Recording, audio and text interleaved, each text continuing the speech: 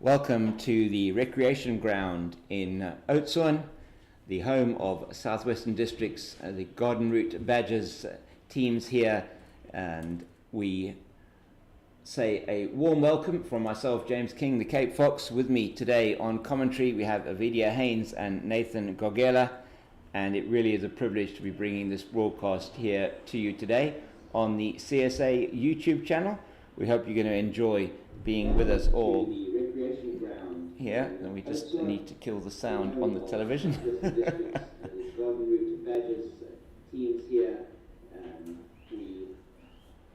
And we have our monitor up there, and just to assist us in helping to give you more of the details around what's happening on the ground. So apologies for that, but to say an absolute privilege to be here.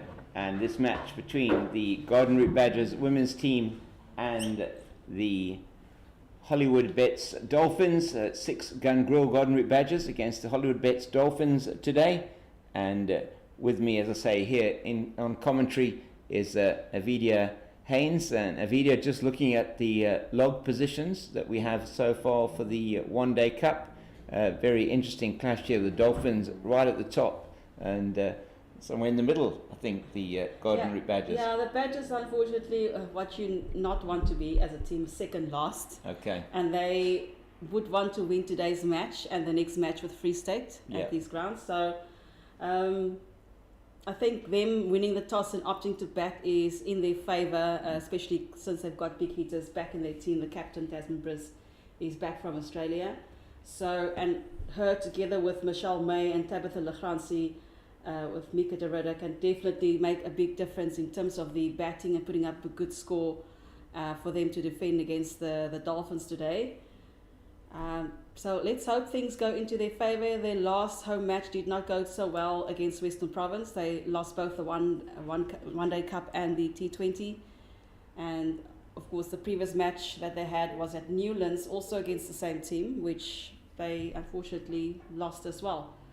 So this is a weekend that needs to be a winning weekend for Badgers to make a significant difference on that log and to move into third or fourth spot jointly, either with the Titans or the Lions.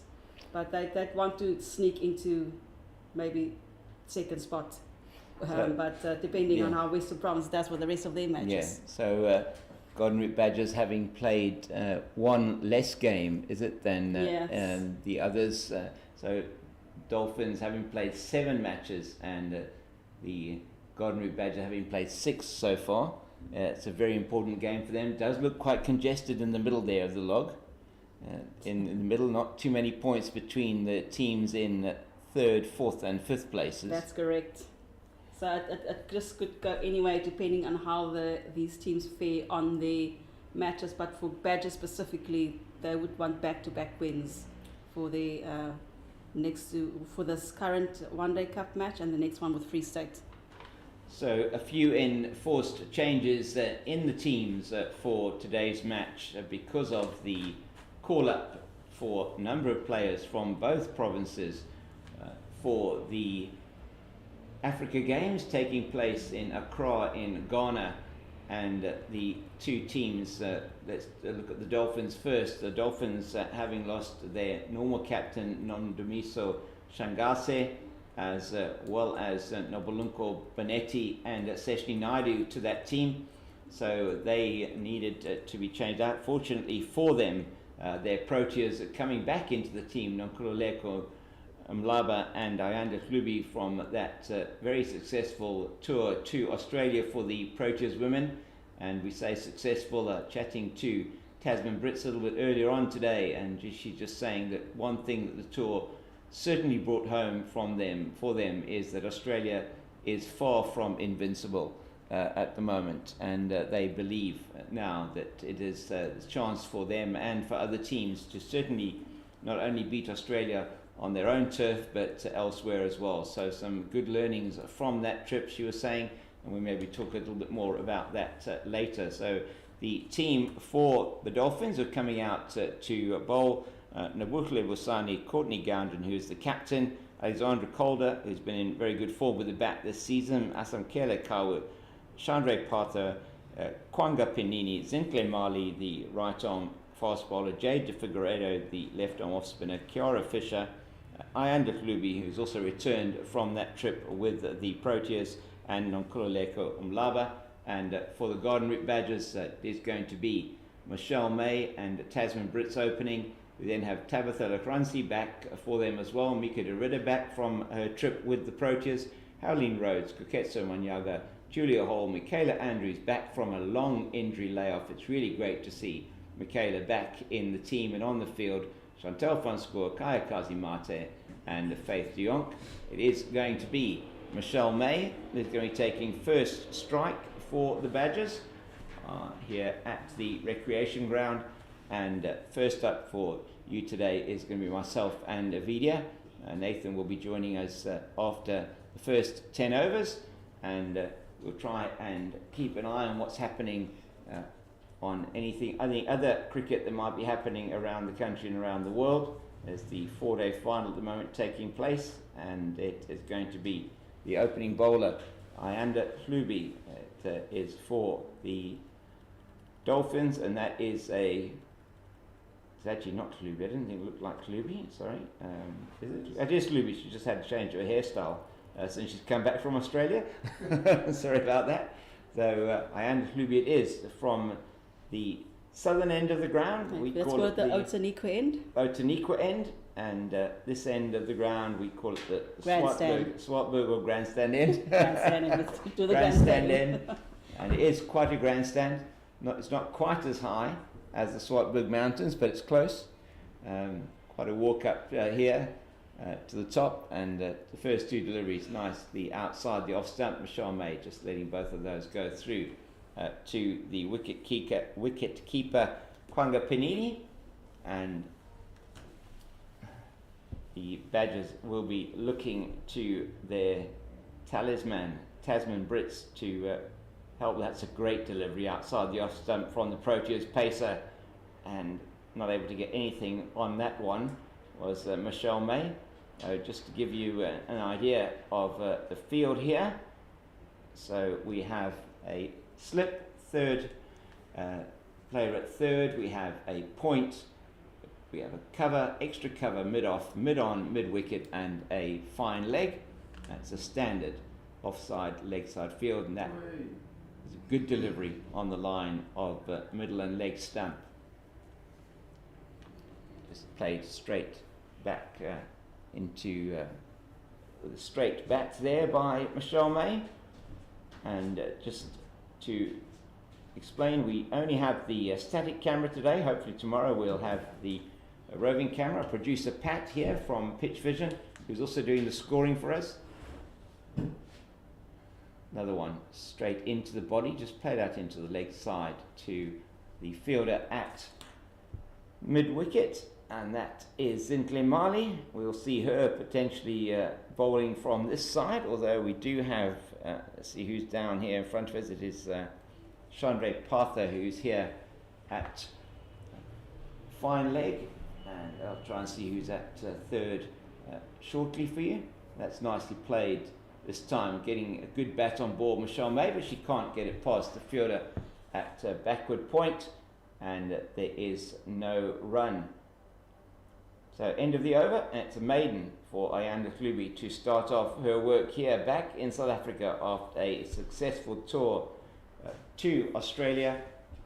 The 19-year-old has really done well in her career so far. I'll give you her numbers once we've looked at Tasman Brits' number. Tasman will be taking strike for the first time at the start of this over. And it's going to be Mali, I think, is it? Zintle Mali who's going to be bowling. We're just having a look at it. Yes, it might be Gunda. No, Courtney Gownan is Zintle Mali. Yeah, it's Zintle Mali, number 24 on her back. Is going to be opening the bowling from the grandstand end of the ground and bowling to Tasman Brits. So first over, a good one from Klubi, and it's now Mali who's going to be coming in away from us from this end. She's also a very accomplished opening bowler, played for quite some time in the women's leagues as Zintle Mali, played in the Women's Super League a few seasons ago. Her first chance to see her there. And that's angled down to the fielder at third. And that is down there at number 20. Try and see who's that. Number 20 is Asamkele Kawu. We'll see her batting later on today. First time I'll be seeing her batting.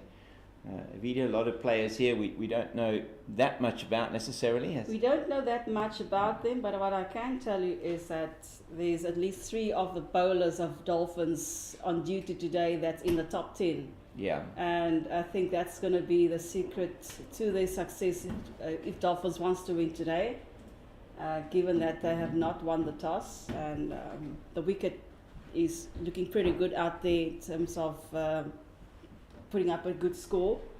And I think Dolphins they're in a good position in terms of their bowling attack. It's just up to the batting order of Badgers just to keep the scores ticking over nicely so that they can defend against Dolphins. Yes, Zintle Mali getting a nice bit of away shape here, both to Tasman Brits and Michelle May. Tasman Brits, they're just seeing her, indicating to Michelle May that Zintle Mali is getting that one to move away from the bat in terms of just that little bit of swing. Nothing that we can necessarily see off the pitch. She just aborts that run in. And so we have for Mali got an identical field. The slip third, backward point, cover, extra cover, mid off, mid on, mid wicket, and a long leg. Michelle May once again forward and defending into the offside. It was Michelle May who was the mainstay for the Badgers in that last match that they played here against Western Province in the one-day cup match that they played. Scored, I think it was a very good 40 odd. I'll get that information for you. Can certainly in that 123 no, in the first match 50 over game that they played. Unfortunately for the Badgers, 115 they got. Michelle May, the mainstay, as I say, of that, getting in the 40s there. The good innings from her. Mali will be in to her once again from the northern end of the ground, the grandstand end. That's beautiful away shape and beats the outside edge as she's coming forward. Michelle May, a good over from Zintle Mali, just a single off it, off the first ball, and that was off the bat of Tasman Brits. And Michelle May yet to get off the mark, and she's faced 11 balls so far, and Tasman Brits just the one delivery for her. So looking at the record for Tasman Brits, played the one test match that in Australia recently. Her first test, 36 runs, a high score of 31 in that second innings, which was well accompanied by that 50 from Delmi Tucker and Chloe Tryon. And that is over the head and will be signalled one for the over by, I think, umpire. This side, I think, is umpire Gaynor Sabola. Is it? Or is this Stacey Lackey? This side. Gaynor Sabola at the northern end. Stacey Lackey is at the southern end, the Otaniqua Mountains end of the ground. So one for the over. Tasman Brits is a tall figure at the crease. That's nicely played into the covers, but with no power. And it's fielded there, I think, by Courtney Gowndon, the captain. It is indeed. Courtney Gowndon 0-6 on her back. So we have the one slip, Jade de Figueiredo, down on the boundary to the right of us here. At third we have Zintle Mali. Backward point is Kiara Fisher. We've got Courtney Gowndon in the covers. left nicely outside the line of the off stump. We'll try and get the glasses on Ayanda Klubi, but so far video really good bowling from these two up front. Yeah, definitely they're doing their job in terms of restricting Badgers. Unfortunately, Badgers have not been able to really get off the mark in their third over. And, well, I suppose Klubi is not in the top 10 for the bowling outfit for Dolphins for nothing. That's just played forward to extra cover. There is no run. I think that is some Kele Kawu out there in the covers. I'll have a look at that now. Number 28. Sorry, some Lava. I do apologise. Mankula Lekom Lava. Just got to get used to. We're quite a distance away here from the field, so just try and get an idea of the field. We do have Alexandra Calder, who is at mid-off. That's nicely played into the leg side by Britt. She's going to go through for two here, and it will be they better hurry two. for that one. Michelle May, there's nobody behind the stumps there. That's a little bit, well cleaned up behind by Alexandra Calder, but it was going to need a direct hit from the fielder Zintle Mali, who's in there at the mid-wicket position, but nicely played for Tasman Brits to get off the mark. Sorry, she's not off the mark. That's second and third runs. Just played into the leg side, and there's runs there all day, and that's played straight down the ground. That's going to go for the first boundary of the day. It's a glorious shot to video by the experienced Tasman Brits. Yeah, Tasman is definitely here to help Badgers pull their socks up a bit. And at current, she is, after only playing 4 matches during the One Day Cup, she's the lead, one of the lead runs scorers at total runs of 274 for this cup, and her own individual scoring is at 136 of 102 balls.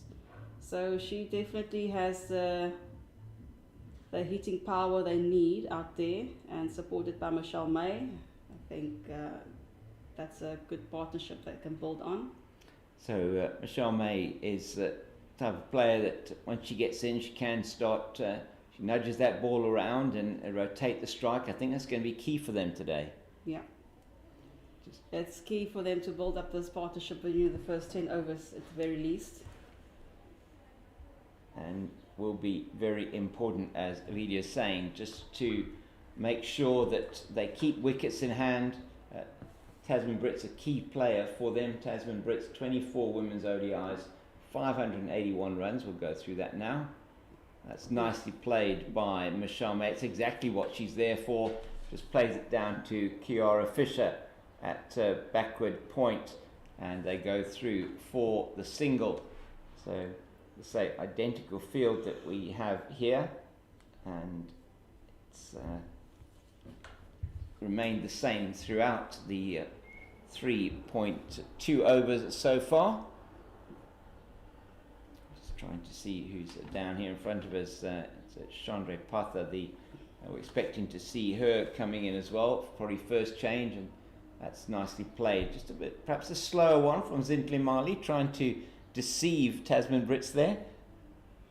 Yeah, well, that's a job, and they'll know to get Tasman's wickets sooner rather than later, especially because there's still some key players in I almost said SVD, Badgers Badgers, yeah, that's right. Badgers batting lineup. We've got Mika de Ridder still coming up, and Haroline Rhodes specifically, who had a good partnership going with Tamsin some time ago when they played Free State, and they put up a high wicket partnership of about 124 runs. So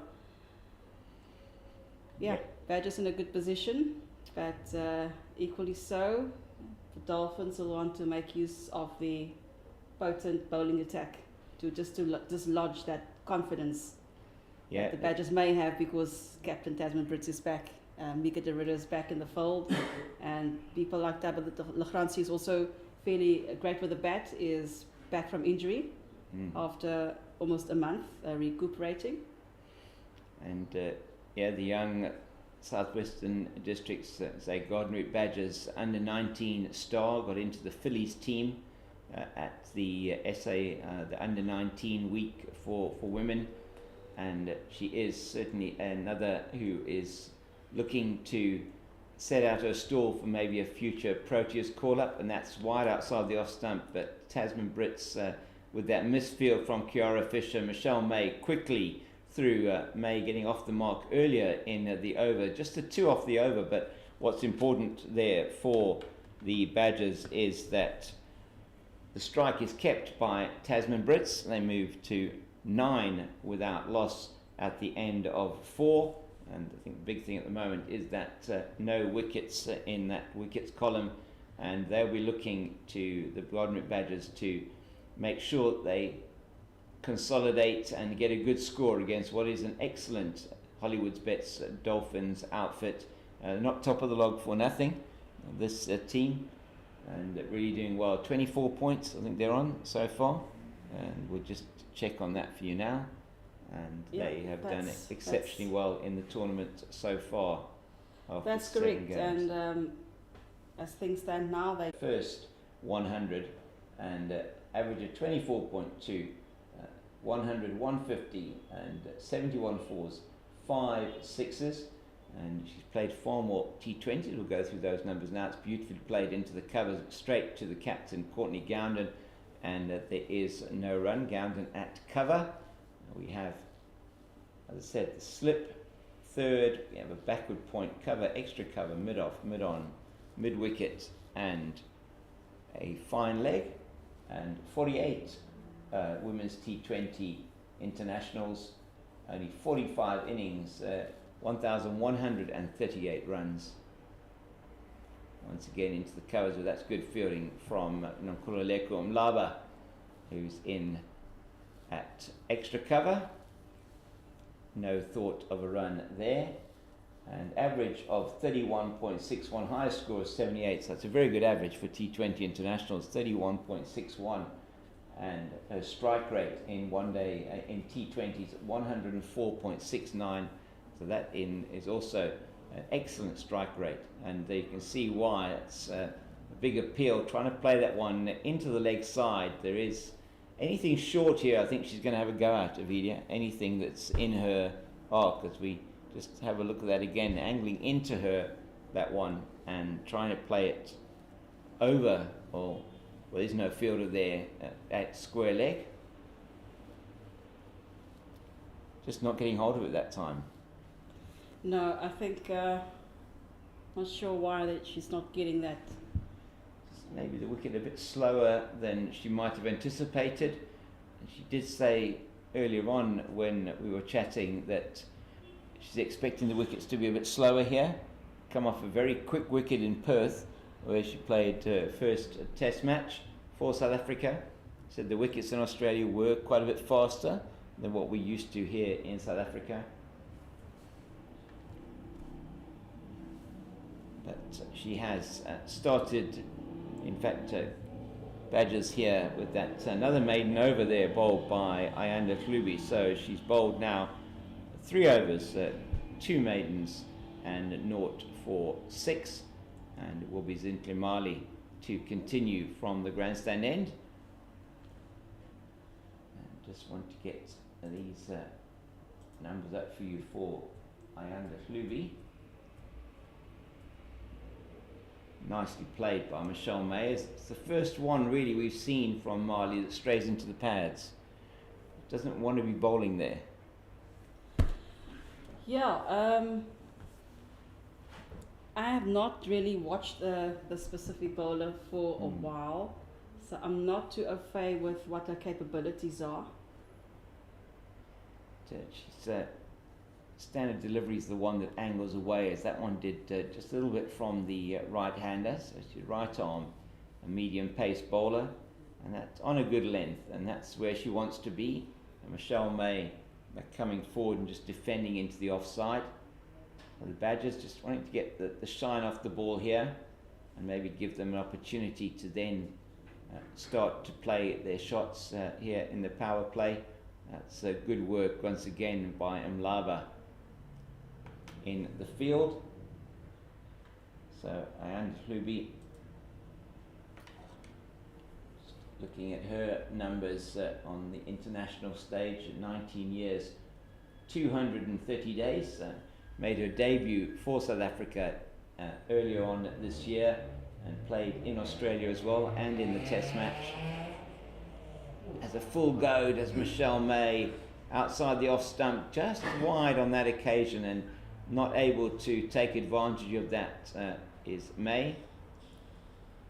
So one test, and she didn't get a wicket in that Test match. Australia only batting the once. But in women's ODIs, a fantastic debut for her it was. She's played in 2 women's ODIs, and her best analysis of 2 for 41. She's taken 2 wickets. That's beautifully played by May, but she's not going to pierce the field. Captain Courtney Gounden fielding at cover. And it's been some good fielding so far from the ladies from KZN. It's a warm day here in Oudtshoorn, not as warm as it was yesterday. Oh, another very good delivery, just angling away from the right-hander. Had my glasses on that, it was quite full, which was perhaps tempting the drive, but Michelle May not able to get through to that one. It's the second successive maiden for the Hollywoodbets Dolphins, and score now after 6 overs remains 9 without loss, scoring rate of 1.5 and over in the power play in the first 10 overs. And one hopes for the Badgers' sake, Avila, that's not Michelle May's inability to get the bat on ball is not going to put pressure on Tasman to Brits to try too hard, perhaps to get some runs. Yeah, I think they still have a bit of overs to do what they need to do, and not to make unnecessary mistakes and take those unnecessary risks. And once again, excellent fielding in the covers by the Proteas player Nonkululeko Mlaba, back in the team, as is Tasman Brits for the Badgers after the trip to Australia, and she's done some great work there so far, diving both left and right to prevent those going through to the boundary. Towards us again, Hlubi. And that is going to be to the boundary for 4, right in front of the scoreboard on the mid-wicket boundary, and that was too short from Hlubi, and anything short here, Tasman Brits is going to punish. Definitely, and I think she's actually heard us talking. And you know the commentators curse, so that's right. She's decided, well, I'm going to show you what we're all about here at the recreational ground. So home ground here of the Garden Rip Badgers, Tasman Brits, who moved down here 2 seasons ago, and as Avila was saying earlier on, a top scorer so far in the competition here. That's a very good leave outside the off stump, and maturity that is she's showing here, point of view of knowing what she should be hitting, what she perhaps should be leaving, and that 136 she scored was really a brilliant innings. And 2 players, in fact, this season who got the highest score of 136, herself and Faye Tunnicliffe. That's beautifully played through the covers, and it's well stopped by Alex Calder at mid-off, and just to get through for the single, and 2 balls left in the over. Went forward nicely to that one. Just, well, she didn't actually go forward, she almost waited for it. Sorry, I thought she had gone forward. She just waited for it on the back foot and played it forcibly through into the mid-off region, but well fielded by Alex Calder. And so only the single. Defensive from Michelle May. She'll look to make sure that her partner Brits probably is on strike for the beginning of the next over. But if a run is there, she's going to take it, definitely. You have to. Michelle May is an accomplished batter in her own right. Just takes her a little bit of time to get going. for what we've seen. And I think they need to start get going because there's still more to come from the bowling of Dolphins because they still have Nonkululelo Mlaba. Oh, it's a beautiful shot. Yeah, she's done exactly that. She's played it through the covers. They'll definitely get 2. They might get 4. No, that's a valiant attempt by Alexandra Calder on the boundary there, but in the scoop back, just getting her hand underneath it and scooping it over the boundary. So that's one of those moments that they might put on blooper reels sometimes, unfortunately for the fielder, but was a very good attempt by Alexandra Calder. But it's the first boundary for Michelle May, and you think she was listening to us as well, maybe? I think if we talk in a certain way, it's going to happen. So, no, it was a really good shot through the covers, just given a little bit of width, and she moved forward into the shot and played it nicely through the covers. That's her zone. She's certainly stronger on the offside than she is on the legs, able to tuck it around the corner, but is more an accumulator of runs rather than perhaps what we say like a getter of runs. You expect Tasman Brits to be playing the ball all over the park, and it's not necessarily the case with Michelle May. It's 18 now for the loss of no wicket after 7 overs. An expensive over that for Ayanda Kluwi. 9 off it, 2 boundaries and a single. Brits 13 now off 22 deliveries.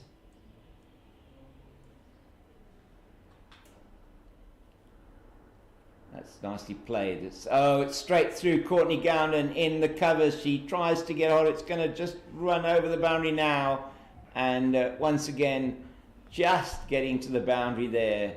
Calder can do nothing to cut that one off. And we have umpire Gaynor Sabola signalling for a lovely shot from Tasman. Off the back foot again. Just she put a foot across and just played it beautifully through the offside. Yes, she did, and that's where Tasman's experience comes through, and just that patience that she exhibits, and the discipline in knowing which ball to take a hit at and which one to leave alone. She's certainly got that guiding spirit about her. Yeah, she'll be upset with that one that she missed out. It's a full toss. I think perhaps just the swing there that was that caught her. Yeah, perhaps a slow delivery, as Nathan just confirming that for us from Zintle Mali. She has bowled a couple of slower balls, but on the pads and just inside edge onto the pad. They've now strengthened the cover field. Slip has gone out, and they've put in they've got a cover point now. So there's a third, a backward point, cover point, a cover, extra cover, and a mid-off. So we have still have a 6-3 offside leg side field. We just don't have a slip in at the moment for Brits. And Marley is away from us again. And that was flayed into the offside, straight to Kiara Fisher at backward point. There is no run. Some good fielding so far from the Dolphins. Nonkululeko Mlaba has been good. Kiara Fisher on that occasion, a couple of occasions also. Been impressed so far, Video, with what you've seen?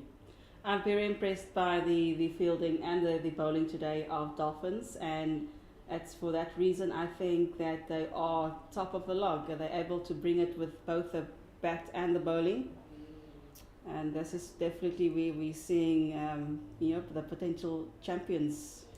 That's right, and the assistant coach Sandile earlier on today saying that they certainly coming here clearly looking for the win, but knowing that their position at the top of the log is not necessarily secure. It's all about the consistency that they've shown throughout the season. 7 matches, I think it's 6 wins for them so far in the competition. I could be wrong with that, we're just checking that. And they've had 4 wins and 1 loss and 2 no results. Yeah. Okay, so has been really good from the Dolphins. They've picked up a number of bonus point victories along the way to get them through to this. So really is excellent. We're going to have a change of bowling from the southern end, the Otaniqua end of the ground. So after 8 overs, it's 23 without loss. So batting at just under 3 and over, and that over from Zintle Mali going for 5. It's going to be the Nonkululeko Umlaba. It's going to be the slow left arm Proteas bowler, and our first introduction of spin today. And I think on this ground specifically, she will be very dangerous with that slow left arm spin. So I think she will definitely have a lot of success here today, my humble opinion. Outstanding bowler, one of the top rated, if not the top rated. That's beautifully played though off the back foot by Tasman Brits, straight through to the extra cover boundary, and she takes full toll of one that just slightly short from Umlaba. She would have faced Nonkululeko a lot in the nets, I'm sure, over the last little while. But so this isn't a net. This is muscle memory when she sees Nkululeko. Something just kicks in there. No. So, yeah, two Proteas going head to head. Fascinating contest here between these two. Premium bowler against premium batter. Nicely played, but well fielded, just parried by the left arm spinner into the cover region, and slight change to the field here. Captain Courtney Gowden going into extra cover. I think that's and that may have been a chance. Sure. We'll have a look at that. See if we don't have a replay, but on our monitor here, I think we may be able to see if that did get the outside edge, and it does look like Panini may have put that one down. We'll have a look at that now as we watch this. Yeah, it certainly seemed like that by the disappointment there displayed behind the wicket, certainly looked like that may have been a chance that went down.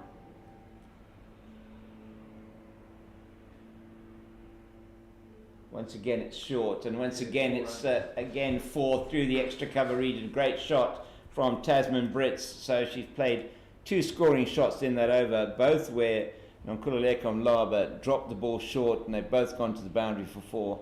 That's what she does, Tasman Brits. Yeah, and having said that, you indicated that they both just come back from Australia and they've played with each other for quite a while now. So the disadvantage there from Laba is that Tasman knows her almost inside out by now. Yeah, she does know her game quite well, I'm sure, and what she's capable of doing. And at the moment, this pitch is a good pitch. Didn't see too much turn. We'll see from this end, as it is Jade de Figueiredo that is coming on. She's also played particularly well this season, Jade de Figueiredo, and the right arm off break bowler. She's the right arm off break bowler. She's also left arm orthodox spin. So we have Kiara Fisher, who we're expecting to see later on the right arm off break. But Jade de Figueiredo, saw her as well a few years ago in the Women's Super League here in South Africa, in Cape Town, and very impressed with Jade de Figueiredo. Get a bit of turn and bounce, and she really can't have a better person to act as her mentor than Nonkululeko Umlaba, the premier Proteas spin bowler. And we'll get figures up for Nonkululeko Umlaba now for you from a one-day international level. And at the end of this over from Jade de Figueiredo, we're going to have a commentary change. Nathan will be coming in to join Avidia, and I will be taking a little bit of a break, as it's de Figueiredo now from this, the grandstand end. Yes, nearly forgot about that one. The grandstand end of the ground, and into Michelle May. She does exactly what she would want to do, just slightly on the pads, and played down to the vacant short fine leg region just for a single. So for de Figueiredo, we have a 4. We've got a 6-3 still offside leg side field, and that's outside the off stump, not short enough this time for Brits to play that attacking shots. We've got a short third, backward point, cover, extra cover, mid off, long on, deep mid wicket and a square leg. I do like the square leg in place there, but that's gone for 6. It's too short, and it's gone for the maximum, the first maximum off the bat of Tasman Brits, and you cannot afford to drop it an inch short to this lady. She is an outstanding batter, and she just made full use of that short delivery, angling into her, didn't have much turn if any, and over the deep square leg boundary for 6. That's a good delivery this time from De Figueiredo. A little bit of drift and turn, maybe a little bit of turn, but the drift there and the dip was what did for Brits. Brits into the 30s now. It's 38 without loss. And again into the leg side. She just plays it into the gap. Are they going to go through for 2? No. Michelle May being sent back by her senior partner. So just a single there off that delivery, and there's one more to come in the over as we get ready for our change here. That's a full toss. May just plays it down to that's Parther here at mid-off, and there is no run. End of the 10th over and the end of the first power play. 8 off. It is 39 without loss, and Nathan is going to be coming in to join the video. Good morning, Avidia. Good morning, Nathan. Yeah, so just talk us through the pitch conditions, Badgers winning the toss, deciding to bat. Was it a good decision for them to go up front and decide to bat first? Yeah, I think they are of favour the pitch conditions today, and of the opinion that it's a good batting pitch considering the pitch out there. Nice hard surface, very solid. Very few cracks that I could witness down there when we were down there earlier. The outfield's a little bit soft. There's not much moisture out there. As it dries out during the day, it will become faster. So Tasman Brits' decision to bat is most definitely a good one. Oh, that may be another one that's gone down. Yeah, good start here from Mlaba. In the first over as well, good start, but unfortunately shaky start, latter parts of her first over.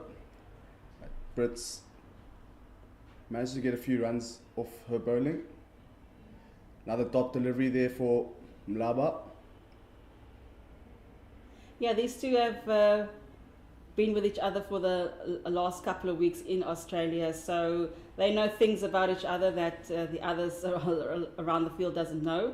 Tasman Brits certainly would know which of her balls or the deliveries to pick on to give those big shots on, and Mlaba would know the capabilities of Tasman Brits quite well around now. That's a good shot, and there will be a single for them only. Yeah, I think if you bowl full length for Tasman Brits, nothing wide, it will tend to be a dot ball. And we've seen that anything wide it does get dispatched for 4 runs from Mlaba. Shaky start from Mlaba in the first over, but we did see a bit of signals of a bit of purchase on the pitch, especially in that 11th over from Mlaba. Your top score prediction for Badgers today, what do you think is something doable for them? Maybe something between 260, 300? Would be able to get that far given the bowling attack of Dolphins? Yeah, the Dolphins obviously got a very good bowling attack. They got a few. I mean, you mentioned they got 6 in the top 10 in the bowling. They've got 3 bowlers in the top 10 alone, so, and yeah. I think that is the most of any team in the One Day Cup series. So that's quite great, and the fact that we've already seen 2 other bowlers out there who's not in that top 10 speaks volumes. It is a young outfit in terms of the bowling attack, so they've still got lots more to show us, and we've got the Figueiredo. Yeah, Jake Figueiredo back with bowling second over now. I mean, you spoke about the batting pass scores here. I mean, already on 3.9 in the first 10. I think anything between 240 and 280 would be a decent total here on the Otswell Recreation Ground. So picked it off nicely, just lofted over mid-wicket, and they get another boundary here for the Badgers. Good start here from Brits, the Protea opening batter, and swept nicely towards deep mid-wicket region. I think she's finding a groove. That is something that Dolphins would want to curb. And Michelle May, just the strike rate is just under 25, and she's wanting to get going. But I think she's exhibiting that patience in letting Tasman pretty much call the shots for this partnership, who's inching closer to their first 50, about 6 runs away from their first 50. And they doing that patience and discipline perhaps will pay off for them in the long run. Important also not for them to be losing any of their wickets early on. No, we did have a good start from the opening bowlers for the Dolphins, the seamers, 2 left arm, slow arm bowlers here for Dolphins. And we see the Badgers, Brits and May taking full advantage in the initial parts of the slow left armers. Saw 2 4s and a 6 as well from Brits and May. So these two go along very nicely here for the Badgers. Yes. Oh, nicely defended. That's a very good delivery from the Figueiredo. I think that tight line, full tight line, just eliminates the pull shot, and brings in the offside fielders in play as well. That'll be another dot ball. Another dot ball there for Jade's over, and that's the end of the 12th, 45 for no loss.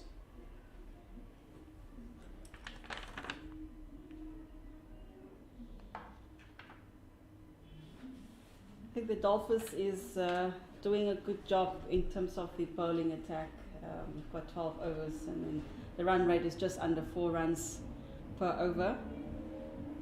And Dolphins is probably having a strategy of let's limit the strike rate significantly so that, you know, our opening field has a good chance to defend that score. See Mlaba with ball in hand again, bowling in the 3rd over here for the Dolphins. And a good start, just full off a length and played to backward point region to that fielder there, Kiara Fisher. Kiara Fisher's had a good season thus far for the Dolphins. Yeah, she's one of those top bowlers I was talking about earlier on. She's actually one of the 6 top in the 6th position for the bowling averages. Yeah, 10 wickets. Yeah, and we don't have anyone from Badgers in that top 10 at the moment, so that's why I'm saying Dolphins that's where their secret lies. That's their secret sauce. Play it down the ground towards long off for single. I think they need to limit the amount of strike Tasman does get out here, if not a wicket.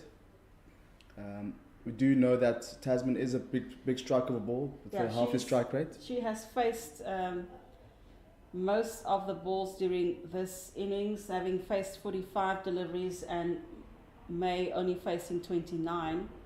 So the strategy is definitely out there. Let me face the ball more often than not. But I do think Michelle May definitely has the ability to stay for a long time at the crease and get those hits in. And I think as the power play is removed, perhaps we'll see more bigger hits. And especially from Tasman, she's also the leading scorer in terms of the most sixes for the one day cup. A few bars there for the Badgers. Keeper very disappointed in herself there.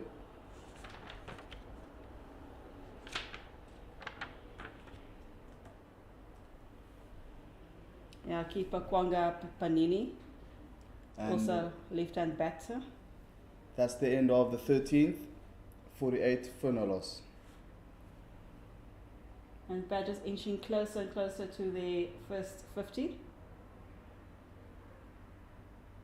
Captain certainly wants to convert that to a century by at least the 22nd or the 25th over. And then I think we'll be able to revisit our predictions for the runs that Badgers will score during their innings. Figueiredo now bowling in the third over with economy of 6.5. Very expensive there compared to the other bowlers. With we saw Mali and Hlubi doing very, very well up front for the Dolphins. And then that bowling change of De Figueiredo and Nonkululeko Mlaba. Of course, Nonkululeko Mlaba is the Protea. Yes. We've mentioned it a few times before that she and Tasman have returned from Australia recently. And that the notes they came back with is that Australia is very much beatable and it's sort of the fear factor around them has been removed. Another wide delivery and Brits just leaving that one alone. There is that gap. There is no third man there. Just if you can play it off the back foot, there's an opportunity, but there is that backward point fielder there. Flip it over the wicket keeper because that's wide open behind the wicket, that space there. Just right over, and that looks like it's a boundary towards the grandstand. Another full pitch delivery there from De Figueiredo, and Tasman Brits not missing out on that one. Just lofted over the bowler, and we see another boundary here for Brits. See now just cover being removed and fielder moving towards the long off. Now we have long off and long on just to protect that gap behind the bowler's head.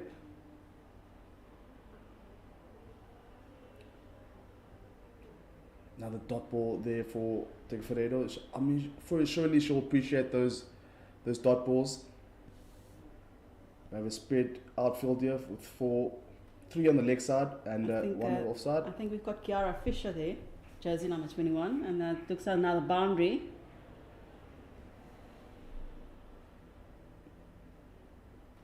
That one just falling short, and looks like they will get 3 runs. That's it. First 50 on the board. Congratulations, Badgers. Well done. Yeah, 50 partnership between these two. Moving along very nicely here. Bringing that 50 up in with that 3 runs. The outfit does seem a bit slow. It does seem a bit slow, and I didn't take a walk out on the outer edge there, so I can't see that there's been too much moisture. That we haven't had any rain this shout. side. Oh, but batsman is safe, or batsperson. Batter. Batter. It's always these name changes going from batsmen to batters, just to accommodate the women's game, women's in sport. So it's always nice or appreciated by the general public. Just a change of names. Instead of man of the match, we refer to third man as third only. Yeah, so and just changing the name of man of the match to player of the match now. Player of the match. It's always nice just to Well, it's not only with that men or female. There are these days individuals who don't identify as either gender. They're gender neutral. So we have to keep in mind that as well. Mlaba with ball in hand again, and she's bowling now 4th over. And Tasman facing. Good start for Mlaba.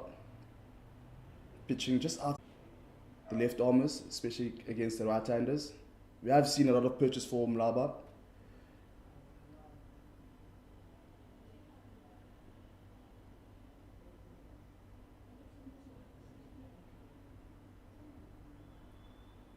So Mlaba bowling to May, and they'll get a single for that. That puts Tasman Brits back on strike. Yeah, clipped towards the leg side, just that fielder there on square leg. Just keeping it down to a single. Again for Brits. Fielder moving from cover to deep extra cover now. Tasman does well to leave that delivery alone. Quicker delivery there from Mlaba, and that's the end of the 15th. 57 for no loss. Yeah, good thing that cricket managed to gain Mlaba as a bowler, because a favourite pastime prior to this was dancing. She was quite a very good Pansula dancer, and then she relocated to another suburb in KZN, and then she found cricket. Yeah, so even saw when we came into the ground, a few of the Dolphins players were dancing to the music. So it's good energy here from the Dolphins team. Yes, it's almost looked like it was their home ground. Definitely. So perhaps some good exercises from them in just adapting very quickly to wherever they may be playing. And yeah, they've had a very good season thus far. Kiara Fisher bowling a second over here. Really 10 wickets in this competition. Flighted delivery towards square leg. At fielder missing it. They go to second run for that.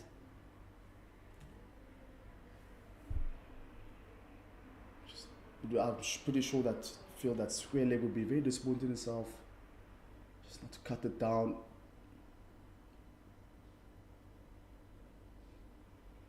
Leaves Michelle May on strike, facing Kiara Fisher. Yeah, good ball there from Fisher. Really Fisher with average, healthy average of 10.8. 10.3, beg your pardon, in this year's competition. 10 wickets in 6 games, playing in the 7th game here for the Dolphins. Flat delivery, opportunity. Anel should be safe. One And brilliant fielding there by Zinhle Mali. That one just dropping a bit short there for Zinhle Mali. Yeah, she had to run to get to, and that ball was going to bounce at least once before she got to it.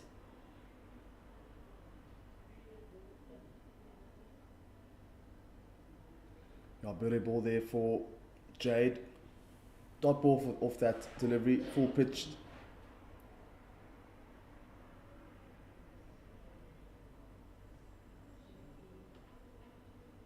Kiara Fisher has taken about 10 wickets in this one-day cup already, with an average of 8.3. And she is one of the top 5 in regards to wicket taking. Yeah, good ball there from Jade Devgaroda. Fortunately, but it's just missing out on that one, pad off the back foot. There is that gap at the backward point area. And that's a big Walks shot. down the run. That And looks like a 6, the first one of the day. second. Is it the second one? Six. Second 6, walking down the track, Brits, and not missing out on that one. And that brings up Tasman's first 50 for the day. I'm saying for the day because I'm expecting her to want to stay at the crease for a long time. Yeah, and Brits normally, I mean, we've seen Brits with 2 big scores here, 200s. Normally when she reaches a 50, she tends to convert to 100. So Yes. we could be seeing a big score here from Brits. Brits coming back from Australia. Good performance in Australia as well for the women's Proteas team. Definitely, and obviously wanting to give the Badgers a win after having lost their last 2 one cup matches against Western Province at Newlands, and then on their home grounds a few weeks ago, also against Western Province. So she's definitely like, guys, let's do this. We've got 2 matches remaining. Let's make it count. The next match, obviously, also at home ground against Free State. Free State is currently at the bottom of the log, so Free State will be coming to collect some points, but Big shot, and she gives it! oh, And unlucky. She has to walk. First wicket of the day here for the Dolphins. Good ball. Quicker delivery, and unfortunately, Michelle May has to depart here for 10 runs. Facing just 40 balls here for the Badgers. Good start here from Laba. Full pitched, quicker delivery, and Michelle played off the back foot. And Stacey LeKay, the umpire, giving it a nod, and that's out. And Badgers now 66 for 1. Yeah, looks like Tabitha Lachransi will be joining Brits. Lachransi has been out for an injury for a while now. This is the first match since November 2023 for the Badgers.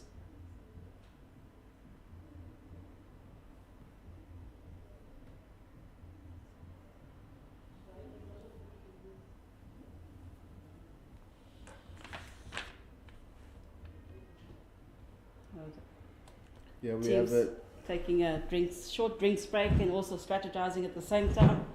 I think Dolphins is going to want to leverage this wicket that just fell and to make sure that this new partnership between Tabitha Lachransi and Tasman Brits does not show off any fruits for the next few overs. So Nkululeko Mlaba definitely pleased with herself, finally getting a scalp, if not that of the captain. Oh, that brings in now Tabitha Lachransi, the left-hander for the Badgers. It'll be interesting to see how the fielding position changes now for the left armour bowling to the left-hander. Yeah, we see a square leg, short fine leg, mid on, mid off, backward point cover, extra cover, and a deep mid wicket here for Lachransi. Good start here from Mlaba in her 5th over. Another dot ball, forward pitch delivery for Nkululeko Mlaba, Protea.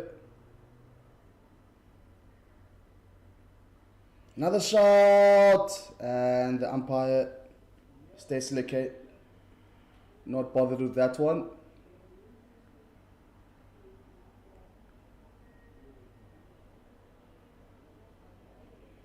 Those balls from Mlaba with the left arm, Osman does, if she does gets purchased back onto the left-hander, does the trap her with a bit of room. But so far, good start here for Mlaba in the 5th over. Yeah, very good start for her, and I think things are warming up now for either team, but I think Tabitha wants to be very careful of her next shot. That one played off the back foot towards short fine leg for another dot ball. Fielder there for the Dolphins, Chandra Petter.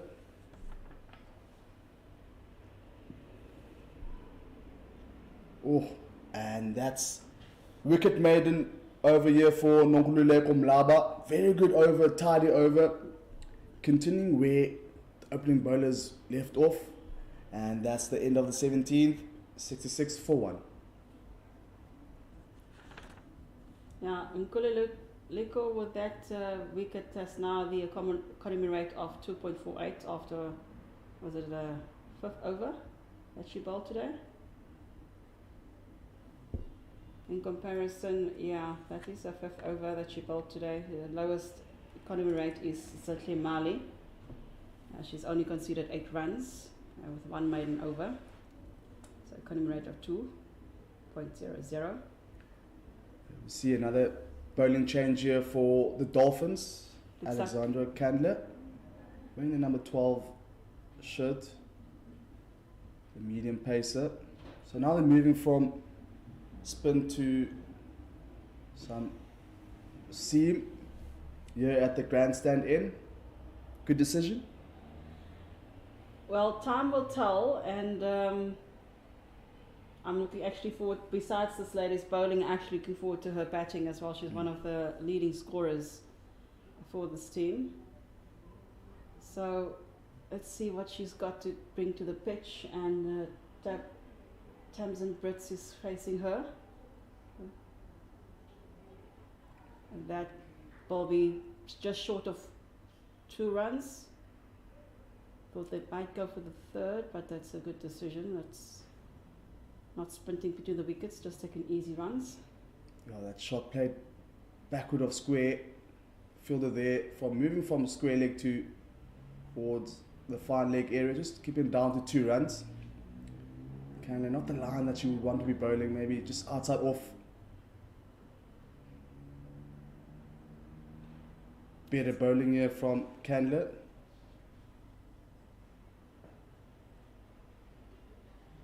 I think the change of pace might just be good here for the Dolphins. Get a few more dot balls in, limit those runs. The current run rate is just under 4 runs per over. That's a good shot by Thompson. Yeah, slash towards But there's a fielder in place, so they're boundary for them. towards the deep extra cover, just for a single. There's cover on offside with deep extra cover, long off, long on, and deep mid wicket. But now it's just change in the fielding here for that new batter. Just with 4 in the outer ring now, fine leg, third man, deep mid wicket,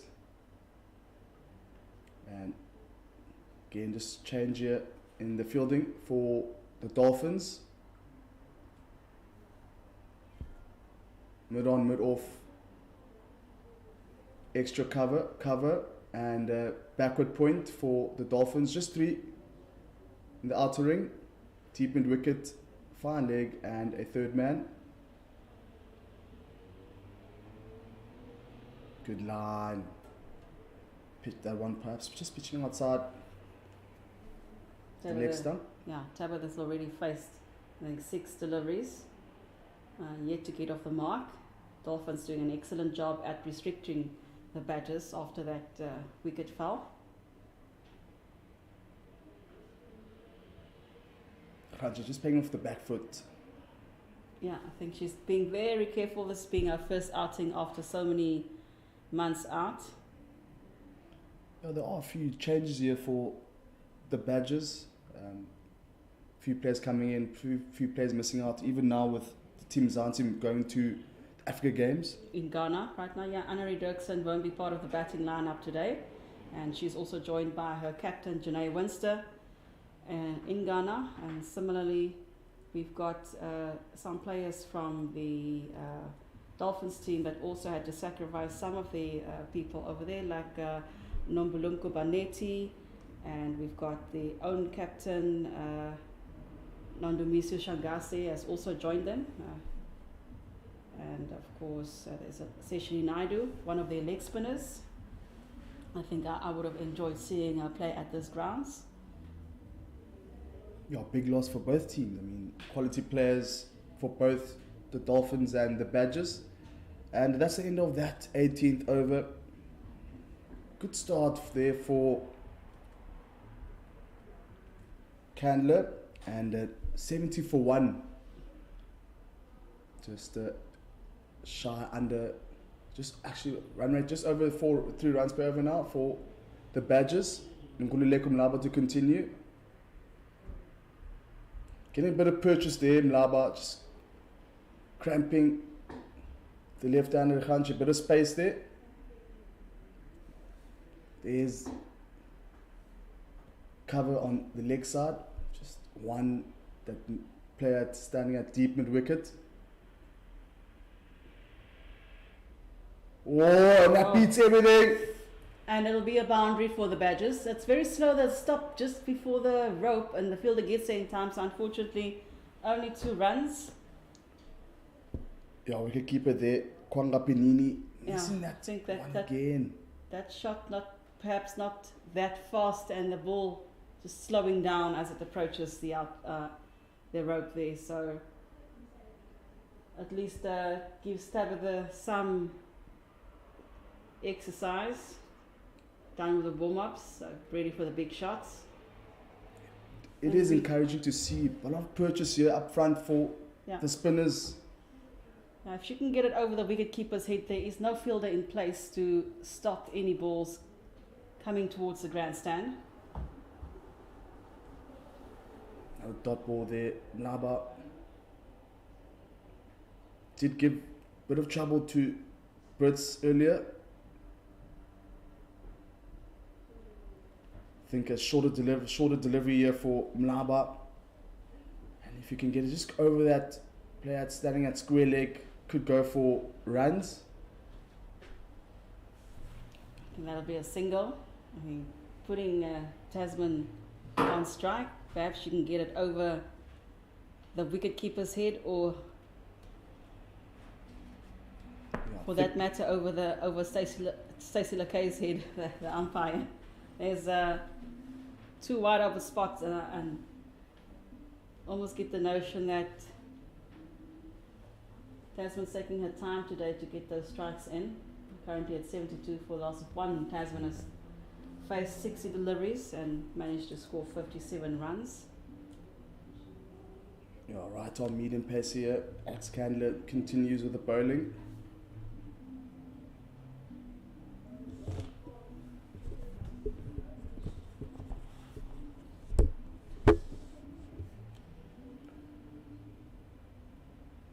Good start here for Candler, just 4 runs in her first over.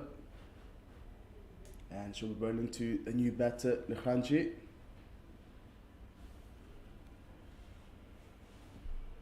It's promises to see Lekhanji now starting to open up and looking to attack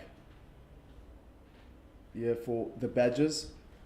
That ball going down towards extra cover for another dot ball.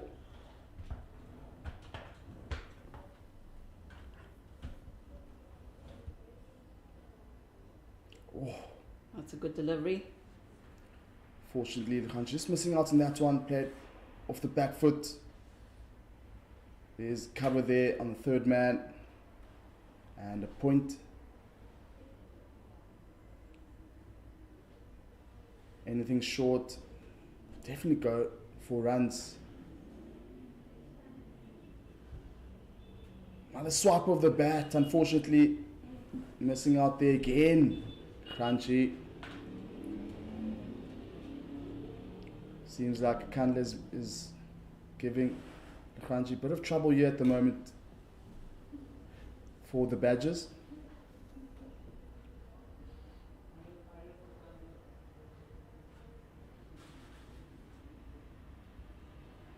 May look to be a maiden over for Candler. Better return here for Lekhanji. Managing to find a bit of bat on ball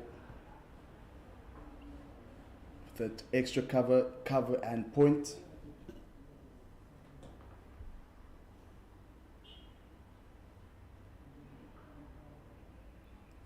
Again, able to get connection there, head of the back foot, trying to pierce that region between cover and extra cover. Really looks like it's going to be a maiden over here for Candler. Just one ball remaining of. Tabitha remains on strike, definitely. And they'll get a single. That's a commentator's curse in action. And that'll be 1 run for this over. And the score right now is 73 for loss of 1. And after 20 overs, bit of a slow start for Badgers to put up a competitive score. We have predicted maybe final score between 250 and 280 for this round specifically. However, that is highly dependent on the bowling of the Dolphins and whether the batting order of Badgers can remain consistent for the next 5 to 10 overs. And we will be seeing another commentator change. James King will be joining myself, Nathan Gokela, and it looks like they will have a drinks break, so we'll be back with you in a while.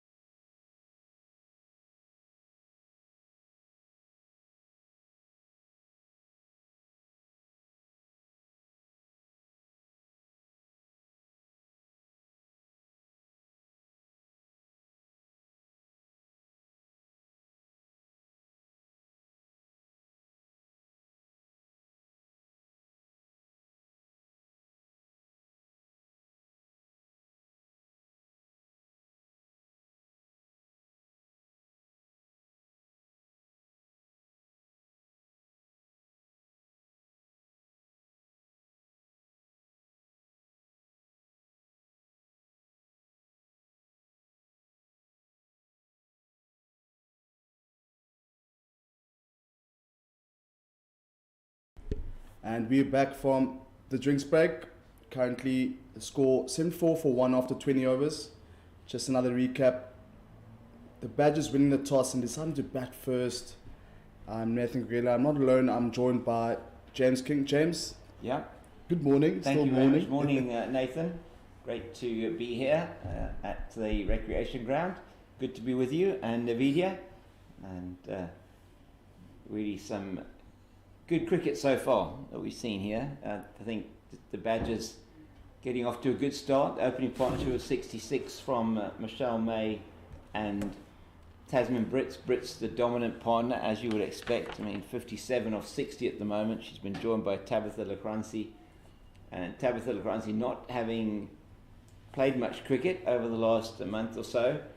And the last real contribution was really in the under-19 week. Nothing since then.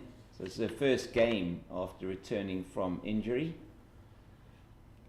A lot of players not here, moving to Africa Games. So it could be even a contest here for between the Dolphins and the Badgers. And that change of bowling. Another wide here for The first wide of the innings, I think that is. I can remember seeing. It's De Figueiredo. It is De Figueiredo coming in. Kiara Fisher. As Kiara Fisher is bowling. Kiara Fisher. Sorry, apologies Bowling for that. from Of course, right. the Otaniqua end. That was the second wide. Okay, thank you very much, Avida. Yeah, sorry, the right arm spin. De Figueiredo's the left armour. Apologies for that. So Fisher replacing Nkululeko Mlaba. Just looks like they're continuing with spin on the Otaniqua end.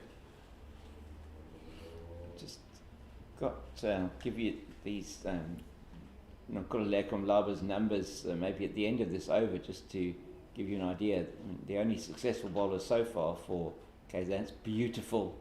Sorry. Beautiful shot there from Brits, walking down the line, and another 6 for Brits. And a full delivery offered by Fisher, and Brits definitely not missing out on that one. That is 6 on any ground, anywhere in the world. Doesn't matter if you're playing women's, men's cricket. Incredible stuff from Tasman Brits. Moved into the 60s with that shot. With offered there from Fisher, and played off the back foot towards deep extra cover just for a single. Yeah, there's good work in the deep there from the fielder, coming in quickly off the boundary. These two are quick between the wickets, and Nathan, I mean, one of the features, Tabitha Lacranci, very quick between the wickets, young, fast in the field as well. We've seen a lot of purchase here from the spinners. We saw Mlaba just giving a bit of trouble there for Brits, and now Fisher getting a lot of purchase here. First delivery short, but lofted shot, just going towards long on for a single. Just pulling that against the spin there, Tabitha Lacranci into the leg side down to long on. Maybe a little bit of a sign of frustration. She loves to feel bat on ball. She plays really well. Yeah, good work from the bowler there. That wasn't it? Saw her coming, pushed it wide, and Brits, yeah, she did well to get back, I think. Oh, that's the end of the 21st. 84 for 1. Very wide. Very lucky there. She could have been out of the ground, but very lucky to come back, and unfortunately another dot ball. I think the umpire gave her the benefit of the doubt there, because saw Brits coming down the wicket, decided to push it wider to potentially get the stumping, and it was a very good delivery in the end from her. Seen a few sixes from Tasman. I mean, we did mention that earlier when we were driving to the ground. Brits, a former professional javelin thrower for South Africa. Played towards the leg side, just for a single, clipped on, unfortunately, misfield there, and they're able to come back easily for that second run. The fielder there for... I think it's Chandra Patha there for the Dolphins, number 5 on her back. So difficult to tell between her and the captain. They've got she's got number 5 on her back, and the captain, Courtney Gounder, number 606 on her back. So just I think Gounder's still in the covers there. Oof. Gounder number 9. Gounder number 9. Number 9. Yeah, apologies. Figueiredo is number 6. There we go, number 9. She's at extra cover. Figueiredo's number 6, yeah. But the 0, 0, 9, we've got a 0, 6 and a 0, 5. So we've... but I think we're picking out those fielders now, getting used to them. Again, just bowling outside the line of leg stump, going for a single. So far, so good year for Candler. 4 runs in the first 2 overs. Yeah, I've been impressed with her. I mean, she's better known as a bowler. Listen to be a batter. I mean, Alexandra Calder, really good numbers this season before this match. I think 161 runs for her. So she's right up there with the batters in terms of top batters in the competition. Wide, full pitch delivery, just driving it down towards the long off. Fielder there is Chandra Patha. That's Patha, yeah. Patha indeed, down here in front of us.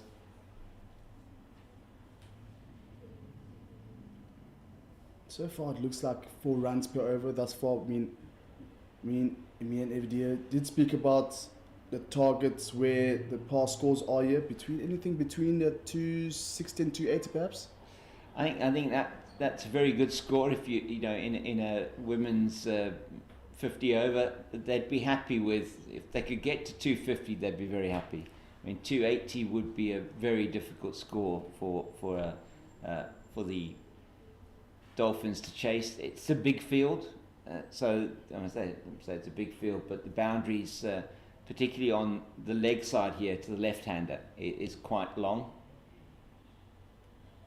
Now the lofted shot opportunity and taken on the player standing at middle. Jade De Figueiredo takes the catch, and Tabitha Lacranzi has to go. Yeah, great catch that was indeed. Just running forward from her position. She seemed to have perhaps slightly misjudged it in coming to her. She didn't go forward initially as quickly as perhaps she would have wanted to, but then diving forward, she took an outstanding catch, just literally centimetres off the ground. Really good catch, and that is the end of Tabitha Lacranzi. Just she'll be a bit upset about that on her comeback into cricket here just after an injury. 8, I think it was, of 28 deliveries that she got. No boundaries to her name. But it was understandable. I think she's really looking at tomorrow at the T20s, really her format at this stage. But great catch. Really was a great catch. Oh, great catch there. Short stay there for Tabitha Lacranzi. Yeah, just the 8 of the 28 balls without a boundary. You will see now Mika Derrida, the wicketkeeper, now joining Tasman Brits. I mean, both of them coming back from national duty. So we're interested to see how Derrida goes with her day here for the Badgers. Yeah, she's got a very important role to play here with Tasman Brits. I mean, there is certainly batting still to come for the Badgers in their lineup. Players like Julia Hall and Haroline Rhodes can certainly hold up their end, and also Koketso Manyaga, the wicket keeper. But very important role for her to play here, Mika Derrida. She's say come back. We'll go through her numbers shortly. Played off the back foot, just driven down the ground towards long on for a single. I think at the moment Brits would appreciate a partnership or someone who complement her on the other end. So far, the aggressor out of all the batters. It's good to see Brits still there. I did mention to FD before the drinks break that Brits tends to, after getting a 50, tends to convert those to 100, 200s thus far in this competition. Yeah, and Fisher's been a little bit expensive so far. But Figueiredo now with the two right-handers at the crease coming in from the southern end, the Otaniqua end. So it's interesting, bowling the right-arm off-break bowler to the left-hander, which made sense. And that's a ploy you'll see. Sinolo Jafta, 28 years old, Mickey Derrida. He's been playing here for the Badgers and really has made a name for herself with her glove work, and certainly is a very competent 3 overs 1 for 9. Very good in that last over, just enticing Tabitha Lacranci to try and hit her over the top. She couldn't do that, and a very good catch taken by Jade Figueiredo at mid-off to the left-hander. I see the field starting to open up here. Deep extra cover, long off, long on, and deep mid wicket. Oh, that's going to be punished.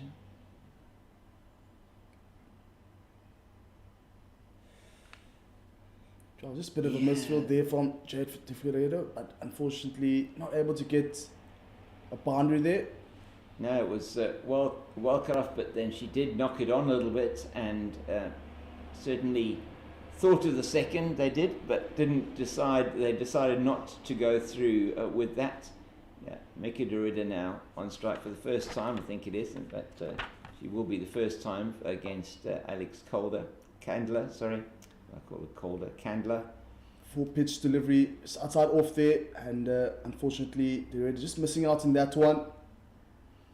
Yeah, he's trying to play that through the offside. There's nobody out on the boundary on the offside. They brought the field in, which is understandable for the new batter.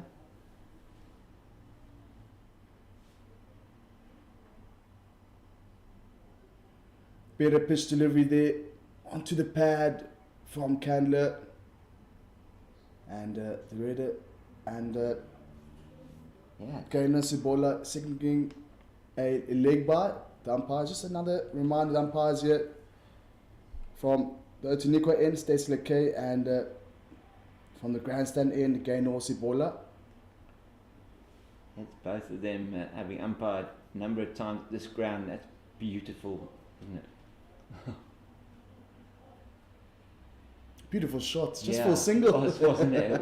It was such a beautiful shot. Sorry, I mean, yeah, I'm encroaching into Nathan's space here. But it was a beautiful shot. I mean, just that full flow of the bat down the ground. Not as powerful, perhaps, as she might have wanted.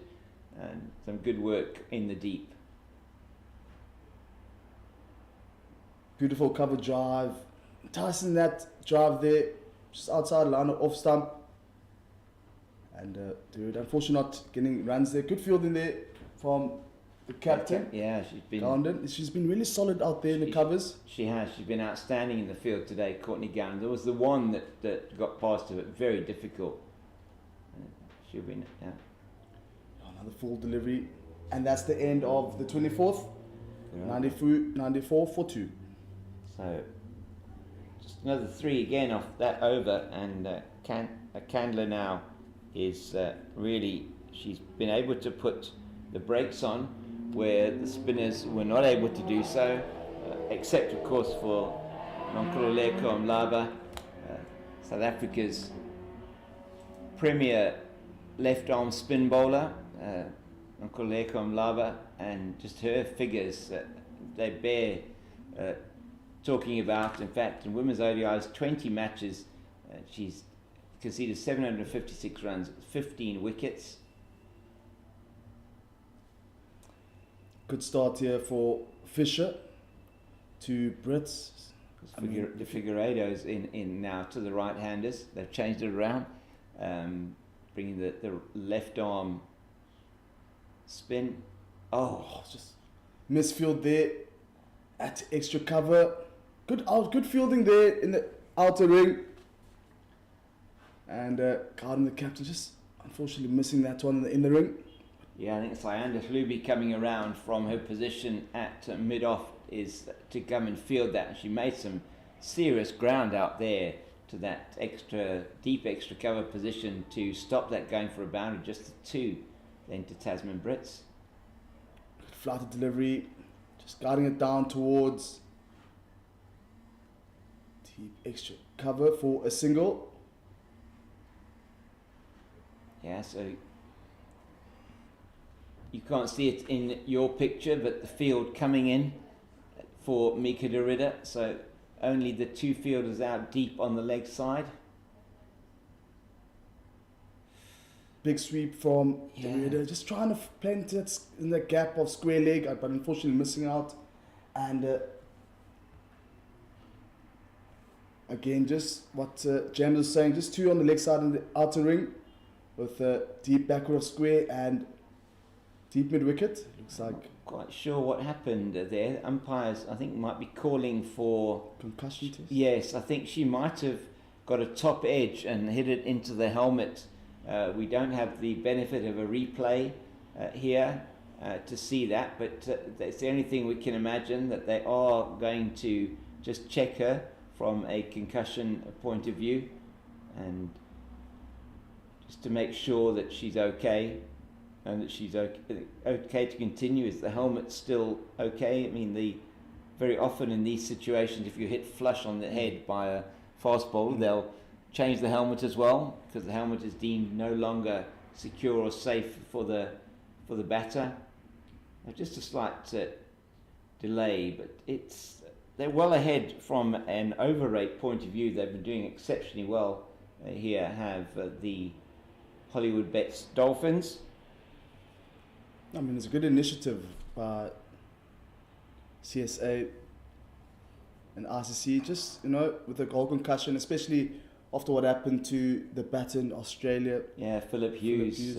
Who was sadly passed away after being hit on the side of the head, just at the back underneath the helmet, where he took a blow from Sean Abbott, who was the fast bowler in the Sheffield Shield match. Some time ago now that happened, and we remember Philip Hughes very dearly in terms of playing both first class and test cricket for Australia, and huge loss to cricket, and made some significant changes once that injury happened. And we see now the introduction of the new helmets with that what do you call? It's more a protective guard that they have back there. Of the head. Yeah, absolutely, very important, because that was the area which is quite sensitive area that Philip Hughes was hit in as he turned his head on the delivery, and sadly causing significant damage there, to brain damage, and then causing his passing. So very sad day that was for cricket. And we've seen a lot of improvement of the helmets. I mean, coming from the days of Gary Sobers, when he's bowling, and the West Indies batters, those short deliveries with no grills in the front. Yeah, we've come a long way with the helmets. Certainly, the early days. I can still remember watching cricket in Port Elizabeth, or Gqeberha as it is now. We'll talk about that after Alex Candler's ball, and that is poor delivery there from Candler, and he's guided down towards fine leg or backward of square. But good fielding there from the man standing at square leg, cutting it down for 3 runs. Yeah, it was outstanding from the fielder there. Not sure who that is. No, they went down, just fielded it inside the rope, but don't think it's Mlaba. It could be though. It could be. It's either Mlaba maybe, or it could be Zintle Mali down there. We'd need to see exactly who that fielder is, but they fielded that absolutely beautifully. They're going to have to do it all again.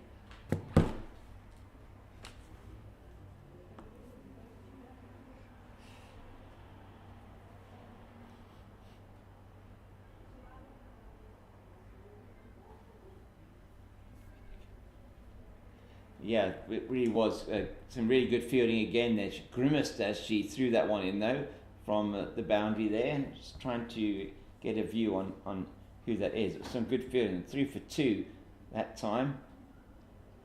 Another short, wide delivery. Unfortunately, missing out on that one. Derrida. Better line here from Derrida. Just anything outside off will be suitable here for, especially if you want to ball to your own field. Badgers, a 100 coming in the 26th over. And that one misses everything. Permission to see a signal there from the umpire. It gives them runs. Yeah. 4 runs for Tasman Brits. Now she marches inch closer to that century. It will be her third century year for the Badgers in this season's. Incredible stuff from the Proteas batter Tasman Brits, and she's now on to 79 now of 73 deliveries, and my calculation, she's hit 8 4s and 3 6s, and 2 of those 3 6s have gone over the boundary for what would have been a 6 on any cricket ground, not just with the women's boundaries, which are shorter than the men's boundaries.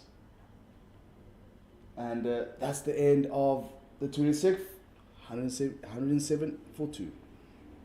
That's a bit more of an expensive over there, Nathan. Conceded 10 off that, Alex Calder. Candler, I keep calling it Alex Calder. Alex Candler, she won't be happy with that. From the point of view of just, they've been keeping it really tight. Just over 4 and over now for the Golden Route Badgers, and the big thing for them, the most important thing for them, Tasman Brits, is still there. Yeah, I mean, we spoke about past scores here, and the ideal score here for the Badgers. The Dolphins do have a very good bowling attack, and anything between 230 and 270 will be an ideal score here for Badgers. Dolphins just missing a few players, injured players, and players now moving on to the African Games, which will be held in Accra, Ghana. Getting a bit of purchase out there. Yeah, this is good thinking from the captain, Courtney Gounden. Just bringing the left armour on to the right-handed Derrida. She's just in at the crease. Got rid of Tabitha Lachransi. Yeah. Jade De Figueiredo replaces Kiara Fisher on that end. And now the dangerous player, Brits. Now we see just a change in the field here. Deep extra cover, long on and deep mid-wicket. Yeah, spreading that field wide for Brits. And that's why. Just for single, quicker delivery there from Jade De Figueiredo. And finally, just moving Brits off strike there. It's fine lines, isn't it? You're scared of Tasman Brits hitting you over the top. If you flight it up, you dart it in. Maybe you bowl it a bit short.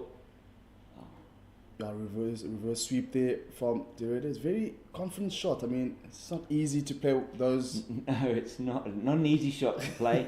You've really got to practice that shot to get it. Be very effective with it. Another one, just sliding down leg side for dot ball.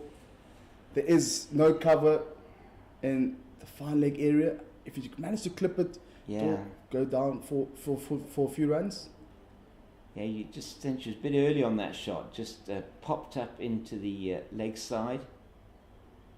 Exactly as you're talking about, Nathan. Tasman Brits wants 3 here, and she's not going to get them. Perhaps just miscommunication out there in the middle from these two. Yeah. Opportunity there for 3 runs. Yeah, I think so. I think Mika Derrida is certainly, if you talk about challenging, she's certainly, if you look at Tasman Brits and Mika Derrida there together on the field, you can see she's a bit challenged in the height department and probably the length of the legs compared to Tasman Brits. Just in terms of getting back, she has to work a little bit harder. Mika Derrida.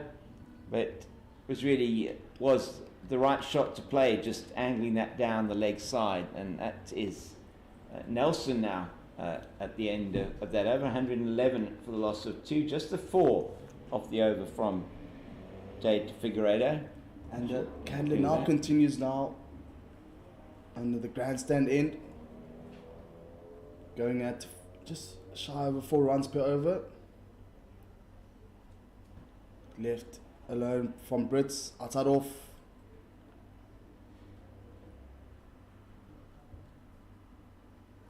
Yeah, it's been a good spell from Alexandra Candler. She's, as I say, not necessarily, she's better known for her batting than she is for her bowling, but she's put in a really good performance here, the right arm medium pacer. Giving herself a bit of room there, Brits. Klubi, it is at mid wicket. On the boundary, the lady that saved that certain boundary early on in the previous over was Nabuhle Bosani, who's actually patrolling that area. We haven't seen or said much about her. She's a batter for the Dolphins. I haven't seen her before, so it'll be interesting to see how she goes later on today at bat. Well, it looks like she will be opening the batting here for. She could well be Dolphins. opening the batting for the Dolphins with her captain, who will also be there, Courtney Gowden, Alexandra Candler. Stepping down and into that vacant mid-on region. And see now perhaps a communication there. Running 2. First one they ran very hard and able to get the second run. And now Brits now moving on to 82. Yeah, very important for any youngster watching this that you've got to run that first one hard. You never know. I mean, the fielder, they certainly would have called 2 straight up. I think Brits looking very comfortable out there at the moment, playing the shots very safe and easily. And one guided down towards a long off, just for single. Fielder there, Chandra Pather. Yeah, and Pather, who can also turn the arm over, right arm medium pacer. We haven't seen her bowling yet today. 6 bowlers used so far by Captain Courtney Gowden, and misses out there, doesn't she? Full toss to red, unfortunately missing out, and there is that gap in square leg. Yeah, big gap on the square leg, isn't there? Just clip it down towards square. Few runs. The outfield is a bit on the slower end side. I did speak to Evidia about it. Right. It got quite a lot of grass. The grass is quite thick on there. Just not quite sure what's happening there. Fielder perhaps was coming in as they were changing position. Batter just moving away. There's a big gap on the leg side, almost where the umpire is standing. Anything into the leg side there is going to be runs. It looks like she wants to go that route. Exactly. Is that exactly what I was saying? I think she can hear me from here. And that's the end of another beautiful over here from Candler. Just 4 runs in her 6th over, and that's the end of the 28th. 115 for 2. Yes, it's been really good stuff from Alexandra Candler. So just the 25 off her bowling so far, and she's taken the 1 wicket, and that's in 6 overs. So going at 4 and over, which is pretty much around where the Badgers are currently batting. In fact, batting at just over the 4 and over rate. 4 and over would be 112 or 115 for 2, and I would think Tasman Brits staying there is key to them getting anywhere around 230, 240, 250 is even possible if she's still there. 22 overs left in the innings. You will see the introduction of Mlaba now replacing De Figueiredo, and at the Otiniko end, Mlaba now bowling to Brits. The thick edge, found a player there, fielder, backward point, Kiara Fisher. Yeah, I think Nonkululeko Mlaba just thinking, and like you were saying earlier on, just looking a little bit too comfortable, Tasman Brits. Quick single taken Yeah, that's good work. from Brits. It's Yeah, nobody there, is there, on the leg side? So there's 2 on offer. If you can get it, that one she didn't hit hard enough. But just the waiting on the shot, there should be 2 all day long into that leg side when it spreads so wide for Tasman Brits. Player that's close to the ball, standing at just backward of deep square leg. And now we see introduction of a mid wicket now for Derrida. Play down towards leg side. That's excellent running from Tasman Brits. That didn't go that far away from wicket-keeper Panini, and she's through quickly for the run. Was that a leg by? I think Stacey Signal, yeah. Lekay signalled the leg by. Yeah, Stacey Lekay, first leg by, I think, of Mlaba's bowling. But Mlaba, 45 T20 internationals for South Africa. That's exercise for Stacey Lekay. Just spreading her arms wide. First wide from Mlaba. One sliding down the leg side. Yeah. Not the line that should be looking for. Perhaps just outside off. Better ball here from Mlaba. For Brits having to play off the back foot. Or Mlaba does tend to get a lot of purchase here so far. We've seen against Brits. Looking for a quick single and taking that vacant cover area. Yeah, Fielder there. Tasman Brits just doing the fielding for her, maybe preventing an overthrow there. I don't think they would have gone. She just tightening up the pads and the laces. We are 29 overs in now, and so just waiting for the score to update. 119, is it? 119. Yeah. So just looking at Nonkululeko Mlaba's numbers here, Women's T20 International, where she's ranked exceptionally highly in the top 10 in the world. 45 matches, 44 innings in which she's bowled, 865 runs, and a Conwy rate of 6.04, which in T20 cricket is really outstanding. 35 wickets, best of 3 for 10, an average of 24.71. Really is an outstanding talent, Nonkululeko Mlaba. She's done so much work on her bowling, and we're going to have a change, I think, from this the grandstand end of the ground. And who's it going to be? Lindley Marley again, number 24.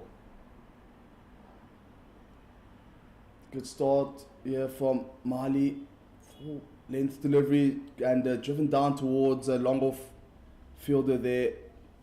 Pather looks like she's a player that will stand. Yeah, I think she will be eyeing that level. We've seen that she's eyeing the leg side, isn't she? She's strong in that area, is Mika Derrida. Saw in the previous over, just stepping across the offside and looking to clip it on the leg side, playing across the line. Driven down the ground towards mid-on for a single. Good running between these two, being very productive out there at the moment. It's good to see that Brits has a partner out there that's supporting on the other end. So good understanding between the two of them. There was a bit of a miscommunication. I mean, earlier on there gets was. few runs. Oof. And lucky there, inside edge, looking to play in that between that point and extra cover region, but unfortunately, he's finding that inside edge. Head of the back foot there from Brits.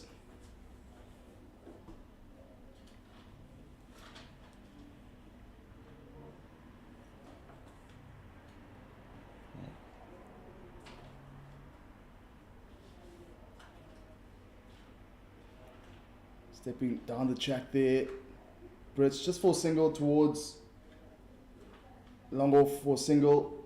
Again, Pather just kind of down to a single. Just 2 wickets in the first 30. 2 wickets. The first 30 overs. The scene it's really set up here, isn't it, for the Badgers? You still feel the key is that number 1, the lady with number 1 on her back. Tasman Brits, the stand-in captain in the absence of Janae Winster, who's off with the SA team to the Africa Games. And we're going to say goodbye for the moment to Nathan.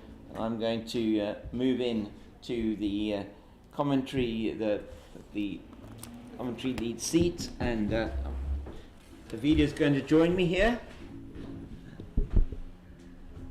Thank you very much, Nathan.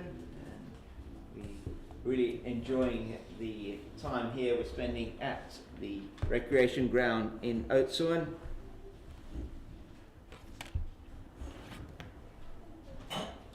And we're now into the 31st over of the innings.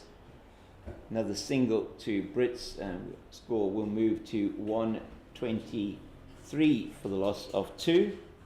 So it was another good over from Nkululeko Mlaba back for her second spell. And Avidia, it's looking good so far for the Badgers. Well, I firmly hope by this stage Tasman would have gotten her century by now, but Easy does it. And again, she is with her former teammate, Proteas teammate, Nkululeko. But I think it's Mika de Rugger that's facing now from the Otanikwa end. Yeah, That's up in the air, maybe caught. And yes. it does. Yeah, and that is, she got frustrated there, and it's the captain. It is the captain that takes the catch, Courtney Gounden, and that is a big breakthrough for the Hollywoodbets Dolphins against this 6-gun grill Golden Route Badgers team. It is Mika de Ridder who has to go, so that's the 3rd wicket to fall for the Golden Route Badgers, and it's 123 now for the loss of 3 wickets, and a drink being taken by Tasman Brits. So just to give you an indication of the story so far here at the recreation ground, and earlier on today at the toss was the captain of the Dolphins, Courtney Gounden, calling incorrectly, which meant that the toss was won by Tasman Brits of the Golden Route Badgers, and she decided without hesitation to have a bat. And very good opening partnership of 66 between herself and Michelle May, and it was then May that was out, the first one out, LBW to Mlaba, and second wicket then to beat Tabitha Lachranzi, who's been out injured for a little while. She came in, and unfortunately for her, not able to get going so much today. It was a little bit difficult for her early on, and she managed to score 8 of 28 deliveries, and then the second wicket had fallen. She was caught very, very well by Jade de Figueiredo at mid-off, running in and taking the catch, just diving forward and taking it centimetres off the ground, and really was a good catch taken there. And then now this wicket to fall at 123 for the loss of 3. Now it is Mika de Ridder who played that one up into the air and was caught by the captain, Courtney Gounden. It's 123 for the loss of 3. We've got Haroline that is joining Tasman at the crease, and they have previously put up a very good partnership against Free State during this tournament of 124 partnership there. So I think good idea for Tasman to just have a good chat with Haroline to remind her of that, and that it's in the Badgers' best interest that both of them stay at the crease. Quite preferably until the end of this match. Nicely tucked around the corner. Going to turn for 3. It's great running, isn't it, from Tasman Brits? Have to hurry for that one, and she gets back in time. She does. De Figueiredo chasing it all the way from her position at slip for Rhodes down to the boundary. So Mlaba not getting any joy there from Haroline Rhodes. It was just angling down the leg side, wasn't it, to the left-hander. So left-hand, right-hand combination, perhaps playing a little bit with the bowler Mlaba. 4 off the over so far.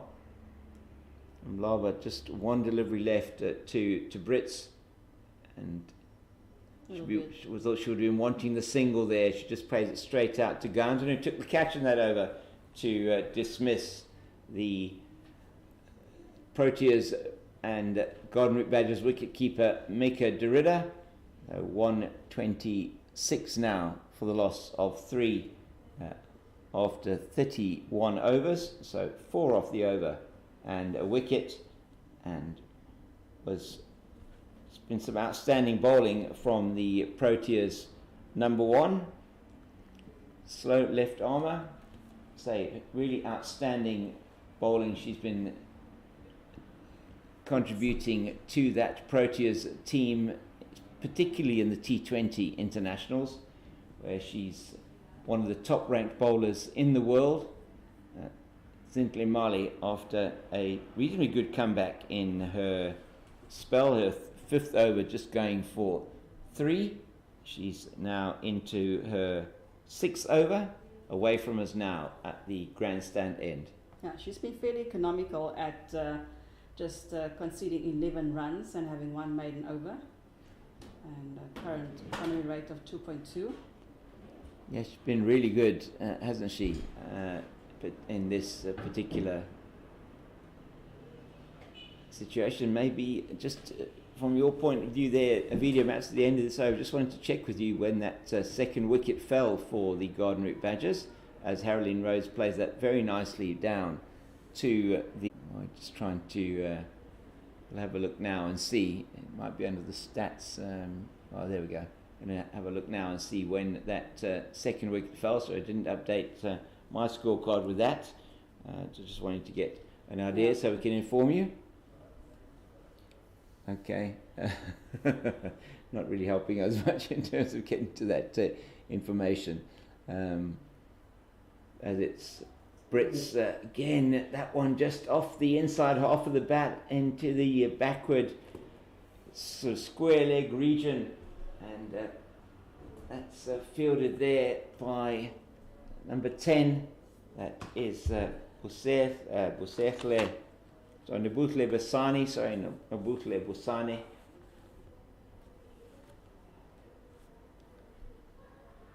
And beat Marley now to Rhodes, and that's played nicely into the covers. But she's gone down the wicket, all the way down the wicket, halfway down, and she has to turn around. There was no run there. Haroline. Yeah, so that wicket of Tabitha Lachransi going down with the score on 88. So it was 22 for the second wicket between Lachransi and Brits, and she scored 8 off 28. And Miki Derrida was the third wicket to go down. She also scored 8 off 27 deliveries, so it seems to be a pretty par score for the Badgers. Pretty similar strike rate as well. Yeah, very much so. The looks of things. So after 32, it's 128 for the loss of 3, and we have got a change of bowling as well now from the Outeniqua end of the ground. It's going to be Ayanda Hlubi coming on for her second spell. 4 overs, 0 for 15 so far. That's very nicely played by Brits. And Brits, you feel at the moment, is just biding her time. Middle overs work here. Yeah, Avidia? I think she is very much like Anna Jackson when the Badgers played last summer at their grounds, by biding their time, being very patient, making the wisest decisions of which balls to let go and which runs to take. Yeah, I think she definitely wants to take Badgers right through to the end, and obviously she's about 10 runs away from collecting a century. So that's also in play. Be her, I think, her third or fourth century, the third century of the campaign so far. It makes sense. 274 runs before this, so it can't be her third century. Otherwise, she'd be over 300 runs, wouldn't she? Yes. So it must be her second century. Yes. Yeah, it's a good delivery from Ayanda Klubi, exactly what you'd expect from the Proteas pacer. Just pitching that one on the just short of a length outside the off stump, and plays it and misses, does Haroline Rhodes.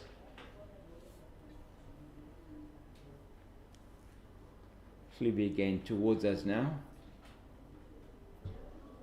Yeah, it's a good ball, pitched up, and you can do nothing but defend that one, Rhodes. We've seen some good, as you're saying, Avidia. I mean, Haroline Rhodes has, and this will probably be commentator's curse again, but Haroline Rhodes has been able to really hold there. up her end, hasn't she? I mean, she Yeah. did certainly stay there in that partnership with Michelle May in the last match.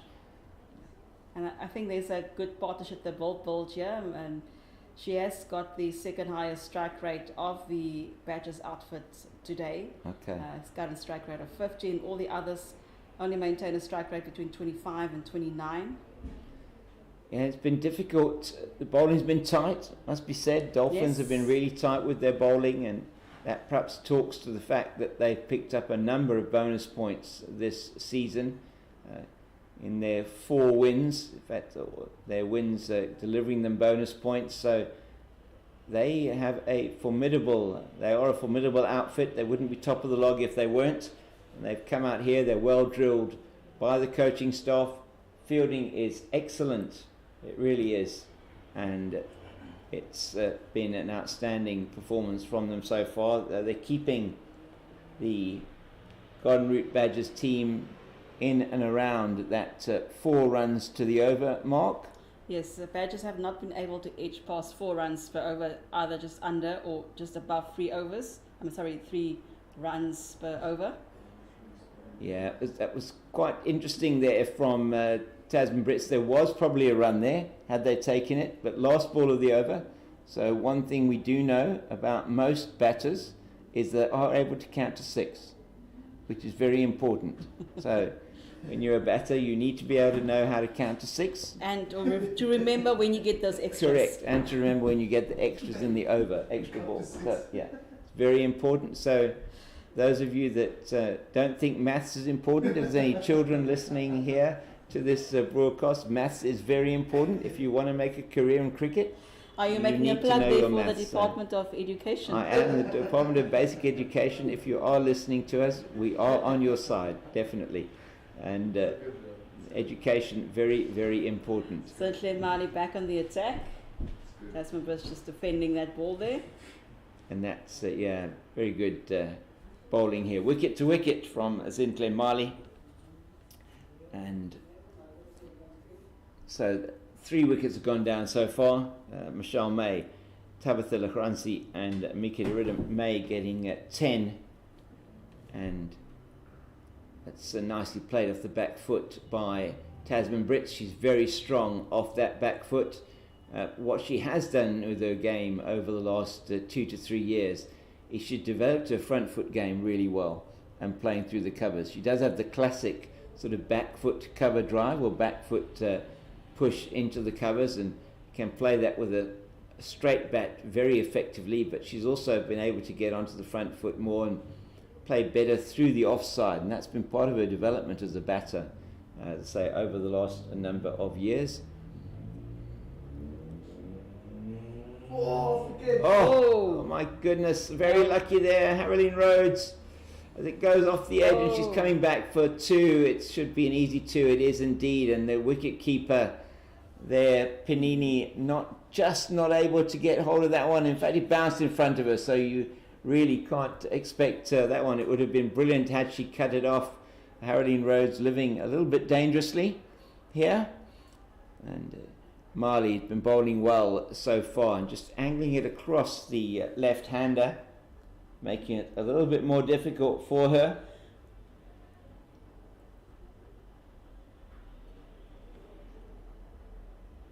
And another one outside the off stump. My word, she's forward at that one and it just misses the outside edge. Yeah, and yeah.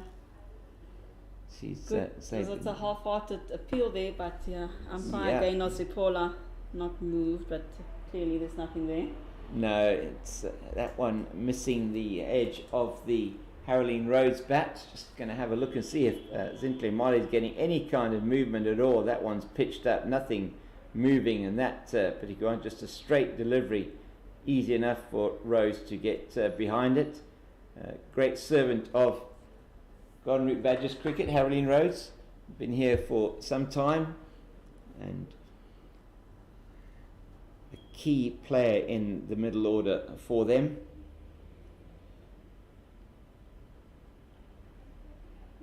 Dabbed nicely into the offside, and that's fielded there at backward point. I think that is Mlaba, yeah, indeed, with the trademark sunglasses on, making sure that those eyes are protected out here in the harsh Glenkarua sun.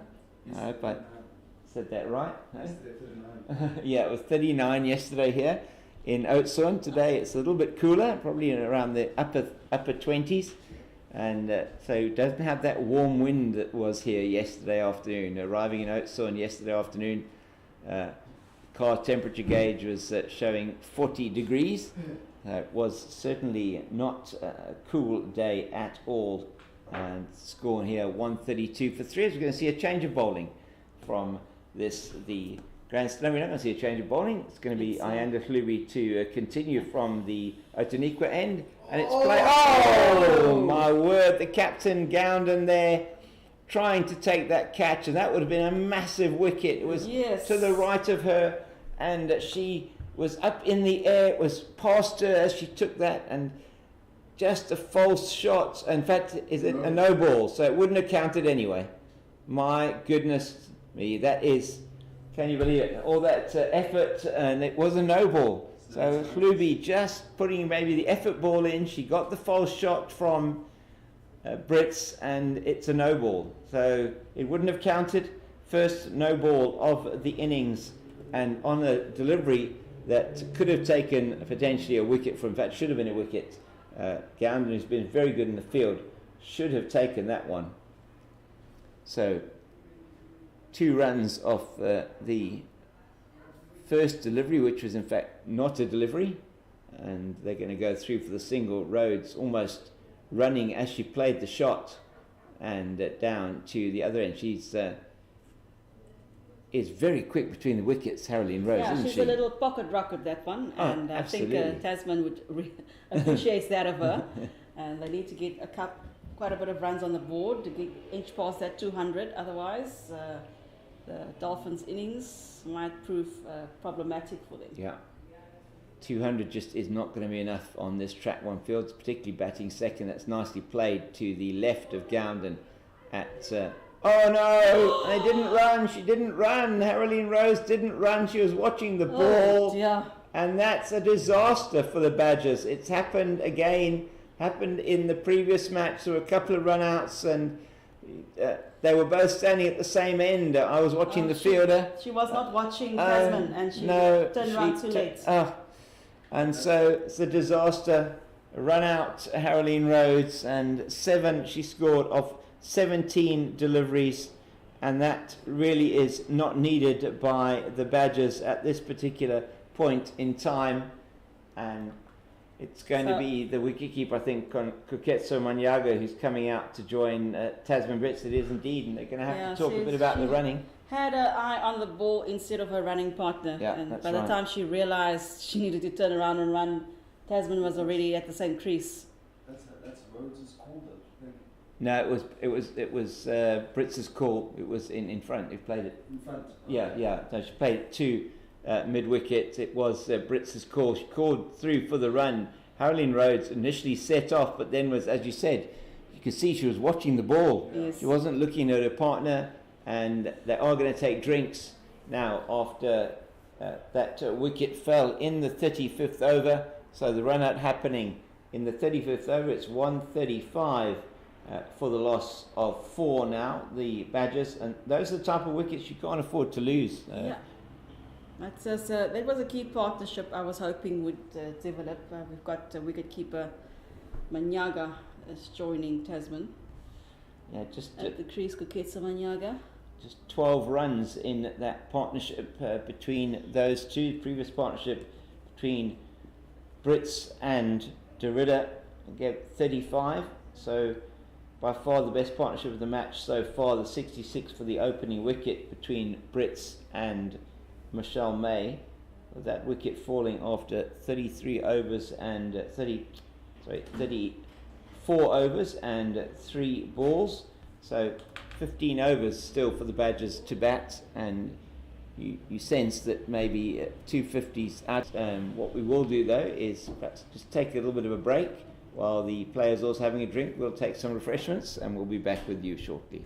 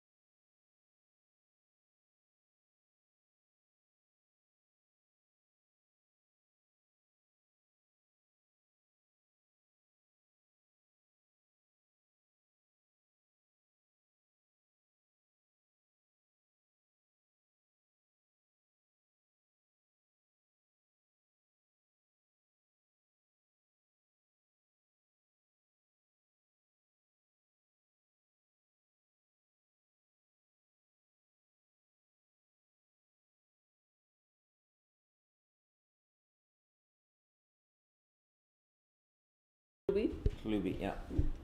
So it will be Ayanda Hlubi to continue from the Otaniqua end. She's got Koketso Manyaga, the wicketkeeper for the Garden Route Badgers, the 6 Gun Grill Garden Route Badgers, 6 Gun Grill, who are major sponsors here of Southwestern Districts cricket, and always really a shout out to the sponsors who make it possible for us to have the women's first division matches and the sponsoring the teams. That's a very good delivery into the block hole for Manyaga. She keeps it out very well. Koketso Manyaga will be wanting to keep the strike rotating, not put too much pressure then on Tasman Brits to get these runs, to get the Badgers to a defendable total.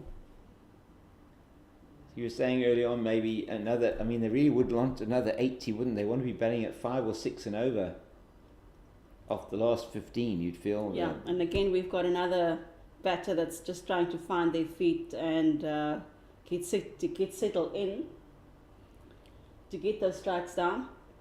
And Manyaga's yet to score. And they do need to up the ante, otherwise the score they'll put up for Dolphins, they'll be able to charge down with no problem, dependent on the Badgers' bowling attack. That's a big shout. That's a call for, and the umpire disagrees with that appeal. Yeah, umpire Stacey. I think she's just indicating it was going down leg side there. Umpire Stacey Lakay was a good delivery from Hlubi, but just angling down leg side, and you could see from the position that Manyaga was in. She's just trying to probably play that one into the leg side. But she's got to be careful. She's up against Protea's fast bowler, Ayanda Hlubi, who's been in very good form in the domestic scene this season. And part of the reason why the Dolphins have been so successful, the 19-year-old has really been in great form. Huge prospect in the future for South African cricket at just 19 years of age, already playing Test and one-day international cricket for South Africa. Made a really good debut earlier on this year, and it is now the power play which is signalled by umpire Gaynor Sabola. And this is the final, this is the power play. The batters do decide on this. I think it is after 35 overs. In fact, maybe it comes after 35 overs, where you're now only allowed to have the three fielders outside the ring. And Alexandra Candler is going to replace Zintle Mali at the grandstand end of the ground. So after 35, it's 136 for the loss of 4. So ended up being a much better over after that initial no ball from Ayanda Hlubi, the wicket. That's nicely played by Brits, and they'll be through just for the single. So it's been good as well here from the Dolphins, not allowing Tasman Brits to get away from them. There are 15 overs left. You sense that they will be looking to just make sure that she's restricted in her run scoring.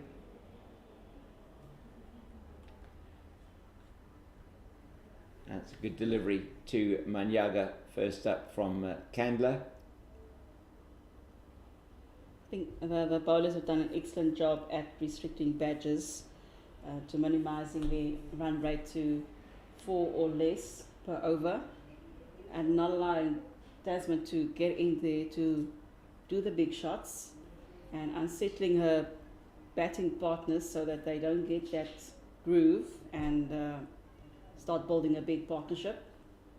I've managed to do that with Michelle May, especially because she's faced 40 deliveries and only managed 10 runs. Yeah. And that was a key partnership we were looking at to putting up quite a big score.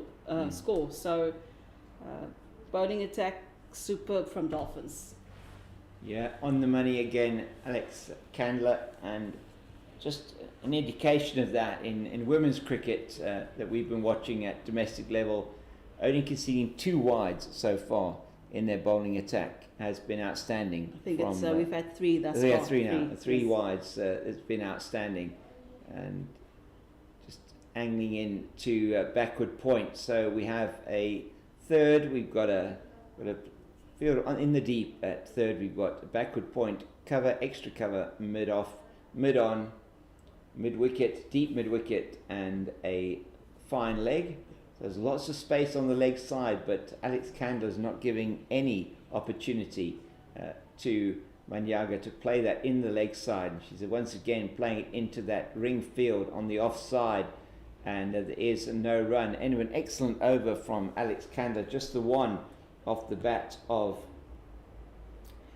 Tasman Brits, and Brits now on 93. Manyaga yet to get off the mark. She's faced 9 deliveries. And this has been a feature of the Badgers batting throughout the season. Has been the middle order. Once yes. the key batters, remembering Annery Dirkson's amazing 106 not out she scored against the Western Province team in the last match they played in the T20, when nobody else in the team got more than 5.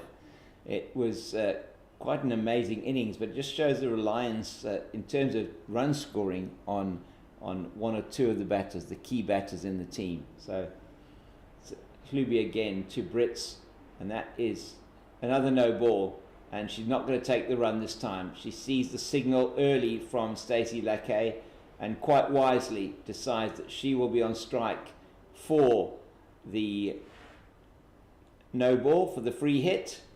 So another no ball, second one from Ayanda Hlubi. In now into her 7th over.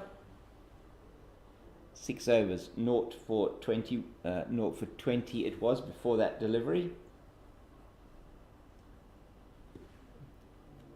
Bowling towards us, we're here at the grandstand end of the ground. That's sliced away through the hands of the fielder at extra cover, and that's Nkululeko Mlaba, and that free hit does cost Ayanda Hlubi this time, and it's not a surprise that Brits decided to keep the strike there. Ovidia? That's where her experience comes in, and she made a good call there about leaving that no ball alone and not running for that and keeping herself on strike. And that ball just missed the fielder catching it. I was sitting on the edge of my seat and happy for the batter that went through for a boundary. Yeah, and the catch, had she taken it, would have just been really from a fielding point of view, as I say, with it being the free hit. So it was fortunate it wasn't fielded. If it was a catch, it was going to be the balancing of the scales of that particular over. Definitely. It would be interesting. So far off the over now with that single for Brits, moving her to 98. It's 6 runs so far off the over. Manyaga really should be looking to just try and maybe angle the ball down. She's got a third in position. That is Busani here. Maybe she'll hear you and do just that. Just playing it, not trying to do anything different other than just play the ball into the covers. And something different needs to happen here. It's not happening for them at the moment. 10th delivery and still nothing for Manyaga. She does need to give a few shots in. We can't have the overs ticking past. No. Need to get badges to it. A good score for them would be 250. Yeah. But they need to get those big shots in this run rate. Need to shoot up far beyond 4 runs per over. Yeah. The only way they're going to do that is one feels off the bat of the lady who's standing at the non-striker's end. And that is Tasman Brits, 98 off 100 deliveries. And with a Koketso Manyaga yet to get off the mark, she's faced 11 balls and she's not getting off the mark there either, as we only have 1 ball left now in the over. And Tasman Brits is not going to go for a single off this last ball. And news elsewhere is from the 4-day Cup, 4-day series final, is that the Lions, and that's played through the covers, that's very well played. It's a full toss. They'll get a second. They will get a second, which is exactly what they would have wanted. They're definitely not going to go through for the third. She's off the mark. Good running. Koketso Manyaga. And that's excellent running from them. Just to give you now the end of that over, and it was the 8 off that over. It's 145 for the loss of 4. So batting at a shade under 4 and over. And just to give you that final, just in terms of the final happening at the Wanderers, we're into day 4 of the 5-day final, and into the afternoon session there, and they're taking lunch now as the DP World Lions putting on 394 incredible performances there in their second innings. Delano Potgieter 154 not out at the end, and they were all out for 394. I think Malusi Saboto then would have been the last wicket to fall. I need to confirm that, but I'll check on that a bit later on. But 394 all out, and Western Province needs 308 to win. That's beautifully played by Brits through the offside for 4, and that's 100. And we're expecting the ballerina, are we? She's pointing towards the ballerina. That is wonderful from Tasman Brits. You had to get the ballerina. She takes a hug from her partner, Koketso Manyaga. It's been an outstanding innings from Tasman Brits. 102 off 101 balls, and I have that down, I think, as a 10th boundary. I might be wrong. I just want to ask Evita to check on the scorecard. 10 4s and 3 6s. Yes. And that's over the infield, and that is brilliant play from Tasman Brits. Another 4. And Alexandra Kangler here is being hit now by Tasman Brits. And outstanding 3rd century for her in the competition this year. Her runs that she scored now, she was the leading run scorer at 274, and she's now taken that tally to 380 with that 4. 106 not out at the moment, and she's gone over the leg that's a side brilliant here. shot. That'll be just a single for them, though. Yeah, just down to the fielder in the deep. That is Nkululeko Mlaba. So Captain Gounden putting her Proteas on the boundary, a key Protea on the boundary there to prevent or be sort of in there as her key fielder. And that's the 150 up as well. When that second boundary was hit, it's now the 150 for the Badgers as Manyaga tries to get in on the act as well there, playing it into the covers, but she can't pierce the field. So after 37 overs and 2 deliveries, the third 50 coming up for the Garden Route Badgers. It's been an expensive over so far. She has a chance to redeem herself here, Alex Candler, and she does so. Nice delivery, just angling in to the right-handed Manyaga. Well, what can you say about Tasman Brits, Avidia? She's an absolute dream to watch, and I hope there's a lot of mentoring going on within her team just to help the middle order batters just get up to par. I mean, they have the ability. It's just that level of discipline and patience with the ball, and having to deal with the pressure of the amount of overs that's remaining. I know they want to take those shots and get off the mark and add to the total. But you do hope that they'll take the confidence and that, as you say, that mentoring from somebody like Tasman Brits. She's got so much to offer them, really experienced cricketer. She's been on the domestic scene for quite some time. She's represented the Proteas extensively at T20 level for some time, was playing in T20 internationals probably 6-7 years back, was already in the Proteas team, and only recently really getting into the mix from an opening batting point of view in the one-day internationals, where she really has started to make a mark. And that breakthrough century against Bangladesh, you feel, is something that she's going to take forward into the future. As there is a change of bowling. It is going to be the left arm Jade de Figueiredo, and that's gone miles, absolute miles. That is a brilliant shot. My word, what a shot from Tasman Brits. She's hit that one. And that's a fourth six for the day. Fourth six. She moves to 112, is it 113 should I say, with that six. And that was, again, a six on any ground into the sight screen at the Otaniqua end. What a great shot. She came down the wicket to De Figueiredo. She goes over cover this time. No, it's actually off the edge. I think it's going to make it to the boundary, is it? Yes, it does. Yes, it will.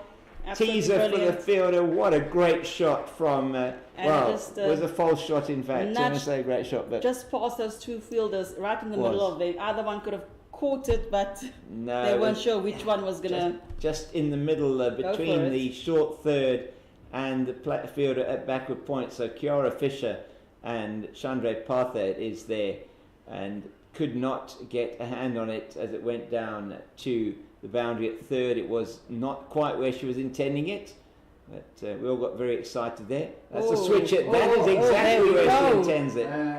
Oh, wow, that's the reverse pull almost, and it's played over the fielder at short third down to the boundary for four.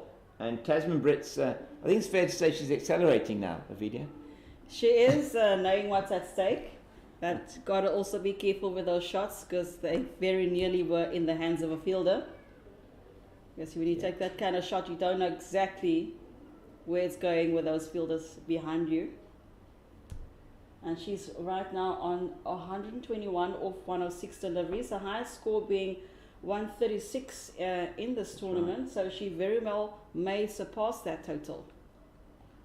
And just takes the single on this occasion down to the fielder at long off, and so far 15 off the over, and Koketso Manyaga will be looking not to replicate, I think, her teammate, but just to make sure that she keeps the strike rotating, giving the strike back to Brits, and that's played nicely down to long off, taking a leaf out of her captain's book. And so that is now the 4 sixes, and is it 12 boundaries for Tasman Brits, 12 fours, 4 sixes. All right with that one? Yeah. Just going to check the, just update, just have a look at the scorecard, and just goes past the outside edge, and these two came together to score 135. At the moment 170. They put 35 on for this, the 5th wicket, and it is Manyaga who is going to be taking the strike. So De Figueiredo's over there, unfortunately for her, 16 off that over from Jade De Figueiredo, her 6th, and she was just coming back to bowl after she had bowled those 5 overs, 0 for 23, and she concedes 16. It will be Alex Candler then to continue from the grandstand end. Last over for her was a little bit more expensive. She bowled 8 overs, 1 for 35, Candler. This partnership is currently at 35 runs, so Yeah. very close to 50. I think they can do it just with patience and discipline. Yeah, Proper Manyaga. communication between the wickets. And that's a And full that's toss. She did not take that one. It says that no ball. It is signalled as a no ball. So it's a full toss, higher than waist height. And it's the 3rd no ball of the innings. 2 from Ayanda Hlubi. And both for front foot. And this one just slipping out of the hand from Alexandra Candler. And now Koketsu Manyaga must have a full go at this one.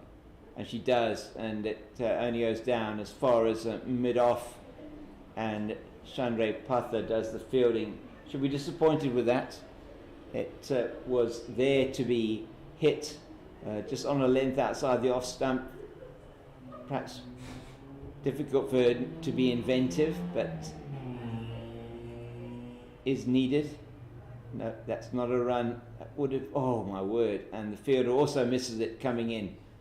Perhaps because there was no pressure. Nonkululeko Mlaba just lets it go through to De Figueiredo at mid-on. So we've got a 3rd, we've got a backward point, extra cover mid-off on the offside, and that's nicely played this time into the leg side, and very good fielding there. Excellent. In the mid-wicket region by Mlaba to prevent them going through potentially for 2, but the single taken puts Brits on strike. And what are we expecting now from Tasman Brits of Alexandra Candler? What would you like to order? I'd like to see another 6. Right opposite the main admin building. That's a hit forcibly into the covers, but it won't go through. Zintle Mali, who is Mali fielding at cover. And that's good bowling from Candler, just keeping it outside that off stump.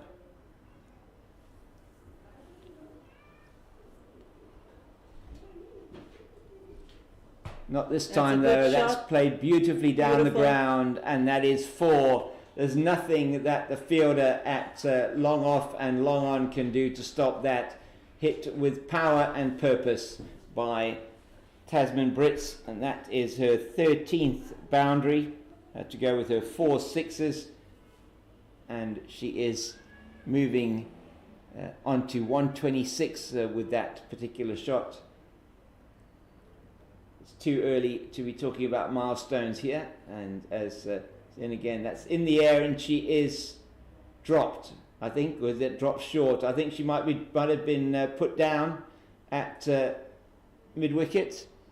What do you think, Ovidio? We can't see from our feed, unfortunately, but for me that looked like a catch. We'll replay. It was in the air, and it may have just dropped short. Alex Candler's hands on head just dropped short of Nonkululeko Mlaba at mid-wicket, and at the end of 39, it is 176 for end of 40.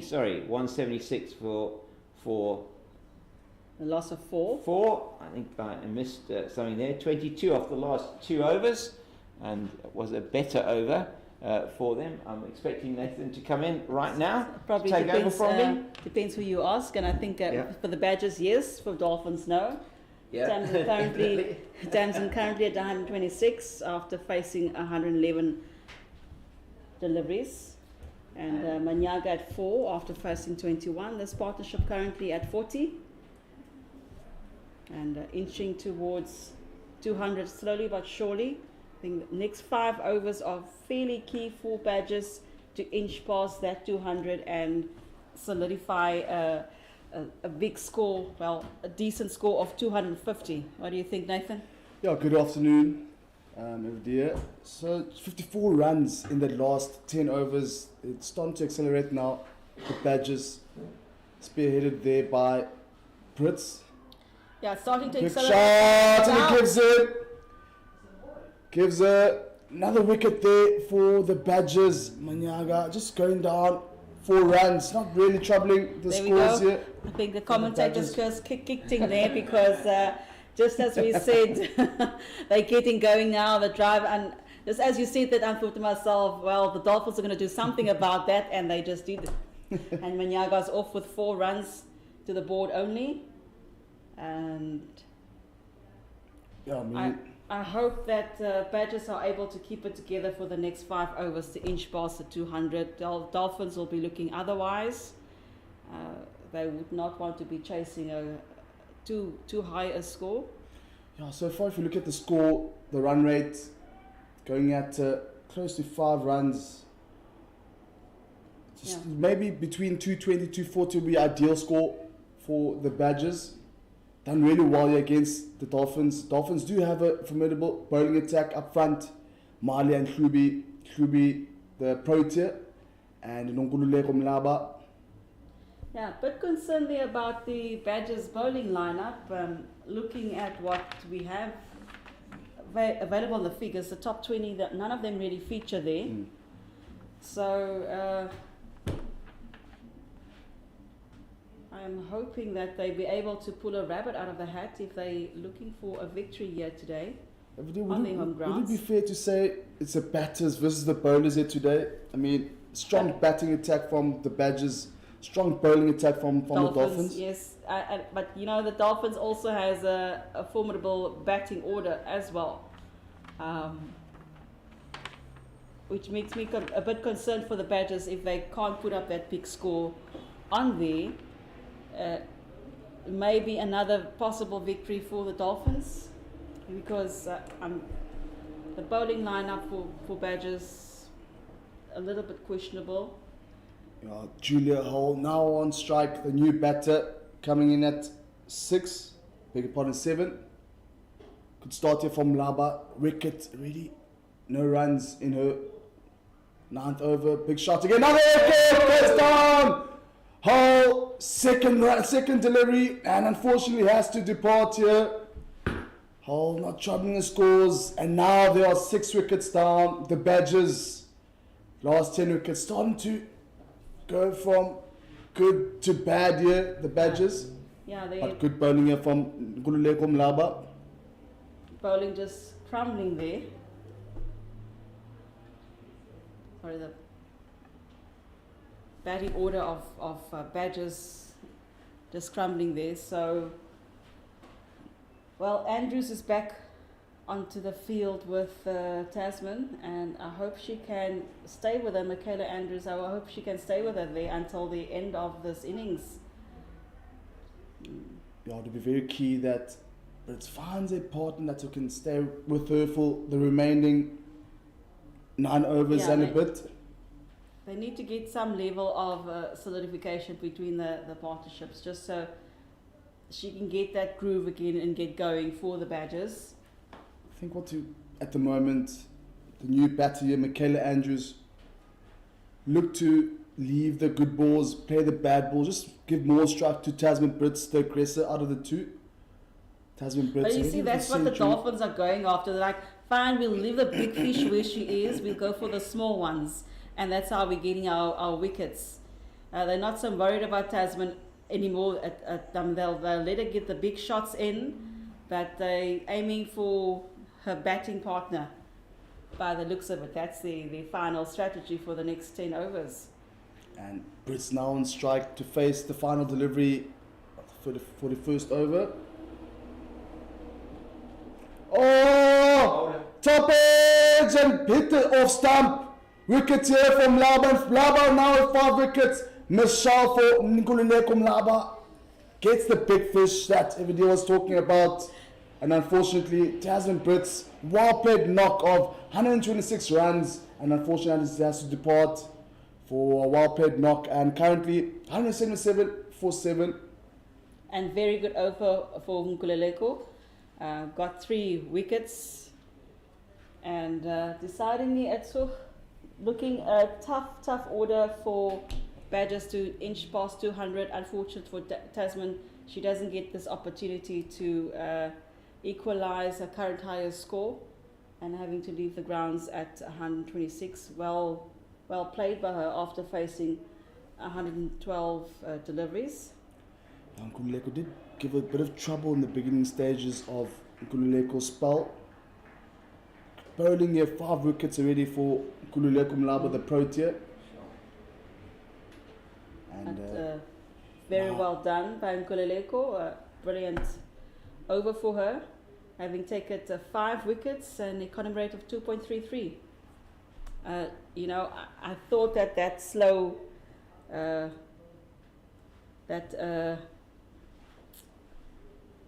slow left arm spin of hers would be a problem here at this grounds for the Badgers. But we have seen a lot of purchase from the spin bowlers up front, Nkululeko Mlaba. And on the other end, Kiara Fisher and Figueiredo. Candler, ball in hand. And she does the fielding on her own bowling. Full pitch delivery from Candler. Not bad with the bat as well. No, she is not, and that is the person we are looking to watch during the Dolphins innings.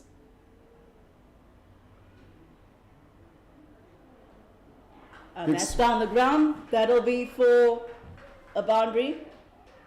Stop, chop short. Oh no. Good fielding from Jade. Very good. It almost looked like it would go for 4, but Dolphins wouldn't have anything of that.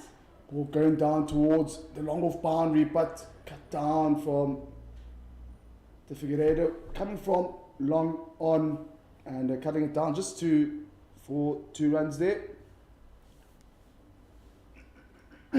Shorter delivery there from Candler. Well, they'll have to hurry. And finally get a 4 runs, short delivery. Pull shot there from Michaela Andrews. Taking off from Tasman's Brits batting. And the spectators here at the recreation grounds, very grateful for that boundary, knowing the score is what it is. With the Tasman Brits now being dismissed, do you feel that they could reach between 220 and 240? I think they may inch towards 220. I find it hard to believe that they would get to 250 or 240 even.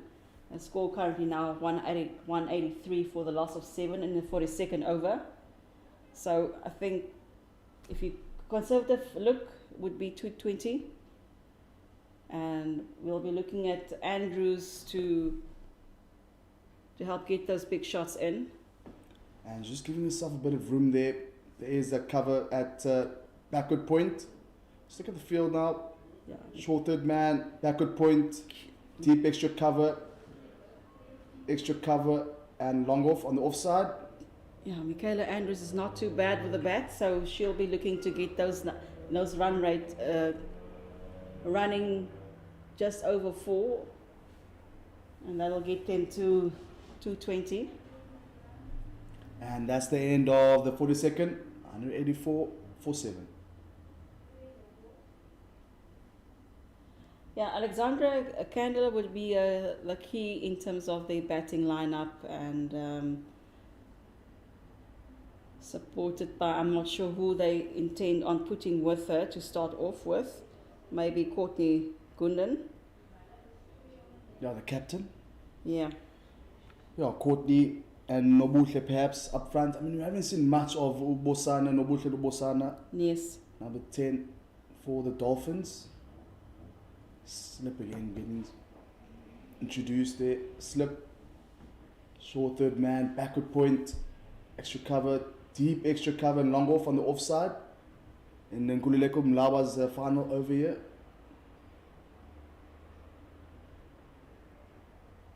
Good start. Yeah. She's going to look to collect another scalp and her last outing for the bowling today.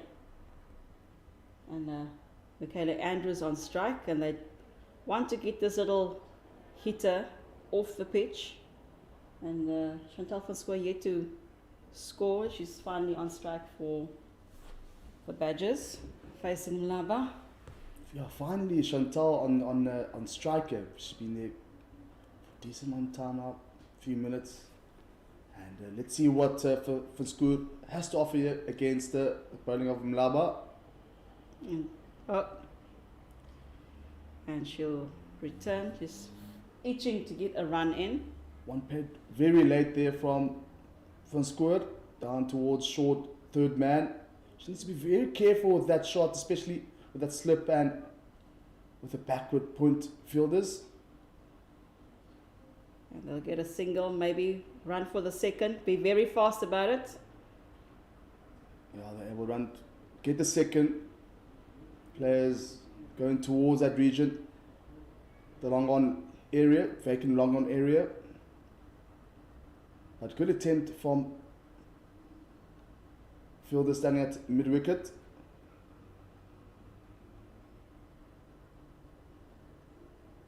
Another dot ball, full delivery offered by Mlaba. Just one more delivery left here for Mlaba's 10 overs. Good fielding by Dolphins. And that's the end of Mlaba's 10 overs. Just the figures, looking at the figures, 24 runs with 5 wickets. Good day here for Nkululeko Mlaba, the Protea. I mean, we're getting that wicket, that crucial wicket of Tasman Brits, 126 if I'm not mistaken. Yes, of 111 deliveries. That was an excellent innings for her.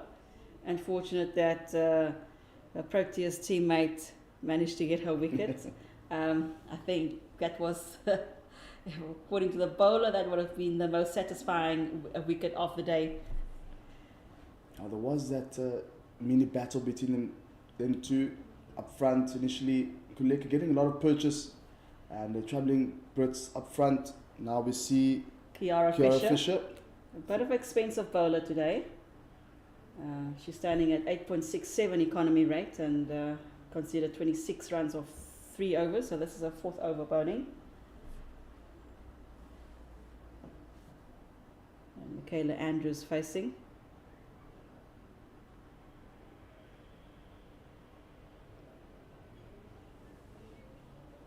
Full pitch delivery there from Fisher.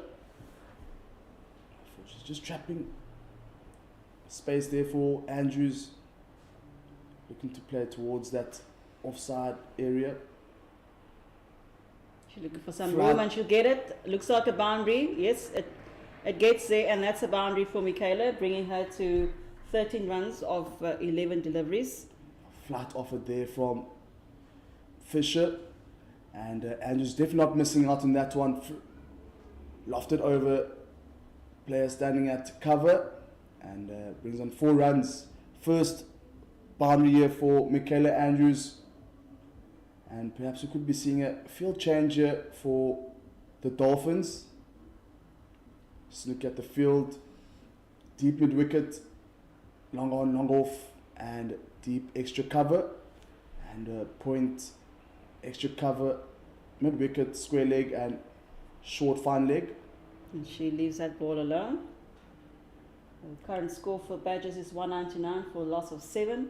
And those wickets we've lost were Michelle May, Tasman Brits quite recently, the last wicket lost, Tabitha Lachransi, Mika de Ridder. They'll get a single for that. And the other 2 wickets, 3 wickets are lost was Haroline Rose, Kokitsa Manyaga, wicketkeeper, and Julia Hull out for a duck. Yeah, fielding there from the fielder standing at extra cover. Nobuhle Bosane, who will likely open the batting gear with the captain, Courtney Condon. Now we see the fielder coming in now from deep extra cover to cover. Again, played off the back foot there. Bounce offered. Badger's doing a good job at keeping that run rate just over 4 per over. Currently 192 for loss of 7.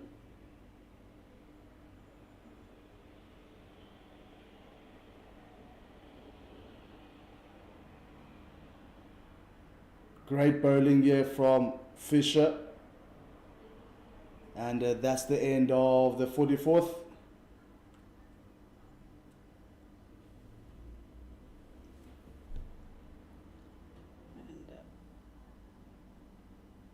Looks like it's another wicket. I mean, from here we can't really see it. Another great bowling and a wicket there for Kiara Fisher to end off her 4th over.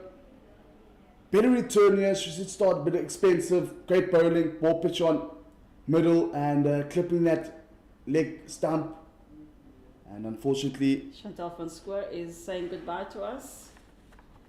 Unfortunately for Squirt, not able to read that one. Not a purchase from that bowling. And now 8 wickets down. 192 for 8. 6 overs left with 2 wickets in hand. Need to be very conservative here at the moment. The Badgers, if they're looking to post a reasonable total here for the Dolphins to get. Yeah, 215 to 20. KK Mate joining Michaela Andrews at the crease. Kazemate not too bad with the bat. I think the 2 of them just needs to strategize as to who would want to remain on strike. In this case, Michaela Andrews does have a groove there, having faced 13 deliveries, got 14 runs. They just need to keep it steady there, just to ensure that no more wickets fall. They've got 6 overs remaining, 24 deliveries.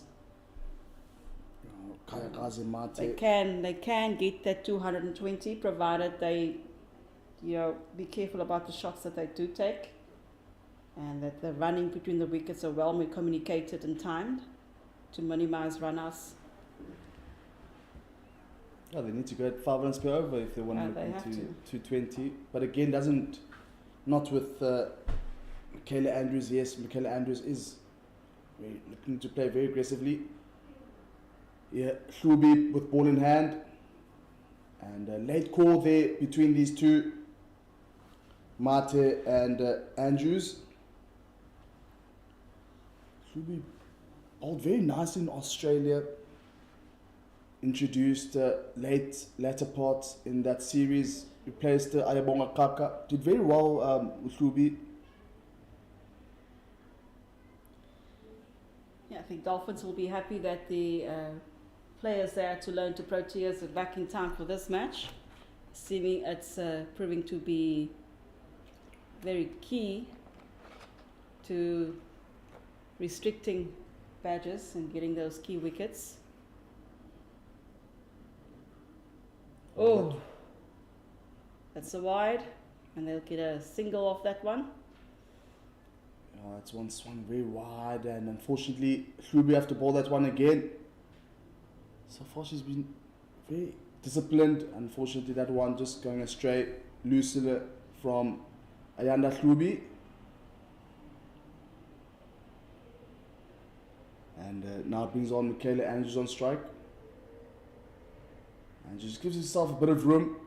And unfortunately, just a misfield there from Mlaba standing at cover. There is a cover on the offside boundary for a single. Hlubi definitely want to target a wicket here. Mate. Full pitch delivery does bring in that opportunity for a wicket. get a single for that one. That's important for them now. That's an overthrow. Wisely, they don't go for the second one. Yeah, Marty opens up the bat there. Full face of the bat for a single. It's never easy going up against Proteas players, national players. Yeah, wonderful to see them back playing. It's wonderful to see them playing cricket quite regularly. I think there was a big break between November and February this year when the matches for the female cricketers finally resumed. I think that's quite a big break. Those 2 months, I almost feel that they should have been continuing playing cricket. We have very little cricket in South Africa for the females compared to the other tournaments. Now the Proteas' next game now is against Sri Lanka in Benoli later this month. In the month of March, 27th of March. Good bowling here from Hlubi. Here's that gap between point and extra cover. I think that's Taylor Andrews is looking to get. And they've got no slip in at the moment, so there's another gap there for her to consider.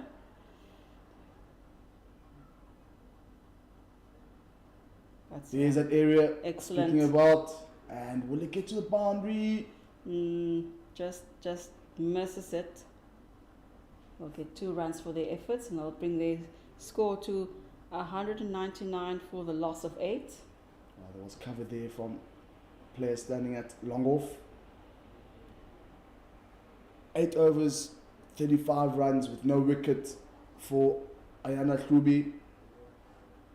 Very disappointed with that return.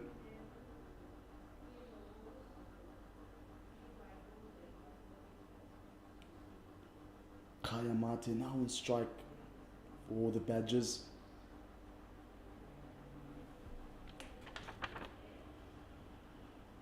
Zinhle Mali, the opener. Another spell here. Bowled very well up front. And Ayana Hlubi keeping that run rate very low. Just under 3 runs per over in the first 5-6 overs. And Tasman Brits with a wonderful knock in the latter parts. In the middle portion of their batting innings, scoring 126. That's Big a shot with single. the bat. Good running from these two out there. Ball played along the ground and quick single taken. Just giving more strike to Andrews here. Kaya Mate. I think they do understand that Michaela Andrews, the senior batter here out there.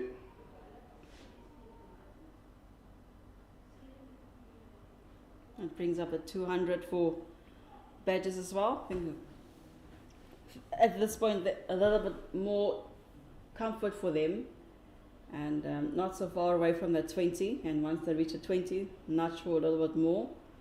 I think they do need to put a little bit of more competitive score up for Dolphins, otherwise it'll just be too easy for the Dolphins to attain. That's a big shot. Over the man, standing at mid wicket, just for single. There's cover there, deep mid wicket. And Mate back on strike here for the Badgers. Just looking at the field positioning out here. Long on, deep mid wicket. There is a space, deep square leg area. If you can get a short delivery option for that pull shot. That's up in the air. Fielder does not get to it, and it's a boundary. That is Mate's first boundary. KK Mate, well done. Full pitch delivery, and Mate not missing out. Lofted over the player standing at mid on. Yeah. And 2 bounce for, just lofted over Jade Figueiredo. Wearing the shirt 06. So Mate looks like she can hold her own out there. She can. I've seen her play before, and that's why I know she's fairly good with the bat, along with Michaela Andrews. There was a sigh of relief yesterday when people heard that Michaela was back in the squad, and that's a signal that they were quite some batting potential there for the Badgers. So them deciding to bat today after they won the toss was a no-brainer. I'm sure the Dolphins would have gone the same route. And I'm very curious as to what the Badgers' bowling strategy would be, thinking so far ahead right now. Another quick run taken by the Badgers. It does seem that the Badgers do have a long batting lineup, and we've seen they do. And it's just also the middle order can be very good. It's just a pity Haroldine got out when she did. I think there's that issue of being the patience and communication and the discipline. They need those three combined factors to be instilled in them, and that's where the experienced batters can come into play and help them with that. And they have the ability, definitely, because you're looking at the individuals out there that's considered to be tail enders, but they can certainly hold their own out there, knowing what's at stake. They want to win this match today. They want to win this match with Free State in 2 weeks' time, 2 or 3 weeks' time here at the recreational grounds. This match is key for them to move up the log, and possibly, if they win the match against Free State, they could end up third or fourth. They may inch into a second, depending on how the Lions and the Titans are doing. Yeah, Dolphins at the moment just sitting on top of the log, and Badgers 3 wins, 3 losses in the 6 games. So a win here will be very crucial for them moving forward. Yeah. I mean, 2 games. They do have one advantage, that they've got 1 game in hand. All the other teams have either played 7 matches or 8. 8 in the province. They've played 8 thus far, or everyone else 7. So they do have the advantage of having 1 match in hand, but that doesn't mean that they have the luxury to lose the remaining ones. Yeah, the Badgers losing the previous game, a win here will give them a lot of confidence moving forward, especially against Free State. Good shot. They'll get 2 runs from this, or they'll get the boundary. The fielder does not get there in time. Using the momentum of that ball. And that is Courtney Gooden. I think it's Courtney Gooden there that chased down that ball. Captain of Dolphins. Wonderful stroke played there from Mate. Playing that gap between short third man and backward point. Long batting lineup here for the Badgers. Batting first. Winning toss, Tasman Brits batting first here. Oh, they'll have to hurry for that one. Run out. She safe in time. Yep, she is. She makes it. Another quick single. Another single there. Taken from Mate. Played towards the player there standing at mid-on for a single.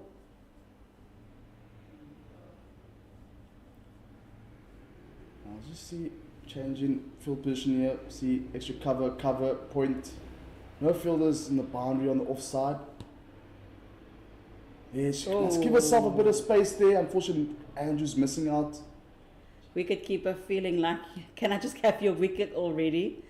Throwing the ball at the stumps there. Panini not very effective today. Not able to get any balls coming her way that she could hold on to. And just identifying there's that gap over the covers, especially with the fielder coming in from deep extra cover to the cover area. Again, giving himself a bit of room. It'll be 1 run for them only, and Captain Gundan takes care of that ball. And the overrides now completed for Hlubi. We're currently at a 214 for the loss of 8. 3 overs remaining. That's 18 balls they still need to face. They can comfortably get past 220. And if between Michaela Andrews and KK Mate, if they can keep the big shots coming, doing about 4 to 6 runs per over, they can get to that golden 250. So Michaela Andrews currently on 21 after facing 23 deliveries. And KK Marty 13 after facing 8. And we've got Zintle Mali joining the bowling attack again. It's a final over for the day. Second last. Second last. Has she not done 8 overs already? So again, Zintle Mali and Alana Kluber just closing out the innings here for the Dolphins, the bowlers. These two have bowled very well, including Nkululeko Mlabo, that fiver. Kuleko finishing with the figures of 5 for 23, allocated 10 overs. Mali to continue.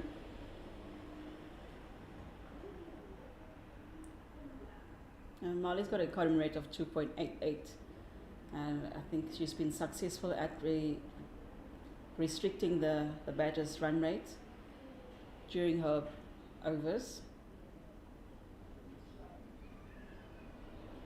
Second best performance today. The best performance, obviously, those 5 wickets Mlaba took. Oh, just give herself a bit of room. But finding bat. Just a signal there from Geno Sibola, the umpire, standing on the grandstand end. Kelly Andrews now on strike.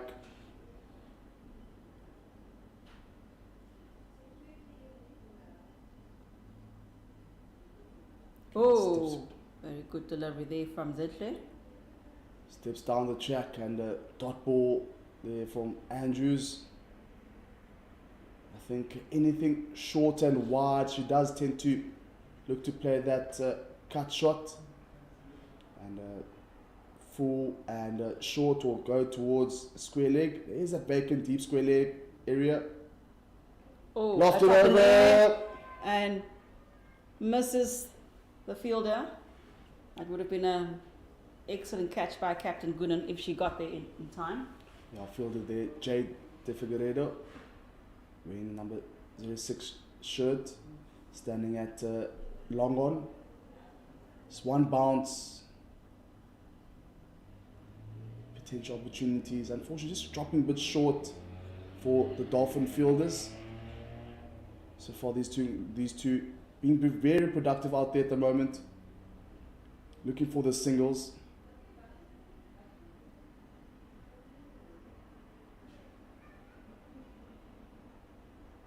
That's a sort of a half-hearted shot there by KK Mate. And that's the over for Zintle Mali. This is a final over that she bowled, and the Badgers currently at 217 for 8 after 48 overs. They've got 12 balls remaining, and they could potentially score 48 runs. But let's be conservative and say maybe they'll aim for 20, and they'll end up with 240. 10 runs per over, it's not too bad. 10 runs per over, just to get that 240. I mean, we did mention before the game, anywhere between 240 and 260 would be our ideal score, especially against the Dolphins lineup. And with 2 overs remaining, anything can happen in the last 2 overs. 2 quick wickets, or 12 runs per over, If 24 Badgers runs. was here, they would tell you, please keep your mouth closed with the wickets. Michaela Andrews facing Jade De Figueiredo. Interestingly, bringing a spinner in the last over in the Otaniqua end to finish up. Gap here on the fine leg area. Quick running here between the wickets, between these two. And safe. Again, they've been looking for those singles. Every delivery, look for those singles. Yeah, they will look to get 5 at the very least, and then a big one here or there. Lofted that's shot. Up in there, that's up in there. There'll be a single only. They're gonna. I get the feeling they're gonna go for those big shots, but only able to get singles. That'll be good enough for them to get to 30 at the end. I think if the players situated long off long, or just step a bit forward, like at least 5 to 7 meters forward. They could bring themselves into play with those catches, or going down towards deep point area for a single, with offered there from Jade.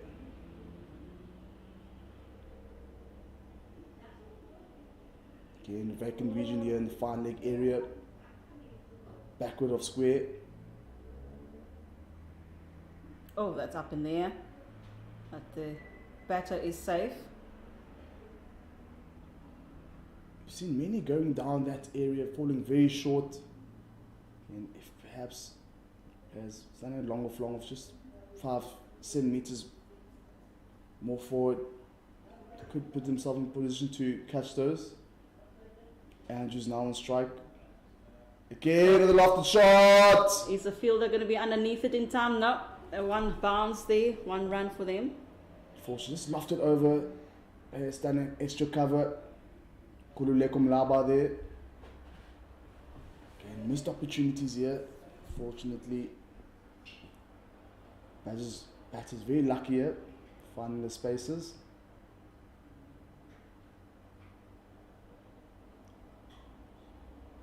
I think they'll inch for those singles. And that's the end of the 49th. 2-2-3 for 8. Yeah, I Reached think the that's 220. the safest option they can do is take the singles, so that they don't lose the ability to continue that momentum that they have currently. I mean, they've already reached that score we were speaking about, 220. Anything above 220, Badgers were at, especially when Tasman Brits wicket fell. It looked like they reached between 220 and 240, and the Badgers tail enders doing a good job here, giving Badgers an opportunity here to post a reasonable total for the Dolphins to get. And Zintle Mali will be bowling the final over here. Yeah. Oh, and that misses everything. The bat and ball wicket. Unfortunately, Mali distorted with that one. One sliding down the leg side. Good bowling here from Zintle Mali. 25 runs in 9 overs.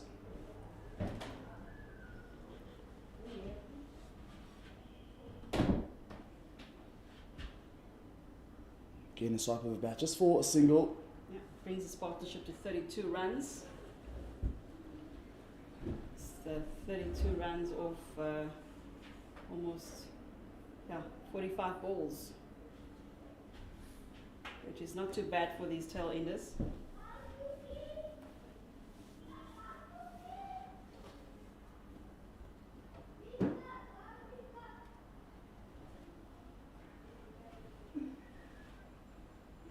Stepping across and able to get another single inside edge and towards short fine leg for a single.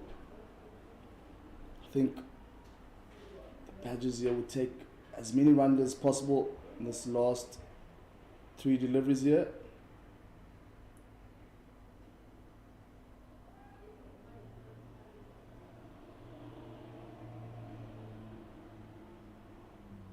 Good death bowling here from Zintle Mali. Full delivery, pitching on in line. 2 deliveries remaining.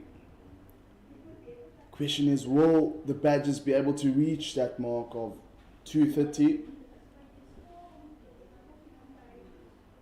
Oh, there's 1 boundary and 2 singles, 2 runs. They can make it happen, and it's not going to happen. Another miss. Unfortunately, there's 1 delivery remaining for the Badgers, and the best they can do is boundary to get to 230. Otherwise, there'll be another single or a dot ball. Zintle Mali, economical here at the moment. Just under 3 runs. Final delivery. And that's the end of the 50 overs. 226 for 8. Good batting here from the Badgers. Just a recap. Badgers, Tasman Brits winning the toss and deciding to bat first. And the Badgers posting a total of 226 for 8. Standout players there. Tasman Brits, 126 runs, 11 fours and as many sixes. With Nongululeko Mlaba getting her wicket, hitting that top of the off stump, and Ngululeko Mlaba able to get 5 wickets, 24-26 in her allocated 10 overs. So good start here for the Badgers, and we will be taking a short break with the innings break, and we'll be back after break.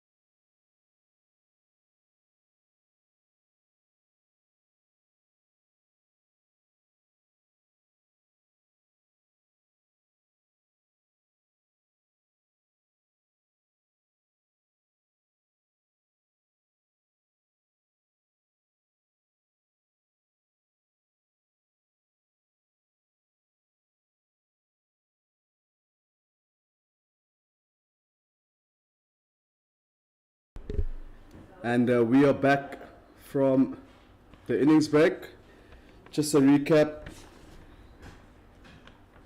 The Badgers winning the toss and deciding to bat first. Captain Tasman Brits deciding to bat first.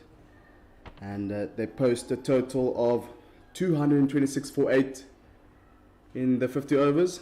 Standout batter there, Tasman Brits, 126 runs. And Nkululeko Mlaba getting a wicket. And she managed to get herself a fiver with the figures of 5 for 26. Andrews now open the bowling here for the Badgers. Start off with ball in line, back of length. Batters here, Candler and the captain for the Dolphins, Courtney Condon.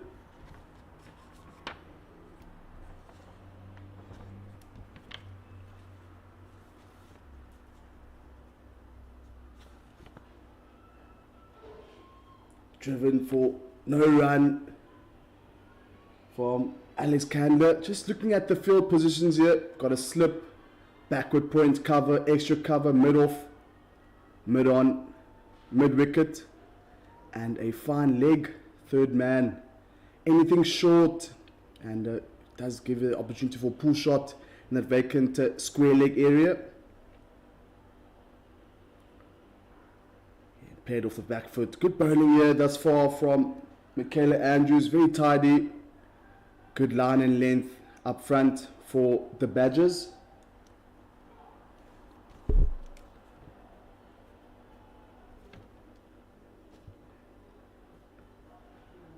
Had a decent knock in the back end of their batting innings.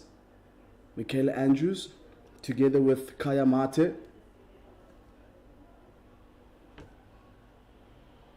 Driven, played to that fielder standing at backward point.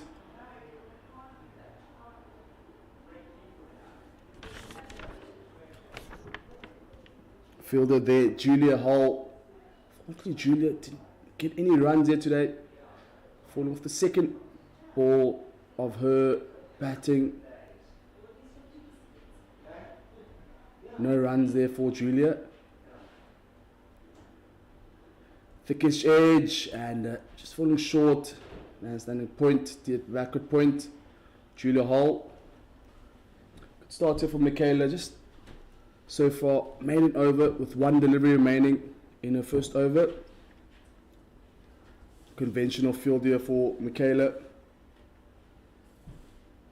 With the third man and a fine leg.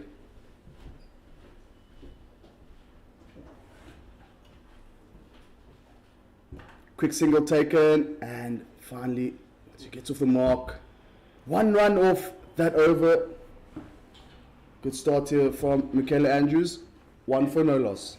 Great to see her back in Garden Route Badgers colours, Michaela Andrews.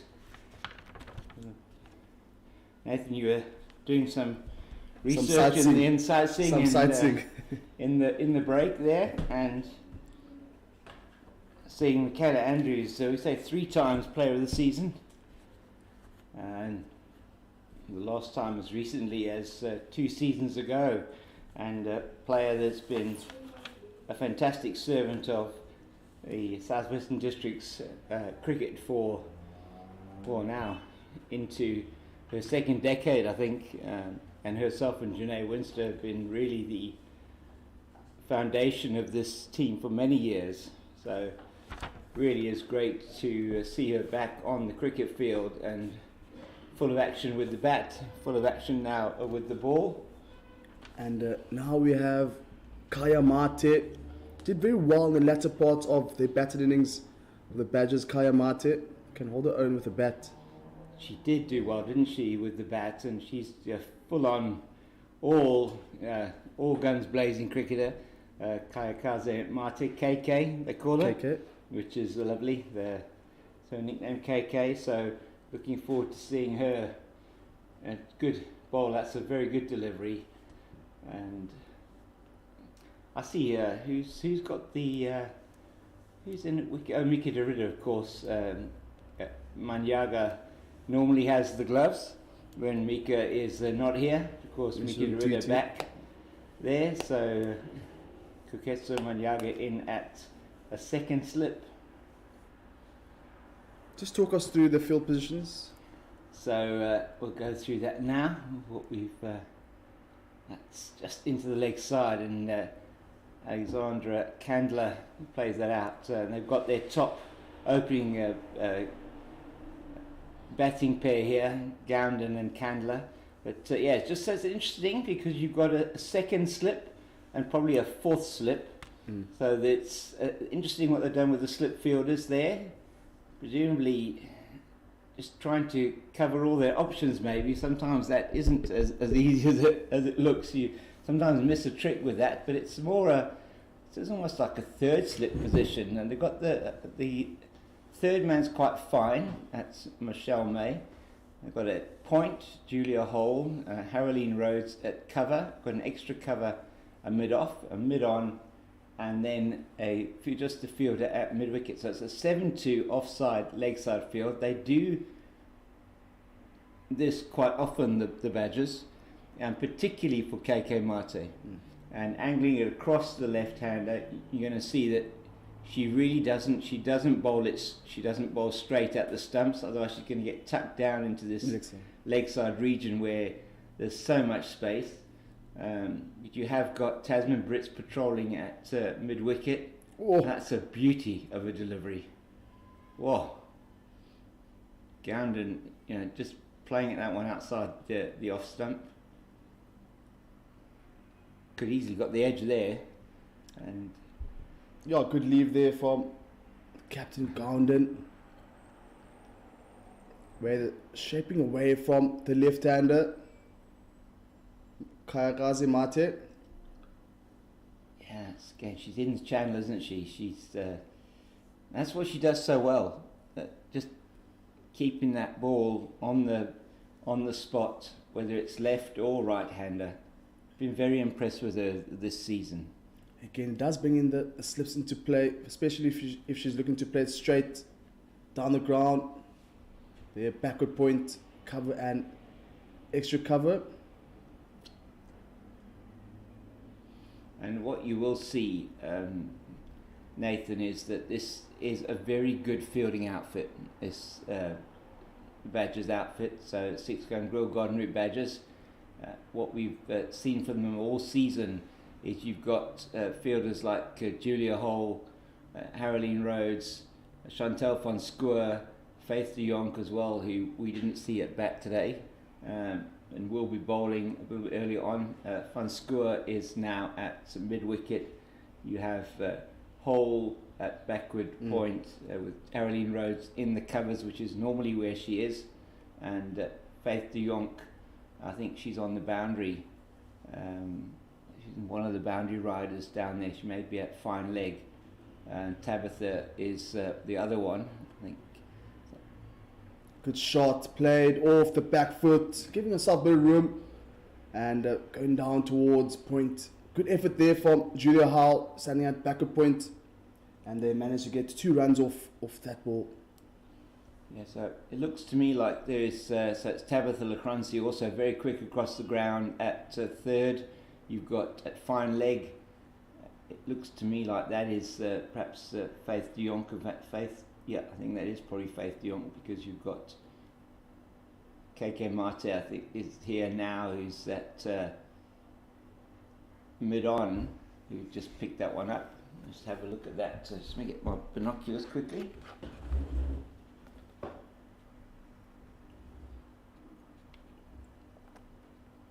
Kayla Andrews, just 1 run in her first over.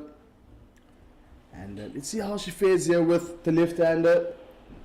Courtney Gowden, the captain of the Dolphins. Just 3 on the leg side now for Gowden. Fine leg, mid-wicket and a mid-on. And at one guarded down towards fine leg, just clipping.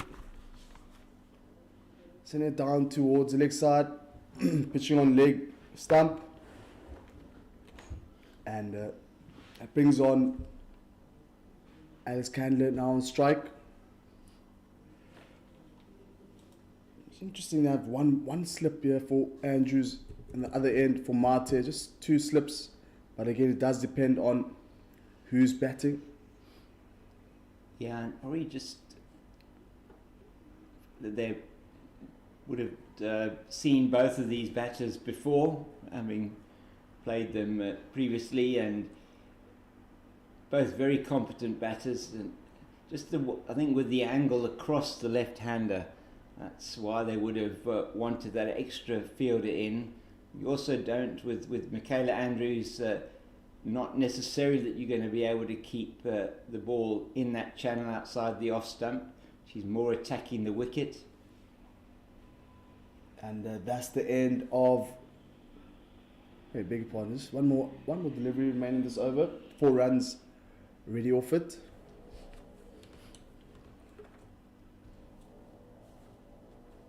In the first 10 overs, the Badgers were 38 for no loss. Yeah, it was important for them in that power play to keep wickets in hand, and you feel that the Dolphins will be wanting to do exactly the same. Nathan, I think it's important with the run chase later on, and we did see that with Tasman Brits, who I think as she was really about to explode is perhaps the wrong word to use, because brings but I think she was really starting to really hit out towards the end of her innings, and then beautiful delivery from Nonkululeko Mlaba to take her off stump. So it's very interesting, and what are they up to now? 6 without loss after 3, so it's a good start by the Badgers.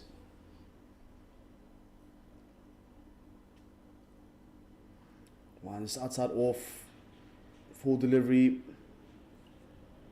to Gounden. Oh, this slow start for both these teams. You saw Badgers up front did start very slowly, and it does tend to nip around on the surface. Yeah, there's been a little bit of movement, a bit of swing on offer. Oh, my goodness. That's third slip area. If they had a third slip, it would have been an opportunity.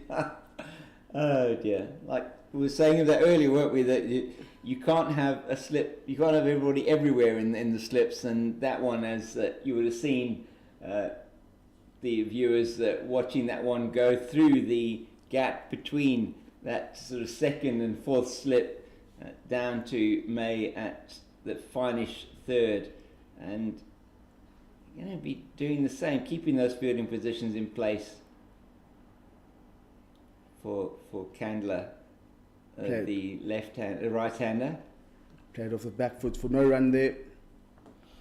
Julia Hall standing at backward point. Did mention that Badgers are a very good fielding outfit. Unfortunately, just a missed opportunity there for the Badgers. Third slip area, vacant third slip. Yeah, I think they'll feel that's a really good shot, but oh dear, that was Faith de Jonk out there at mid-off in her enthusiasm to get round, just slipping as she tried to pick up the ball. But they're quick across the ground, and that is very important in terms of getting to that ball quickly, and ground fielding generally is very good.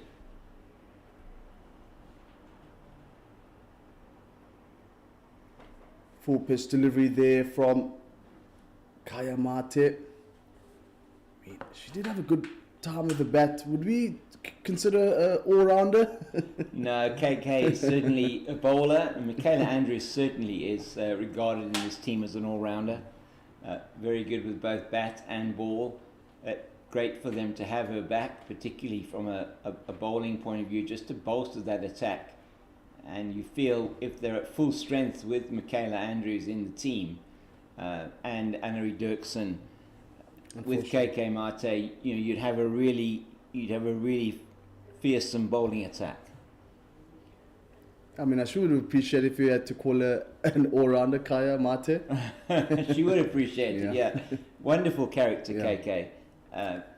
Yeah, of course, you would know the team more than I have. Yeah. I mean, you've covered a few of the Badgers games. Yeah, so now this is the 4th Badgers game I've covered this season, and we're chatting to them last season a little bit as well when they visited down in the Cape. So it's really been good to get to know them a bit better this season, and just the characters that are in the team. So I mean, KK Mate really is a character. She's life and soul of the team as well. So you got those people that sort of stand out as being the ones that get the team going. In Janae Winster, they have an absolutely inspirational leader. She is just energy personified on the field. That's a good delivery. Yeah, but unfortunately, Janae not playing here today. And for all the right reasons that she's not playing. I mean, with the opportunity to go to Ghana with the South African emerging team that's going to be playing in the Africa Games representing the country. They're in a group there with 3 countries in Africa that end in IA.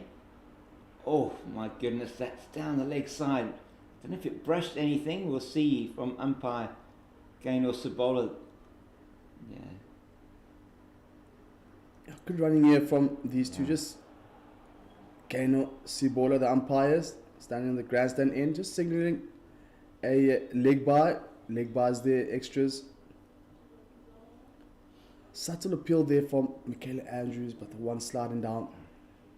Well, actually pitching outside leg stump. So yeah, it was definitely really leg sided, wasn't it? She's bowling over the wicket to the left-hander.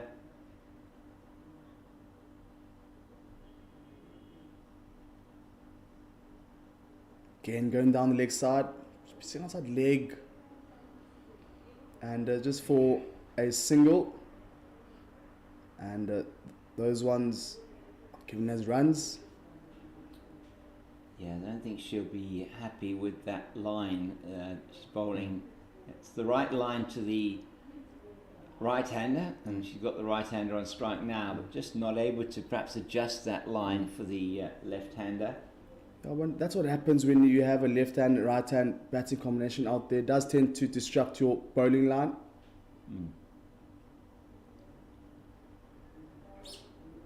Good drive there. Unfortunately, Brits standing at extra cover. You've seen some beautiful shots on display today in this clash between Six-Gun Grill, Garden Route Badgers and the Dolphins. A few reverse sweeps and a few lofted shots from Tasman Brits over the long on, long off area. Just another lofted shot over mid-wicket for another 4 runs. First 4 runs here afternoon for Alex Candler. Full delivery there from Andrews, and that's the end of 5th over. 16 for no loss. Yeah, good shot that from Alex Candler. She's not going to miss out. Really is an accomplished batter, and today she showed us as well her ability with the ball. Haven't seen her bowl before, seen her bat a couple of times. She was also in the Women's Super League a few years ago in Cape Town, and having watched her as well in a few innings since then. And you would have seen already, Nathan, just looking at her technique, really correct batter, and somebody that is, again, another batter for the future here for South Africa, as is Courtney Gounden. Both of them, these 2 players, are not, they're both still young in terms of their cricketing careers. Pitch delivery there from Mate. We must remember the previous over. Thick outside edge there from Courtney Gounden, just finding that space between first and fourth slip. Again, opportunity! I think that probably bounced short, but I mean, you're going to think that they're going to be wanting to move those slips now, and when they move them, the ball's going to go through another area, isn't I was literally talking about it. There's another opportunity there again for Mate third slip. Let's see if Tasman Brits does move the slip cord in there. Same old second slip and fourth. Keeping them there. I think her logic is the same as our logic. I mean, if you move them, it's going to go through a different gap. So let's keep them in the same positions. Shorter delivery, outside off, and left alone from Alice Candler. What's been good to see from KK Mate is she's getting that ball she's getting the ball to move, both into and away from the batter. She's getting a bit of swing early on with the white ball, and the women's game as well, using 2 white balls from either side. That is the wicket they're looking for. And another wicket there. Eventually finding the slip. Person standing at slip is Wickets, so Manyaga, the other keeper, and that one carries. And finally, they're able to get a wicket there. Good bowling there from Kaya Mate, and that's the first wicket, 17 for 1. Yeah, big wicket that of Alex Candler, and she has to go. And that was funny. We were talking about that slip positioning and the logic, as we say, just keep them there. It's going to go to one of them at some stage, and that one just angling away from the right-handed Alex Candler. Bit of swing on offer. In fact, certainly swing on offer for the pace of KK Mate, and she's got the breakthrough, and that's a big one. Alex Candler in good form this season. He always looks correct at the crease, and I think she's got some good runs in terms of the season so far. I'll try and get some of those numbers for you now. Courtney Gowden, the captain, still there. She's also been in a good form for the Dolphins, helping them to achieve the position they're currently in. And the wicket of Alex Candler caught very well, it must be said, by Manyaga at that second slip position. And we have another left-hander now coming to the crease for the Dolphins. And it is going to be, I think it's Busani who's in at the crease. Just see, we'll see now if it is indeed the number 3 for the Dolphins is Busani. It's Nobukle Busani, and she's there because the wicket of Alex Candler has fallen in that over. And I don't think that I think our scorecard doesn't have that correct in terms of the batter. They've just corrected it now. That's good to see. And so just to give you those numbers for Alex Candler, I'll give those to you now. Oh my word! In the extra cover area, and that is very unfortunate. Good saving in the boundary, cutting it down to 3 runs, but it was opportunity. Missed opportunity there, regulation catch. Haroline Rhodes should have taken that one. It just went straight through the hands, didn't it? She had the hands facing up, but went straight through and down to the boundary. Great chase from Julia Hole, and Haroline Rhodes is thinking, how on earth did I miss that? She's getting her teammates coming around chatting to her. I hope she's okay, actually. I wonder if that didn't perhaps just hit her after it went through. Might have just brushed the face, or because she was in front of her face there. It did actually hit her on the side of the head by the looks of things. They're all laughing at the moment down there, just got the binoculars on them, and she's just picking herself up now, and she'll dust herself off and she'll start all over again, which is great to see from Haroline Rhodes. The umpire's just having a look, maybe doing a bit of a concussion test on her. So while we're having this break, just to give you Alex Candler's numbers, 11 runs of 21 balls. She hit the one boundary, which was a lovely shot that she took off her toes and through the mid-wicket region, and that she had to go with that great catch by Koketso Manyaga in the slip region.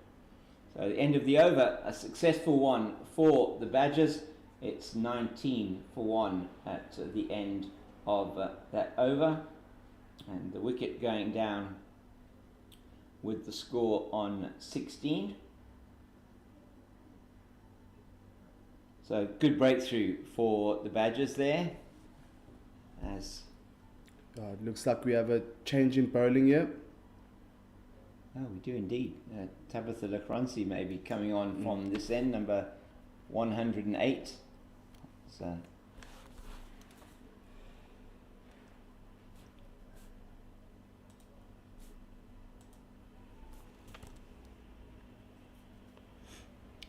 Yeah, Tabitha Lacranci. She will replace Michaela Andrews.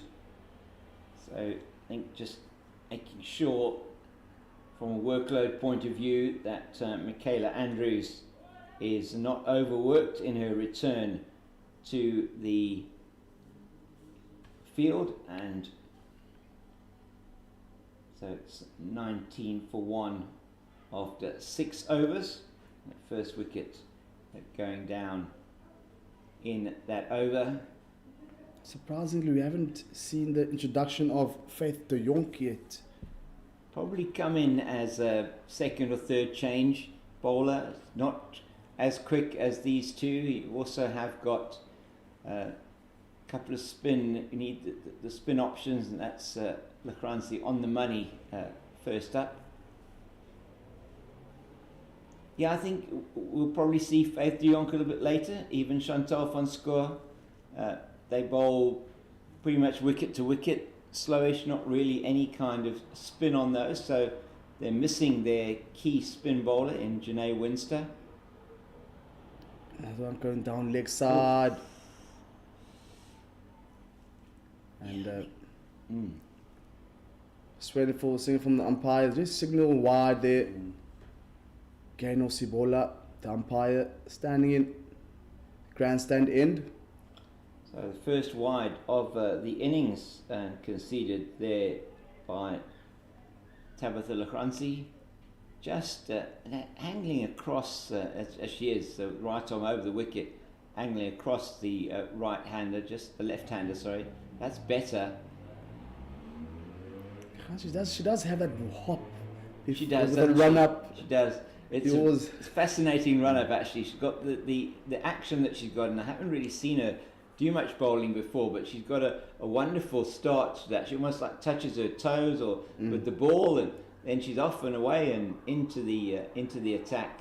That's lofted shot in a vacant deep square leg region, and one bounce for beautiful sweep there from Busane, Nobuhle Busane, and she moves on 6 first boundary here for Busane, full pitch delivery from Lacranci, and picked up nicely there from Nobuhle Busane. Wasn't it? Beautiful pickup with the ball angling across her. She could be a dangerous shot, but she covered that beautifully, and that's immediately forced a change in the field. The slip coming out into sort of a backward square leg, Manyaga. Tasman Brits making a change immediately. I probably wouldn't have seen very much of Nobuhle Busane. Another wide, a few runs. Over, proving to be very expensive year for Lacranci, first over here. Yeah, indeed. Another 2 wides, so 4 runs have been scored off the wides, and Mika Derrida not able to field those down the leg side as they're bouncing in front of her, and that's been unfortunate for the Badgers. Around the wicket now. Played along the ground towards long on, and 4 runs, another 4 here for Nobuhle Busane. It's going from bad to worse here at the moment for Lacranci in the first over. Coming around the wicket to the left-hander and getting dispatched again. Playing down the ground for another 4 runs here for Busane. So she conceded 12 already in this over, 2 boundaries and the 2 lots of 2 wides each. She'll be looking to pitch this one. Yeah, better bowling. pitching is outside line of off stump. That's the line that should be looking to hit bowling to your field. I mean, got 5 inside the inner ring on the offside with that backward point cover, extra cover in the mid-off. Yeah, it's packed offside field. There's 5 in the offside, 4 on the leg side. Slow delivery there from Lekhanchi to end the 7th over, and that's 31 for 1. Yeah, that could quite easily have deceived Courtney Gounden there. Courtney Gounden, captain of the Badgers, and only 22 years old, Courtney Gounden, and she has had a reasonably good season so far, and 2 back-to-back performances against the Free State women, where she scored a 73 and also a 34 in the T20 match there. So she has had some good innings so far this season. She'll be wanting to have another one today to get her team over the line here, and it's a very important match. Their position at the top of the log by no means secure, and this win will be important for them. They are a number of points clear, but still not a situation they feel comfortable in. Wide delivery offered there from Mate. One swinging away from the left-hander, and unfortunately Busane not able to pick the run up, looking to play it very late off the back foot. So the Dolphins with those 4 wins, 2 no results, but 4 bonus point wins, which have been really important for them. Another one miss from Nobuhle Busane. I think that line, just outside line of off stump, does seem to be troubling Busane. Again, does bringing the slips into play here for Mate. Yeah, and she's still got those 2 slips there to the left-handed Busane, 2 left-handers here at the crease at the moment. After down shot! Oh, my word. Unfortunately not taken. Player there, standing at the cover. Opportunity missed for the Badgers.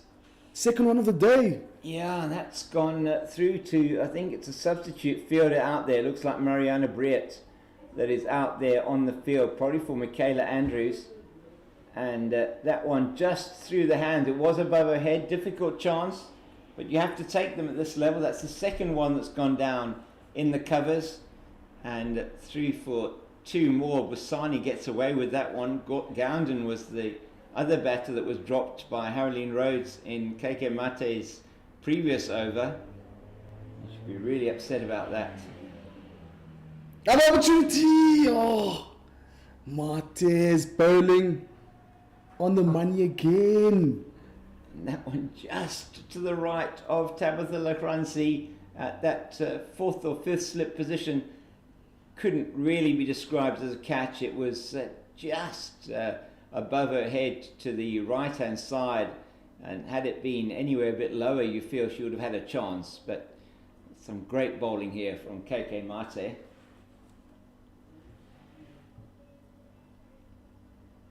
And that one playing on the ground towards backward point area to Julia Hull. Just 3 runs in this over with 1 delivery remaining. Good bowling thus far from Mate. Ball swinging away and back into the left-hander here.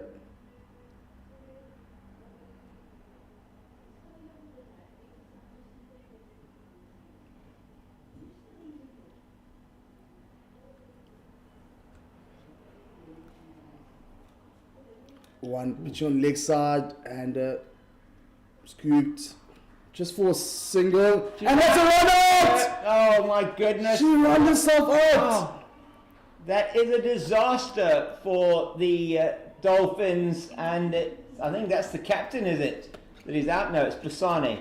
That is a run out, and it's Tasman Brits, the captain of the Garden Route Badgers, they go through for the one. It was played to the left of Tasman Brit. She chased it down, and that customary slide that she had picked up, threw in, and Basani looking like she wanted the second. She got down far too far before she was turned back by Courtney Gownden, and as a result, Brit's able to get the ball into her Proteas teammate Meka Derrida, who took the bails off, and certainly short of her ground was Nabukle Busani, and that's a huge blow for the Hollywoodbets Dolphins. They lose their second wicket now with 35, I think it is, on the board. It is indeed. They took the single and then the extra run. That's a partnership of 19 between these two, and it has come to an end of the last ball of the 8th over. And really, as we saw in the Garden Route Badgers innings, Nathan, that run out of Haroline Rhodes, which was completely unnecessary. And here again, just the calling, perhaps not what it should be. And yeah, 8 overs gone now, 35 for the loss of 2. And just by comparison there, after 8 overs, 23 without loss were the Badgers. So the runs are certainly more, but 2 wickets down and 2 of their best batters. I mean, Busani was really looking good, wasn't she? I really thought she was batting exceptionally well, wasn't looking in any trouble at all. And it is now the new batter at the crease is the Kawu, Asamkele Kawu, a right-handed batter, number 20 on her back, and she replaces at number 10, as it's Tabitha Lachransi to continue to the left-handed Gownder. And that's once again Derrida can't get down to field that one that's down the leg side, and it isn't able to be, or is it able to be saved? We're just waiting for the confirmation. In fact, umpire signalling wide, and they got through for 2 runs. Brilliant save on the boundary by KK Mate. I think that is Mate down there, who ran around. That's actually not, it's Michaela Andrews on the boundary there, who ran around and stopped that one from going for a certain 4. So 3 wides that was. It took the 2 runs, didn't they, Nathan? So First over, 12 runs in a first over. Yeah. Tabitha. Driven nicely along the ground. Nice and full. And there's cover there in the covers. That's better from the youngster. This batting pair, and particularly Courtney Gownden, she has been in good form. And Dolphins, as we say, winning every match that hasn't so far been rained out for them. She's got that loopy sort of style, hasn't she? It doesn't seem to be coming on that easily.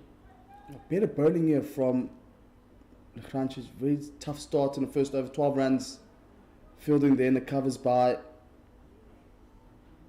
Haroline Rhodes. Yeah, Rhodes, who did put that catch down off Gownden, played forcefully through to her, but it was at catchable height. Oh, short and wide, and misfield in the inner ring. Player there, third man. Yeah. Seemed like she was had her body behind it, but not able to field that one. It was played with some force, but you sense that Faith de Jonk, normally good in the field, should have got something behind that, and it goes through. So I think Tabitha Lachransi can count herself a little bit unfortunate with that one, as Faith de Jonk now is banished to the boundary. She chops back to the one. Yeah, sorry. I say banished, that's a bit harsh. But, Thickish edge, backward point region, just for a single towards De Jonk, and they managed to get 2 runs here. Good running here from these 2. Yes, that may well have been another boundary had De Jonk not been down there. In fact, it certainly would have been another boundary had she not been down there at 3rd. So a good decision from the captain, I think, to move her down there. The runs are coming again in this Tabitha Lacranzi over. Another 13 off of this over. Sorry, not 13, I do apologise.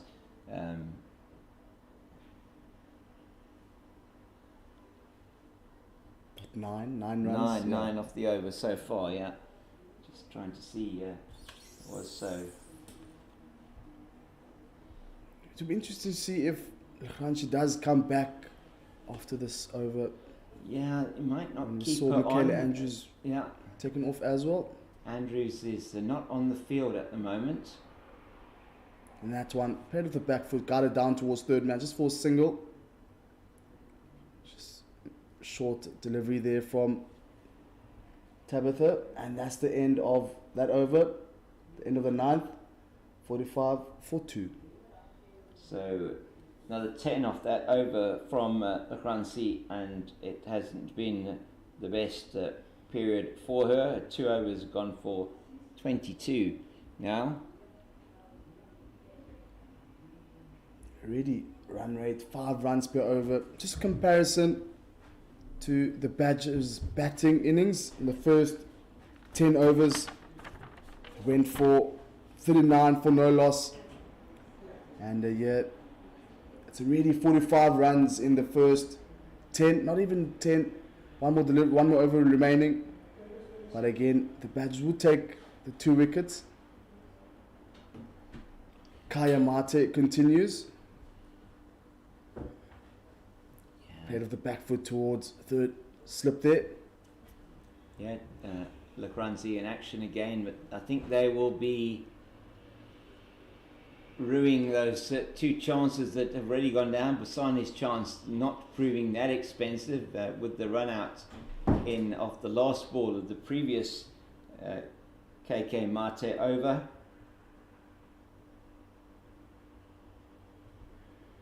Full pitch delivery. There's nobody there at fine leg, and that is straight into the leg. So it's not going to make the boundary, is it? Or is it? It just makes the boundary, and that is 4.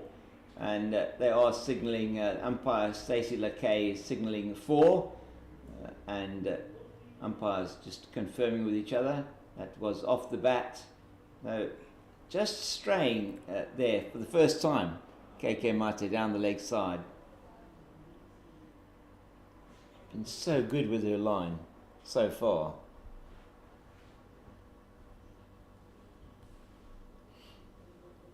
Courtney Gowden's had a good couple of match-winning innings for her team in this one-day cup. She'll be looking and setting her stall now to do exactly the same.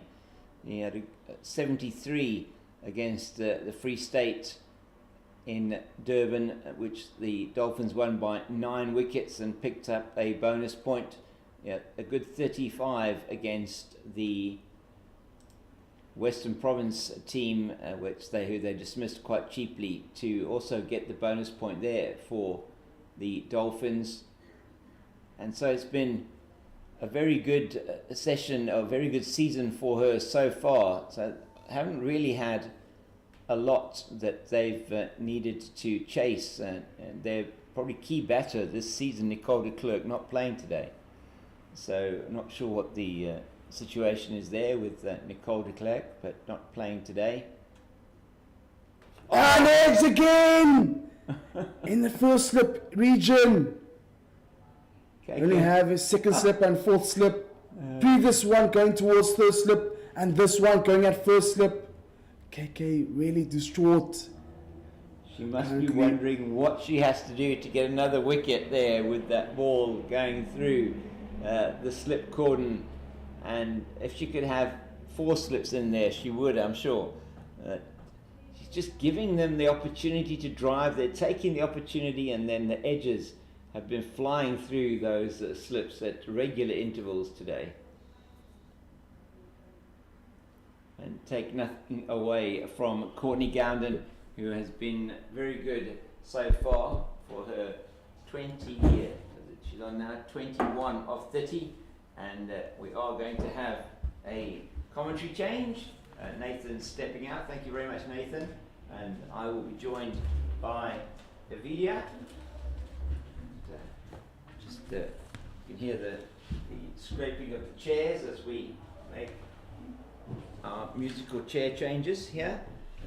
When's the music going to stop? It hasn't stopped yet, so we'll have to. Thank you, James. I'm Evidia Haynes joining you live here from Outeniqua Park in Oudtshoorn. And recreation ground. Sorry. Recreation ground. Yeah. Looking out on the Outeniqua Mountains. That's right. Yes. Sorry. Outeniqua Park is of course the rugby grounds in for SWD. That's right. In George. We're all right. We have got we'll try and get our geography right. You know, as we are from the Cape Town. So.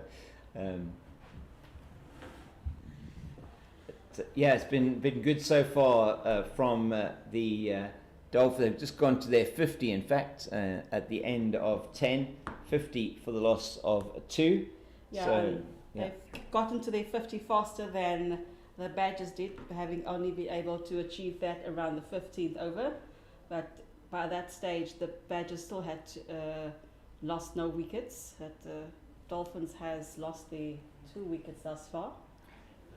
And Michaela Andrews is back on after the 2 overs from Tabitha Lacranci. Lacranci going for 22 in those 2 overs, and the Badgers will be looking to peg this run rate back a little bit. Dolphins at the moment are batting at 4.5 runs and over, which is pretty much the target at the moment for them.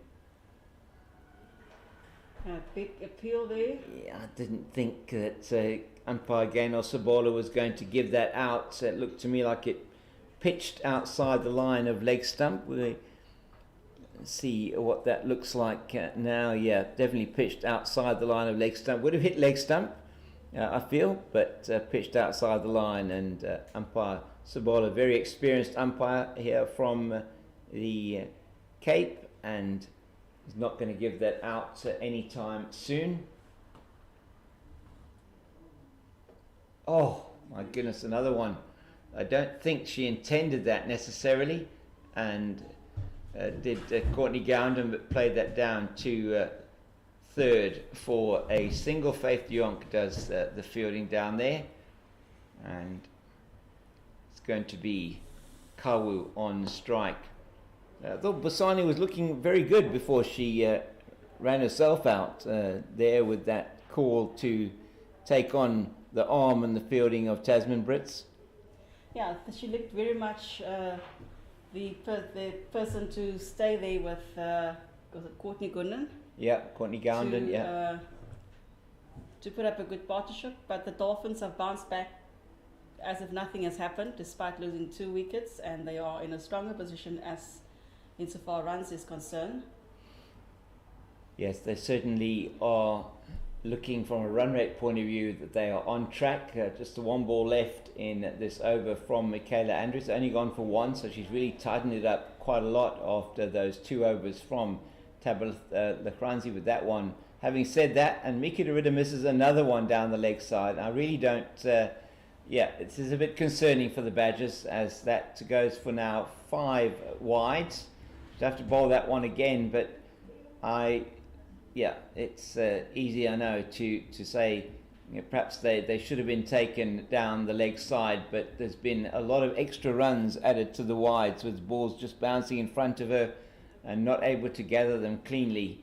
And I just sense that she might be too far back as well for the bowlers, not coming through to her at a nice height, particularly from this end.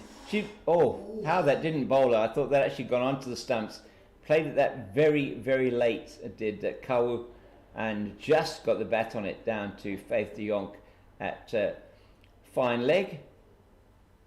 But it is her captain with her, Courtney Gounden, herself young lady, 22 years old, Gounden, and leading this team today. She's had a good season, I say, with the bat, and it is going to be a change now.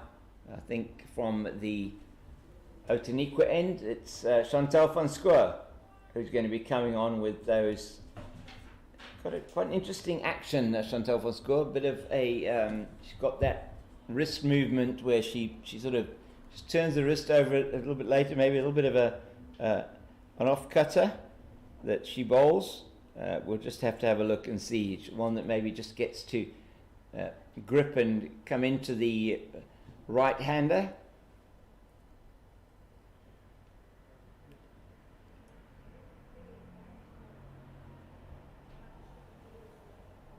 And she's going to be bowling now from the, say, the southern end of the ground, the Otaniqua end. And at the end of 11, it's 57 for the loss of 2. Oh, that is a wide to start off with. Fortunately, just on the pitch, otherwise it would have been a no ball.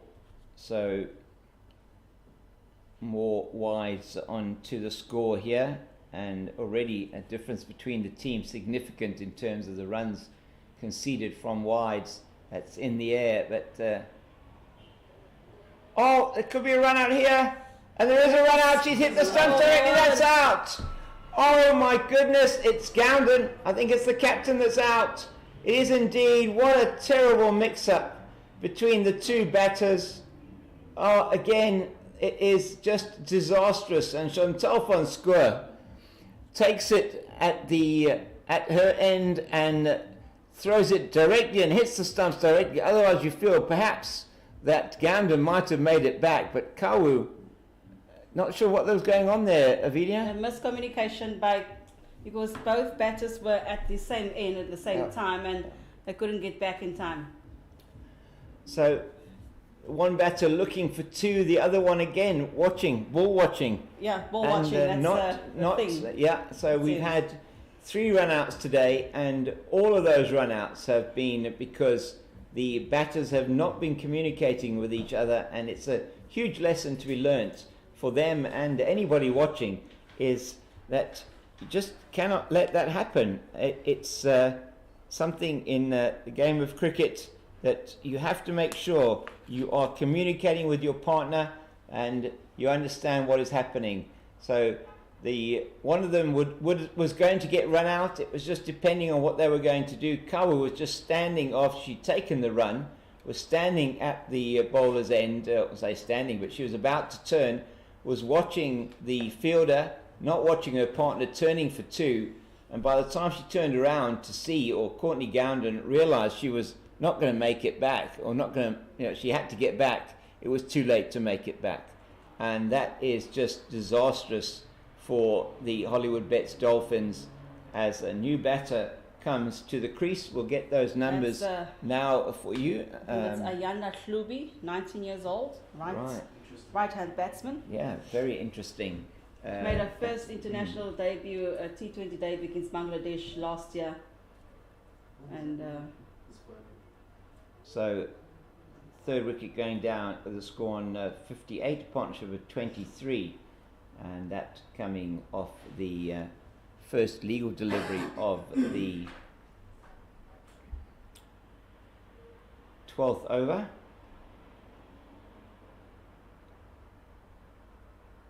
It's better from Van Schoor this time. So Ayanda Hlubi, not necessarily known as a batter, more of a bowler, but the cream of the batting crop for the Dolphins already back in the pavilion with in the 12th over, first over from Chantal van Schoor, and that's just edged by Hlubi down to Michelle May at short third, and they take a single. So still have some batting to come. Yeah, and it's actually Chandra Partha they put in there. I think we just got some confirmed information there. It's Chandra Partha. Oh, sorry, Chandra Partha. I do apologise. Yeah. Right-hand bat. Jersey number 5. Yes, I should have picked that up. Apologies for that.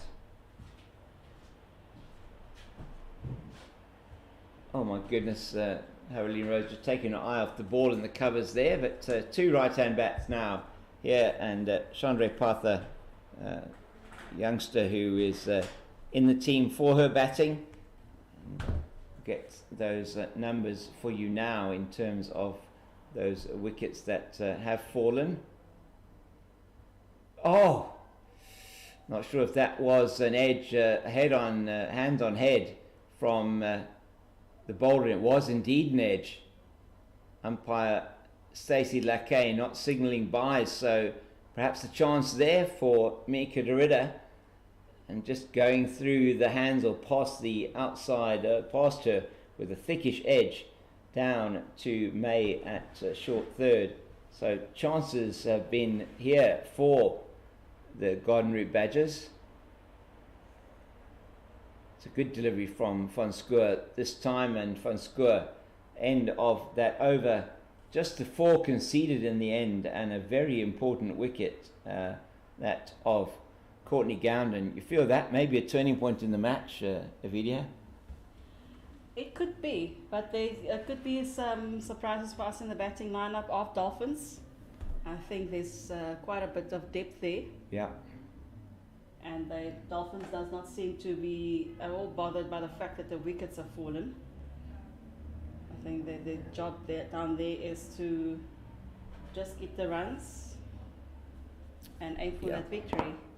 Absolutely right. So the run out though of the captain, Courtney Gounden, 22 she scored off 34 deliveries, 3 boundaries in that strike rate, 64.71. She was just setting her stall for a long innings today to get them close to that target, as you're going to see a change of bowling from the grandstand end of the ground, and it is going to be Faith de Jonk, and that's another one that's wide. She's given Mika Derrida some work to do there, just getting into her work here, Faith de Jonk, and yes, unfortunately for her, another wide. So wides have been coming thick and fast here in this innings. There's 14 wides so far, bearing in mind that there have been quite a number of additional wides, and that's again down the leg side this time from de Jonk. Another wide will be signalled by umpire Sabola. This is becoming a little bit undisciplined from Badger's side. A serious problem, yes. I think started off with really rolling with Tabitha Lafranci. She had a very bad over. Yeah. All those wides. Yeah, she conceded significant number of extras, 7 extras in her bowling so far, and those I think all wides. Yeah, in fact, there are currently 3 wides to her name in this over. Yeah, it's been not great so far from Chantal van Schoor. That last, Faith de Jonk, that one is better from de Jonk. First legal delivery of the over. That's on the pads, and she has no protection out there in the deep. That's going to go down to the boundary, but it's going to be stopped, and that is a really good piece of fielding from Michaela Andrews out in the deep. She ran all the way around from her backward square position. So the fielding, just the catching has not been great from the Badgers today. Dolphins were outstanding in the field, I must say. 2 key wickets, so they could have had 5 by now, and then Dolphins would have been in real trouble. But run-wise, they are each far more higher than the Badgers. In fact, I think they'll reach their 100 faster than the Badgers did. They were only able to get their 100 run just before the 28th over, and we currently in the Dolphins' 13th over. Yeah, I've got those numbers somewhere here. I'll have to find them. Yeah, so 100 of 25.3 overs for the Badgers, 150 of 37.2, 200 of 45.1, ending on 226 for the loss of 8. So de Jonk just trying to find her line and length. She's lost it again, and again it's not taken down the leg side by Mika Derrida. And not only are they losing runs with the wides, but the keeping has not been at its best. I know it's difficult to deal with them, but you sense that they need to be stopped. And certainly Panini, wicketkeeper from the Dolphins, it hadn't have anything anywhere near as much difficulty because she didn't have any wides to deal with in their innings. Outstanding stuff it was. Yes. From And that, I don't know if that did hit the pad or if that No. was off the bat. Half an appeal from see the Faith de Jong. replay. We'll have a look at it. We've got a bit of a delayed feed here, so we can give you the view on that in the video. Just, oh, okay. So inside edge onto the pad. That's why. Otherwise, I think they may have gone up, and justifiably so, had that just been straight onto the pad. End of the over. That's 13 gone, 68 for the loss of 3. So, did you say batting at a good rate so far? Yeah, just over 5 runs and over, which is more than what the Badgers could accomplish during their innings. So Dolphins definitely have a plan there with their strategy to win this match. So they are ahead from a run rate point of view. But wickets down, 3 wickets, and key wickets that are down already. A lot may depend here on Chandra Patha and her partner at the other end is Samkele Kawu. So Captain Tasman Briss slipped into slip there, no pun intended. That's interesting. Chantal van Schoor does get a little bit of movement. It's say she bowls those off cutters, and the ones that I'm just going to have a look at her to see when she's coming in. She does have roll her fingers over the delivery, and that one just into Patha. They're going to go through for a single. There is one on offer there, and just Julia Hole. No, it wasn't Hole. I do apologise. Who is it here at backward point? That's Manyaga. The normally who's it? Wicket keeper could get some Manyaga.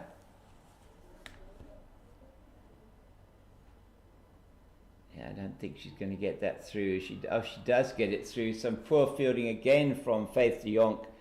She really has had a terrible day in the field, has de Jong, and not much better a day with the ball so far.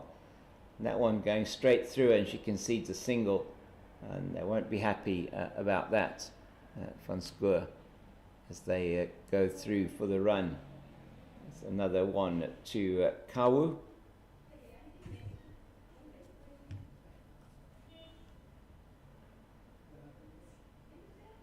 So just sense if they can get the ball in the right place here, Ovidia, for a little while, they will keep these two pretty quiet and maybe can peg the run rate back. Patha and Kawu will, on the other hand, want to make sure that they just keep the scoreboard ticking along, keep up with the run rate. And the wide. Yeah.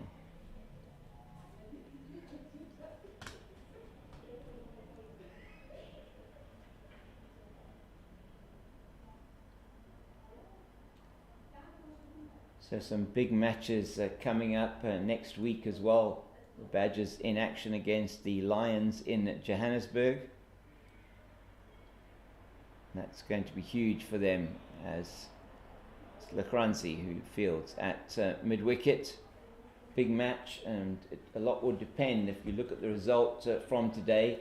In fact, look at the log as it currently stands. The DP World Lions currently in the 4th position on the log, with 15 points from 7 games. Oh, that is why Tasman Brits is standing there at slip, and that one I think just bounced short of her. We're going to see if we can see exactly what happened there.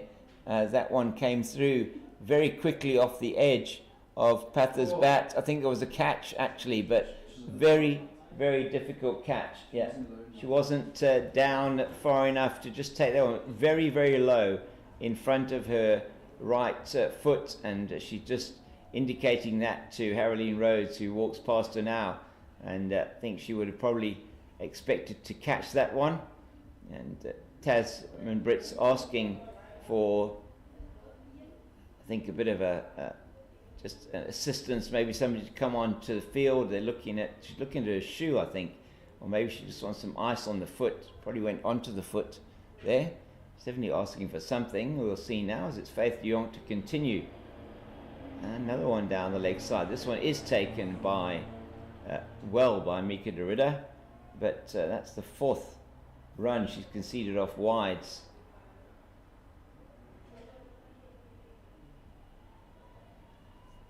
Got to get a line tightened up here, does Faith de Jonk.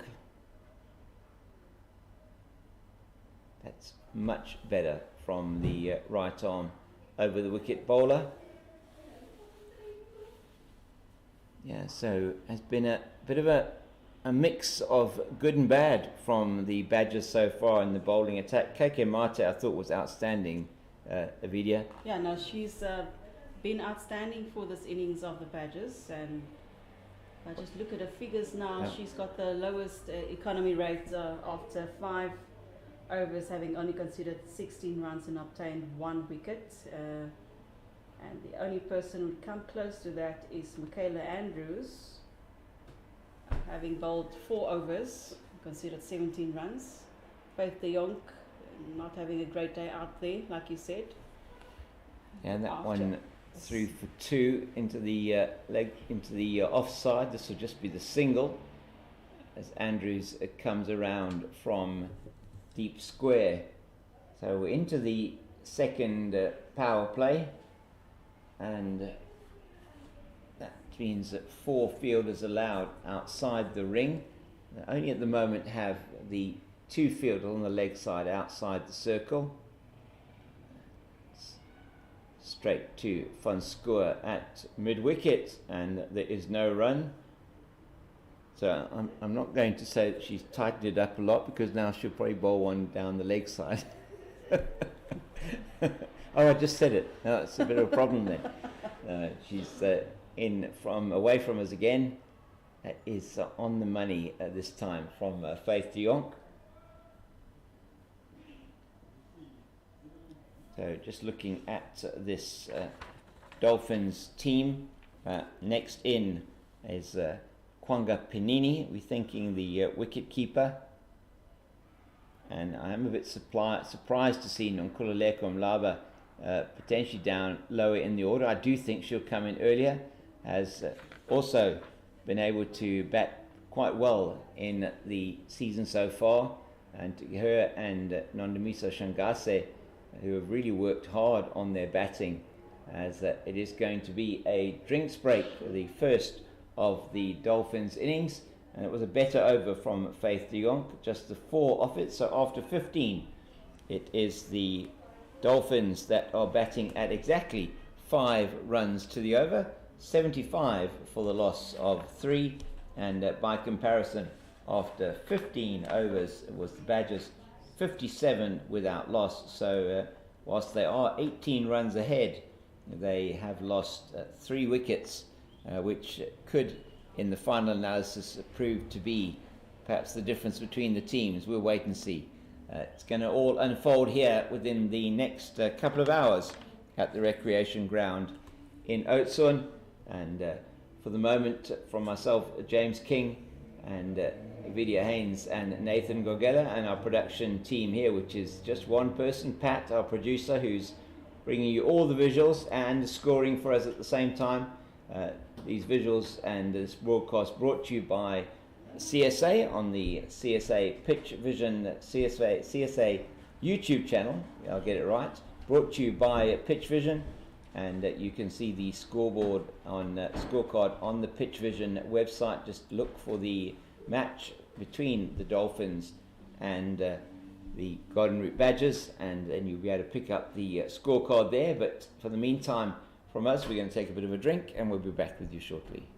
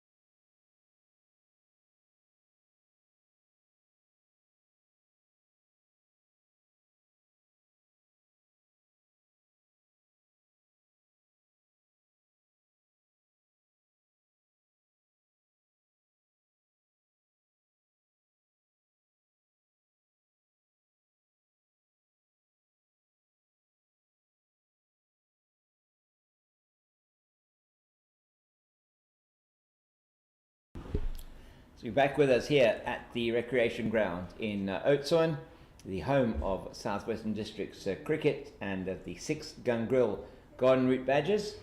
It's going to be Chantal van Schoor again from the Outeniqua end, and that's played nicely through the covers. Andrews is chasing, she will get there, won't get to the boundary, they'll come back for 2 and just tosses it back to KK Mate, but it is they're not going to chance their arm there.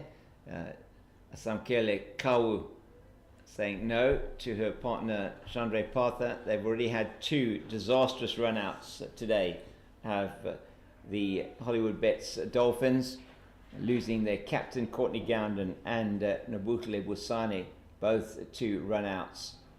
So 2 off that first delivery of the over for Kawu. And for Kawu, we've got a slip, short third, backward point, cover, extra cover, mid-off, mid-on, mid-wicket and square leg. Van Schoor has to keep this on the offside, and she does, and it's fielded well in the covers. Run and then another run-out chance, perhaps. Yeah. Oof. Yeah, that ball came in just high enough for the keeper to miss. Yeah, and that's... they were nowhere near that. They were going to be in danger, definitely. KK Mate was doing the fielding there. They went through for a suicidal run, and they really couldn't get the calling right. And KK Mate, in her enthusiasm, tossed it high over Mika Dorida's head. They get through for the single, and that's another cutter from Chantal van Schoor. So, whilst they are piercing the field, these 2 batters, they're not getting the ball so far to the boundary, and the bowling has not been of the another one just goes to the right of slip. In the previous Van Schoor over was possibly a chance for Tasman Brits, very difficult chance, it must be said, down to her right, but she just perhaps wasn't low enough to get down to take it. It's Van Schoor again towards us now. That's short, but it's going to be straight to Lachransi at mid-wicket. Your take on the running between the wickets today, Avidia? I mean, it's been disastrous. Yeah, I'm not sure what's going on the pitch there. Both teams are obviously more concerned about watching the ball than communicating with their running partners. Yeah. One would have imagined that the Dolphins would have learnt from the issue that the Badgers experienced during their innings, but they've replicated that phenomena.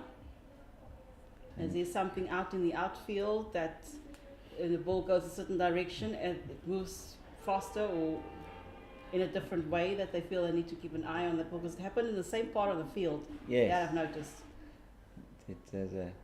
That's ball just angling in on middle and leg, and Faith de Jong just looking at bowling wicket to wicket.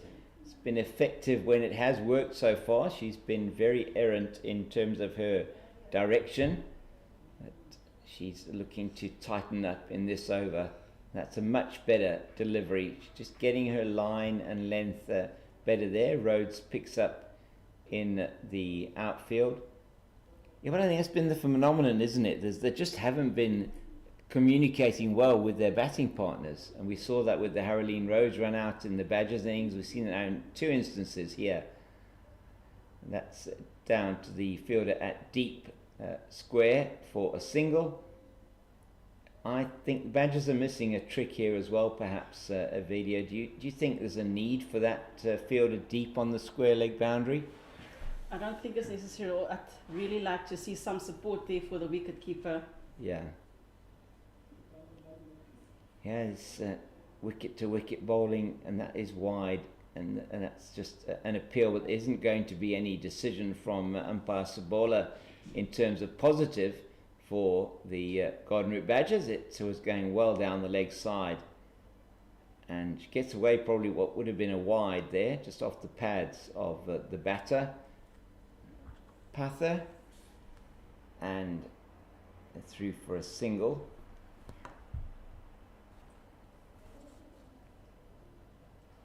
And that one straightening again on the line of middle and leg. She'll just want to keep it there, won't she? Just keep it in that channel. Make sure that she's making the batter play.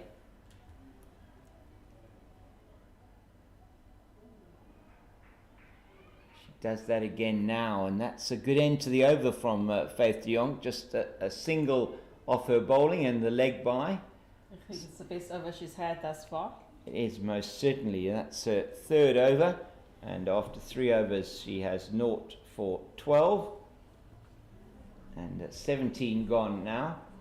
80 for the loss of 3, so that run rate has come down a touch. Batting at the moment the just under 5 and over, and Stacey Lackey, umpire at the Otaniqua end of the ground, has a bit more stretching to do. Those arms have been working hard today. I think they're going to be tired for the T20 tomorrow. What do you think, Vidya? I think she'll be okay. I think so. She'll be okay. Yeah, it's just, that one goes straight through Pather, and maybe the pace, just lack of pace almost, that's deceiving her there. Derrida takes behind.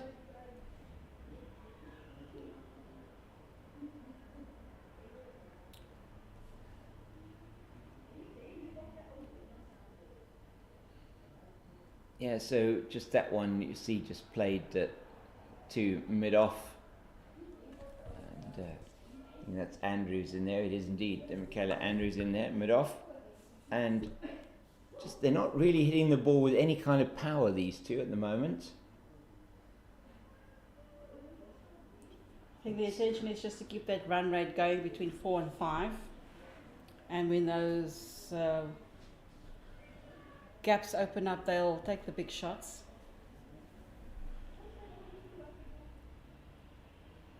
Van Square and Bath are facing.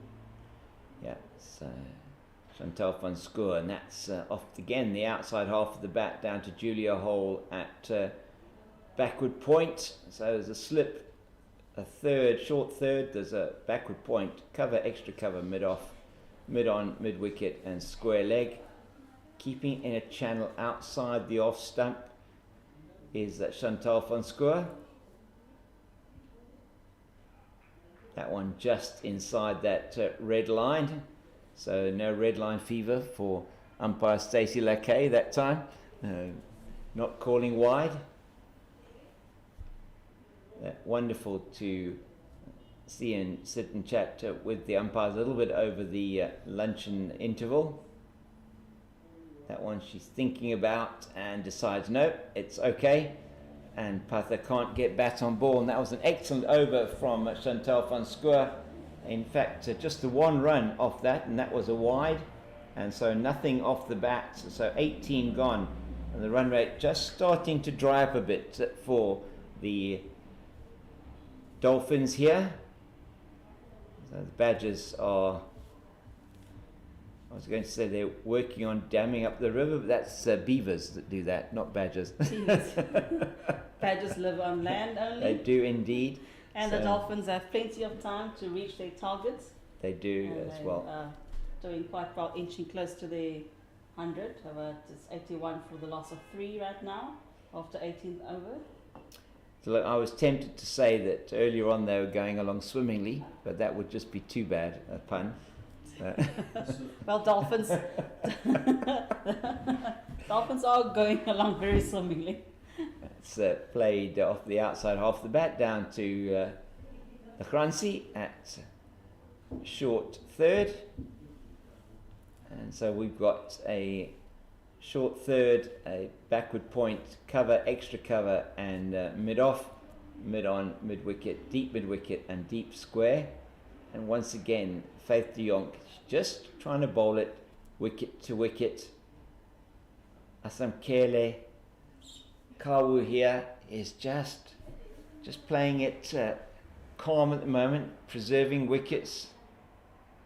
This time again, it's to hold at backward point. So these two are now keeping it very quiet out there, De Jong and Van Schoor, after a flurry of wides and all kinds of action in the middle with the running. It seems like they've given up running for the minute, these two. Well, they're certainly not in a hurry, but they have got enough time, and I'm happy to see that Faith de Jong is keeping it tight and neat during this over. Yeah, I think the temptation sometimes for a bowler is to try and do too much, to try and overthink it. She just has to keep it there on the spot every time, and she does that again.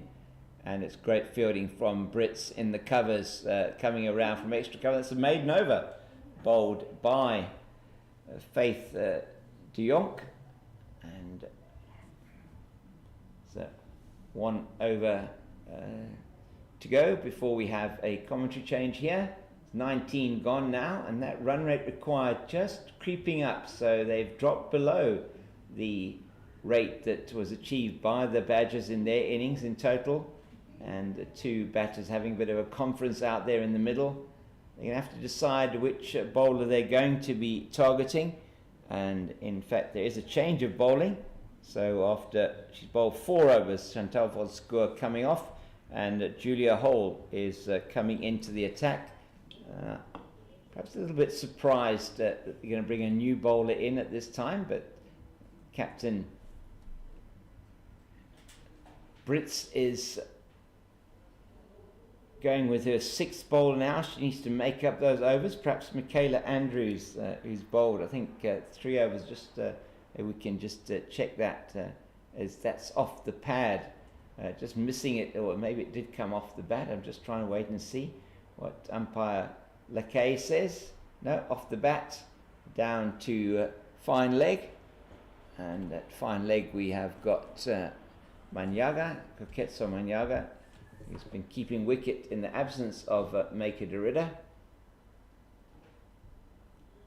That's down the leg side again, and that's played down to Manyaga once again, and I don't think they're going to get more than 1 though.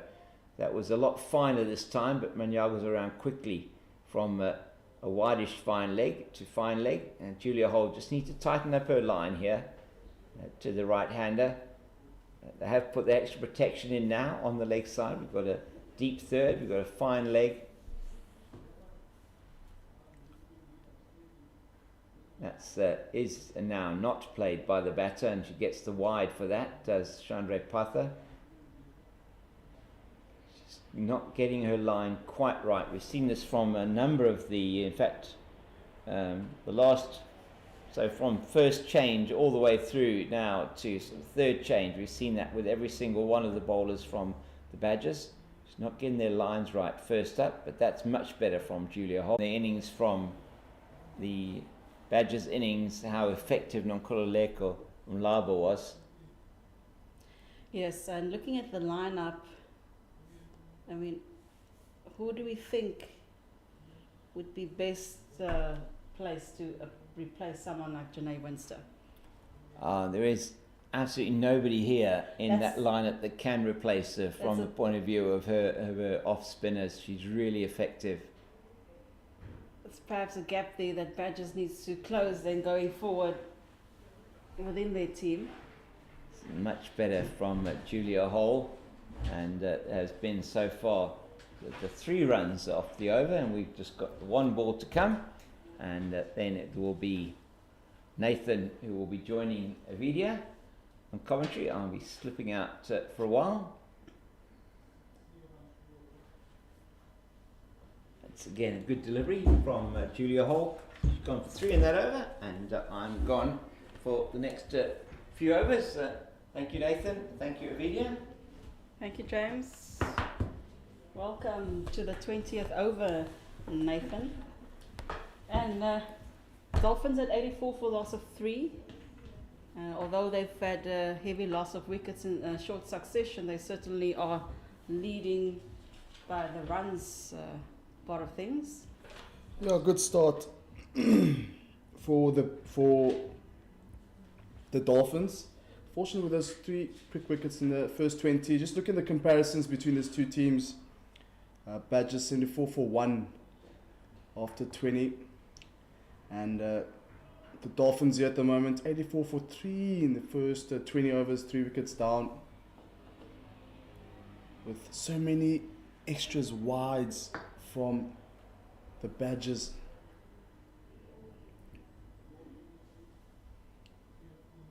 One pitch on the leg stump and going down towards deep square leg.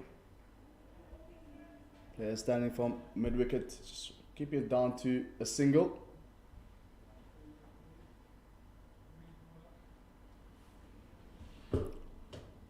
Faith de Jong continues. I was wondering when Faith was going to be introduced. Very economical here at the moment. Good line and lengths. Again, those wides do tend to take a toll. Counted close to 30 wides. Pitching full drive, but, straight to the man or player at extra cover. Swiped just for a single towards deep mid wicket, full delivery. Yeah, if Badgers could keep a handle on those extras, they would have not given away almost 30 runs to Dolphins. And looking at it now, Dolphins would have been around 55 for 3 had they been a little bit more disciplined with their bowling. Let's hope this doesn't count against the Badgers. Some mix up there in the middle. And some Gele Kau managed to get back. And that's the end of the 21st, 86 for 3.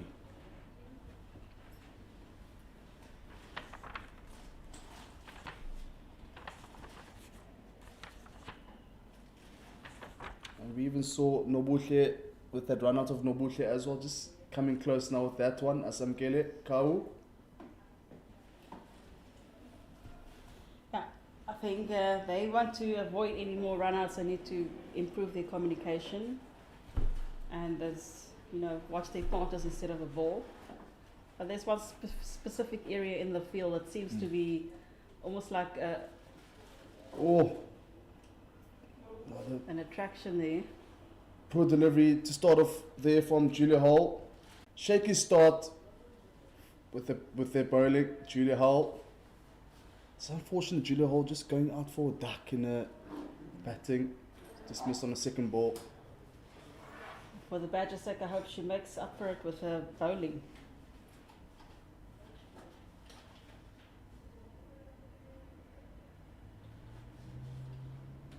Played across the line and that one just falling short with the player standing at square leg. And unfortunately, Tabitha Lecran just missing out on that one. Full pitch delivery from Julia Hall. Saw a couple of those in the batting innings of the Badgers, all just falling short. One just leg glance very fine, and there is cover on fine leg area, and they cut it down just 2 runs.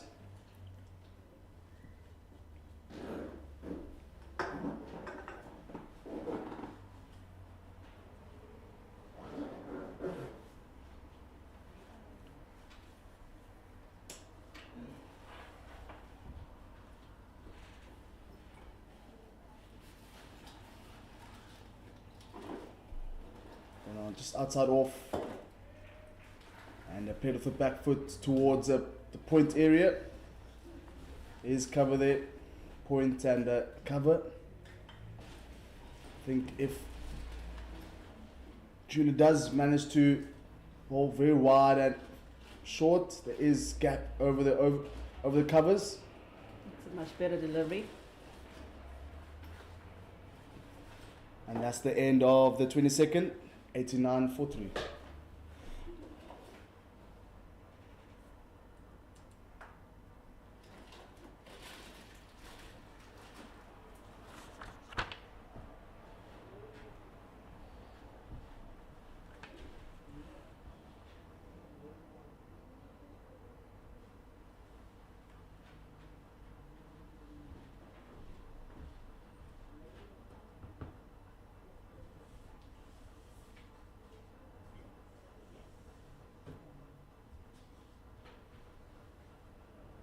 Full pitch delivery from De Jong.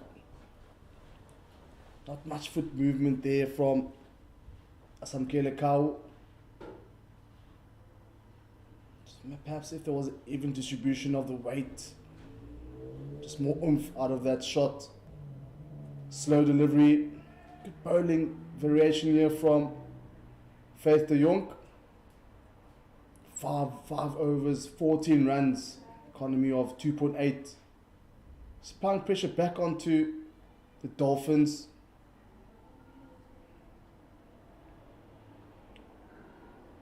For just head across the line They'll and want to go for the second. That'll be safe. yeah, good running here from the Dolphins.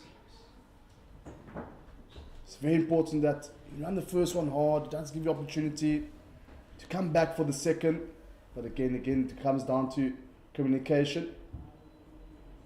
But so far, Dolphins just under the run rate here. Run rate required. Line.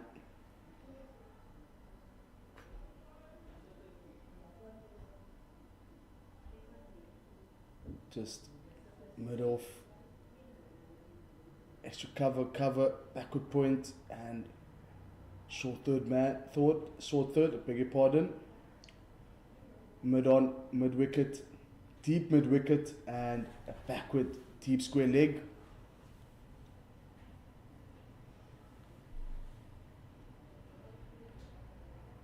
Oh, good bowling here from De Jong, and that's into another good over. Just 2 runs off that over from De Jong, and that is 91 for 3. I think that Captain definitely had a talk with her. I hope she had the same talk with Julia Scholl in terms of keeping that bowling tight. This is Faith's 6th over, but she only has 3 remaining. And the other bowler that has been, that's had some good results, I just want to have a look at her figures. Yeah, Julia Hall continues here. Already 2 overs, 4 runs in her 2 overs. Very tidy here at the moment for the Badgers. Just need to keep a handle on those extras. I think so far, the past 3 overs have been good disciplined bowling from the Badgers. I think Tasman Brits did have a word with the bowlers. Just need to keep it tidy. Just anything outside off will be ideal. Okay, another beautiful delivery, line and length, exactly what's needed. Full. There is a cover on the boundaries, fine leg, third, and a long off.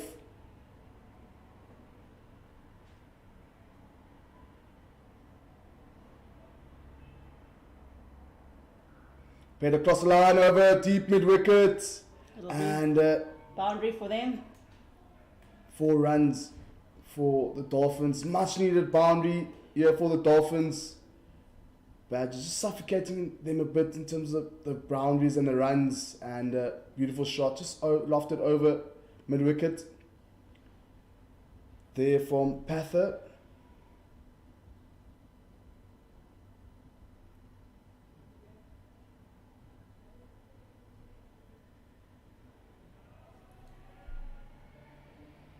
Beautiful footwork there from Pather. Just finding a gap there. There's a gap between cover and extra cover, about 15 meters apart. If you manage to get into that between that space, it does tend to go for 4 runs. Beautiful shot, wide, full wide, and got it down to third man. Fortunately, not able to come back for 2 runs there. Wonderful shot indeed. It's never easy playing those shots off the back foot. Well, Badgers has done an excellent job of restricting Dolphins now, because they're almost on par, approaching the 25th over. They're almost on par in terms of runs. But what they do need to do now is to get those wickets to fall. Otherwise, Dolphins will walk away with us today. Very late shot there from Kawu. And that's the end to that over. 6 runs off that over with that boundary. Very unlucky on that last delivery, Julia Hull. And end of the 24th, 96 for 3. 97, beg your pardon, 97 for 3.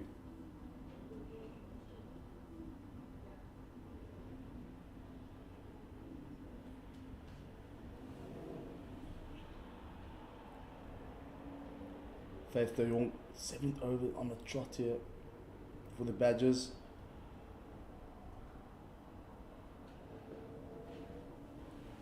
Disciplined bowling here from de Jong. She looks like she wants to get through her over here very quickly.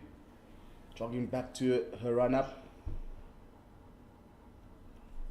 Just pitching outside off. And the first one that just slides down the leg side, and it's waiting for a signal from the umpire. Yeah, a leg by called from Sibola. The umpire, Gaynor Sibola, in the grandstand end. Positive for today, Gaynor Sibola and Stacey Lakay.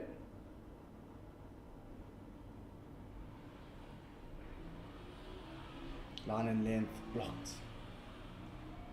Badgers definitely appreciate the dot balls here. They do tend to add up close to the end. Required run rate does tend to creep up as well.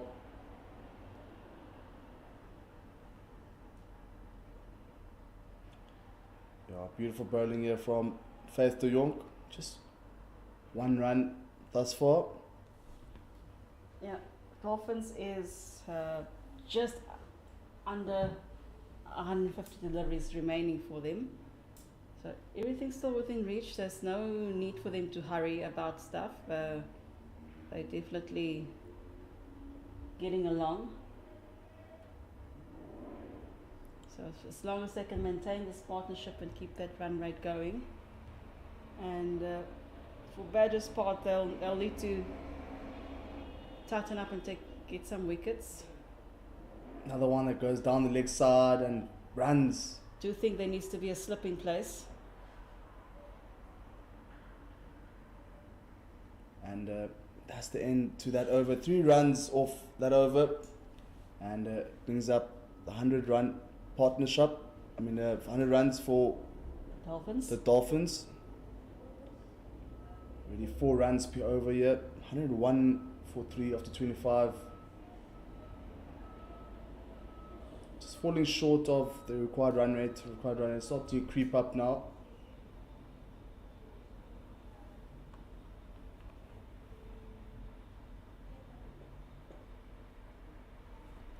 .52 run rate from the Badgers in the allocated 50 overs. Julia Hall to continue. She did fairly well in the previous over. Unlucky not to get that wicket. St. playing very late in Julia's last delivery.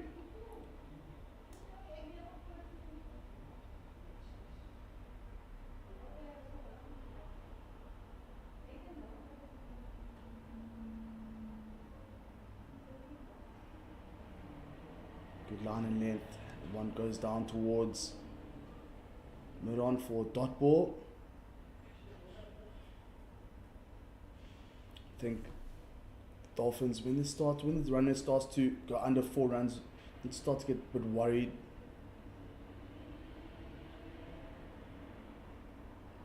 But again, they do have. Oh. Well, nothing would have come from that fielding. Even if she did get to the ball on time, it would not have been resulted in a run out, unless Dolphins decided to take a second run. Dolphins still with 7 wickets in hand to play with. Batting innings for the Dolphins, or just going down towards backward point for a single. That must be painful. Ouch. That it must be painful. Doing the fielding of your old bowling is always not the best idea. That's one hitting the kneecap. Getting a ball in the kneecap is very painful. I'm sure Julia will just walk it off. Walking gingerly there. to a mark. I think just shaking off that pain.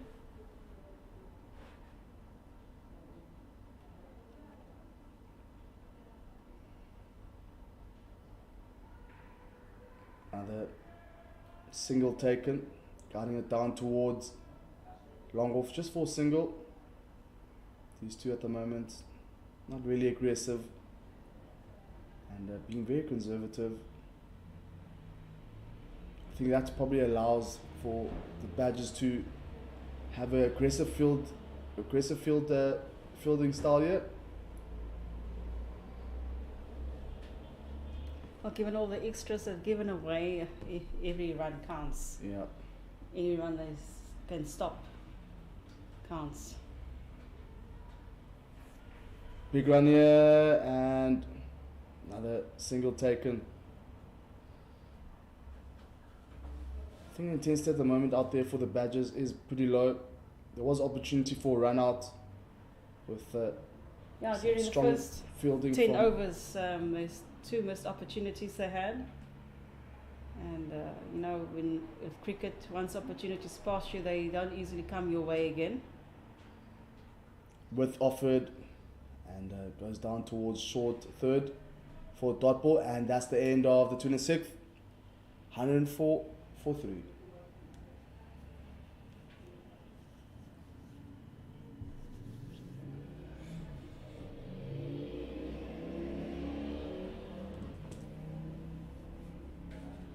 So just looking back on the scorecard of the Dolphins, Captain Alexander Candler out for 11 runs after facing 21 deliveries, caught by Kuketso Manyaga and bowled by Kayakazi Mate. Courtney Gundan run out by Chantal van Square after reaching 22 runs, and Nontle Pusana also run out by Tasman Brits, could only achieve 9 runs thus far. And currently at the crease we've got Asam Kelekau and Sean Ray Parther. Very interesting partnership going here. They seem to be very patient and disciplined out there, and slowly but surely approaching 150 for Dolphins. To play with the Lachransi. Played off the back foot there, just for single, which is just outside off. Player standing at third. Again with that run up. Seen some really peculiar run ups in my career as a player and a commentator as well. Reminds One me of of a baseball pitcher, that leg that she pulls Yes. up like that. Yes, Jab de definitely. Lachransi. Must be a, you know what they call it in rugby? It's a. Oh, And that's taken by the player standing at mid wicket. Chantal for square, that is. And Chantal that van is Square.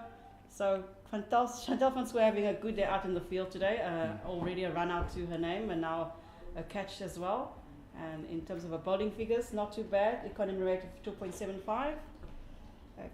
Finally a breakthrough for the Badgers after a long wait for a wicket. And Dolphins now at 105 for the loss of 4. yeah. And just looking at the stats in terms of the match worm, Dolphins are slightly dipped under in terms of the runs, and they are now already 2 extra wickets down in comparison to the Badgers. And maybe Lachransi heard us there talking about a little funny run-up, and as well, you know, this is what my run-up can do, and this is why I do it. It's like a ritual. That's the word I was looking for. The ritual. It's her bowling ritual that works for her. So by all means, entertain us. Unfortunately, Asam Kele Kau is dismissed. Good fielding out there. Chantal van Square doing all-round performance here for the Badgers with bat, with the ball, and now the field. And we see the introduction of the new batter there. It looks like it may be Ayana Hlubi. Just need to confirm that. Looks like it's Zintle Mali. Zintle Mali. Did they send Zintle up? Sinclair Marley now coming Right-hand at bats. 6. Crunchy very lucky to get a wicket there. Very expensive first two overs, going at 22 runs, 11 runs per over. Good start here for Tabitha. She's nice and full. Sinclair Marley playing with the back foot here. 4 wickets already, and the Dolphins are currently behind on the required run rate. And the run rate will start to creep close to 6 if the dot balls continue. Played across the line there, full delivery, and there's a fielder there standing at square leg. Nothing outside, backward of square. I think if Tabitha manages to bowl the leg side and manages to get a bit of bat on it, does tend to go towards the boundary on backward of square.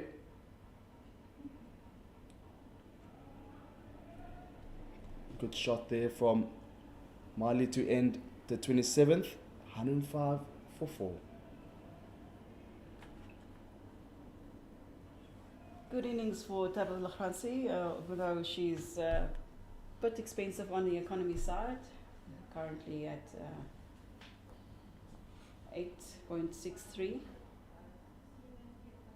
Is that Sinclair Marley?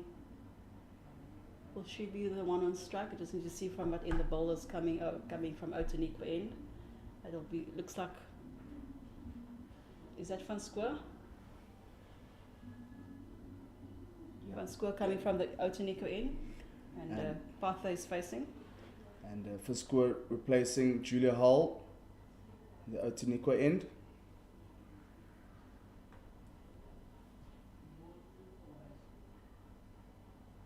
Full pitch delivery again.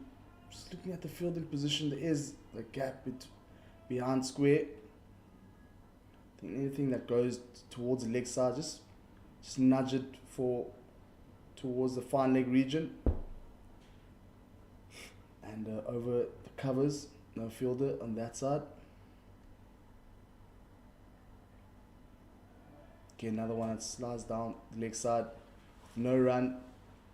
Dot balls are starting to build up here at the moment for the Dolphins. Pressure applied back onto the Dolphins. See momentum shift here.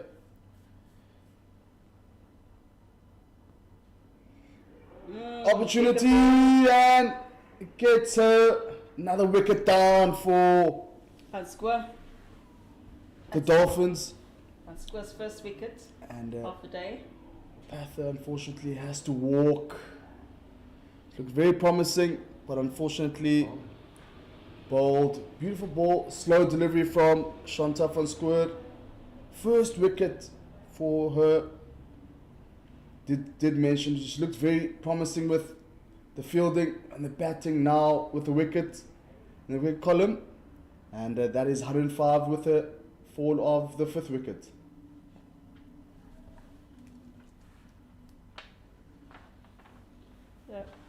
Things decidedly looking very different than it did a few overs ago. Badgers getting some breakthrough with their bowling. But there's still a decent batting lineup remaining for the Dolphins. Square's got 3 deliveries remaining of the 28th over.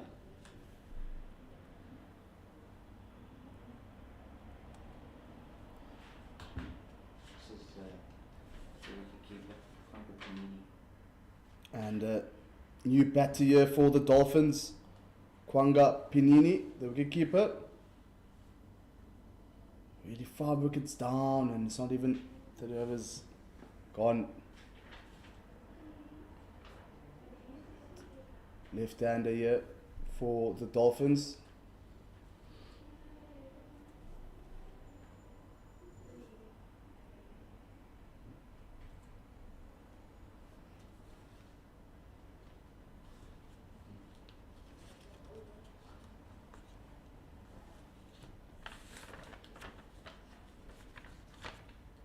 The Badgers between the 20th and 30th over. Okay. very comfortably at close to 5 runs So per over. Panini facing van Square. And just defend that ball. Pitching on the off stump. It's just 2 fielders outside the inner ring now. Deep mid wicket and long off.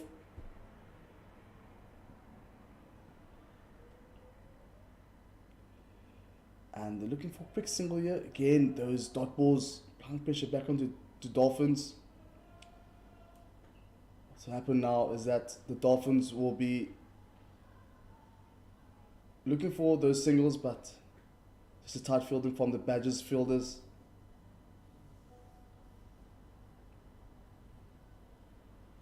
Played across the line in a space, square leg space. They'll look for 2 runs. Oh, they get the boundary. And Wonderful. here we go, Dolphins getting the first decent shot in a long while. Beautiful shot there from Panini. Short pitch delivery and pulled towards deep square leg for 4 runs. Welcome boundary here for Panini, and finally she's off the mark. 2 new batters out there for the Dolphins. Looks like Tabitha Lefrancie will be back on the attack.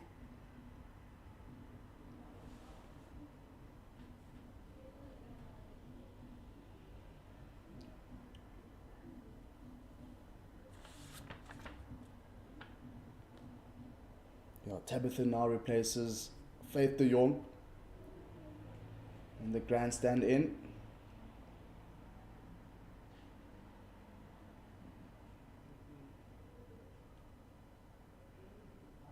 Oh, that's a big shot. And it'll beat the fielder and go for boundary.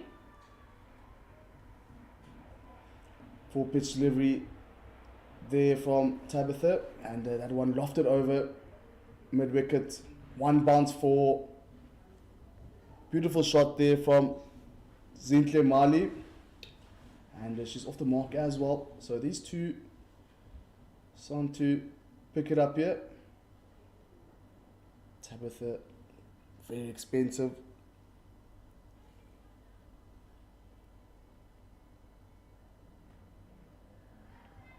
It's good delivery from her. Unfortunately not to get the edge there. Played off the back foot.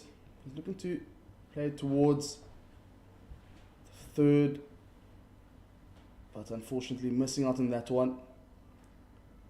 Wonderful bowling here from Lekhan. Bring her very nicely here.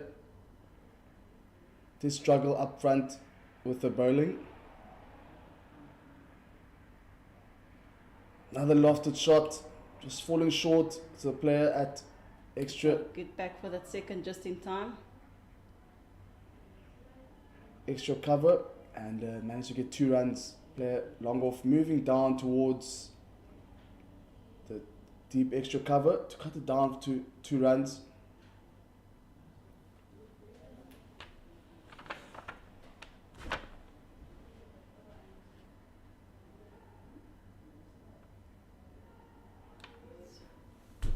Another good delivery from Tabitha Lefrancie. These two can definitely hold their own. Very confident shots. Really striking at close to a runner ball. There's a hop again from Tabitha. Fish, unfortunately, not finding the connection on that one. Full blade of the bat. And it goes towards Tasman Brits, captain.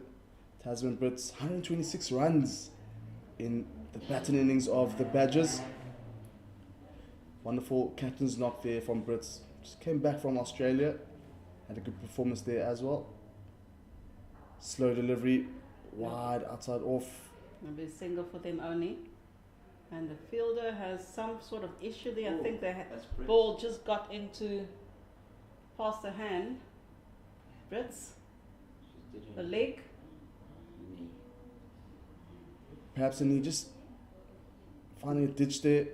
The medics are just making their way to her. She seems okay, but just need to know if she's signalled this limping, slight limp there.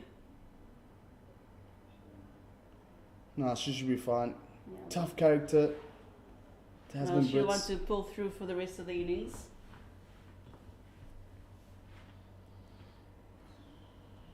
It would have been a big loss if she had to go down, especially if moving towards the latter parts of this competition. Key player here for the Badgers, especially after a few players been injured and moving on to represent the country at the Africa Games. I think Badgers are definitely missing their spinner, Janae Worcester. Do not have anyone else in their pack that can do quite the same that she can.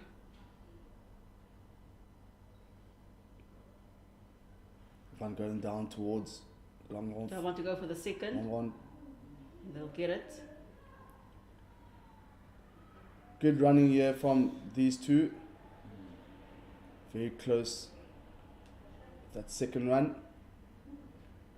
They have identified they need to at least target one of the bowlers and go towards 10 runs plus per over.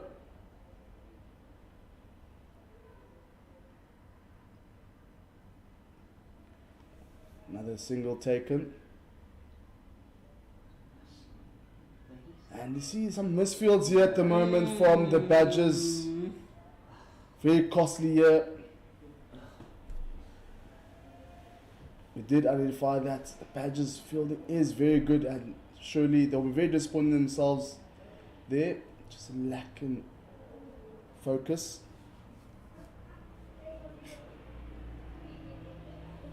They need to start picking up the energy out there at the moment.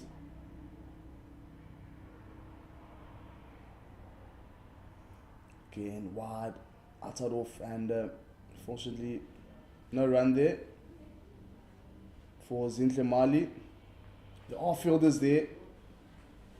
Play those cut shots, those late cut shots, backward point and short third.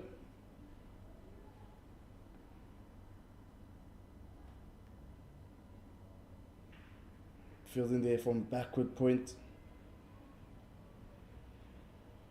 Short deliveries wide, outside off. There is no cover whatsoever on the offside sweeping area.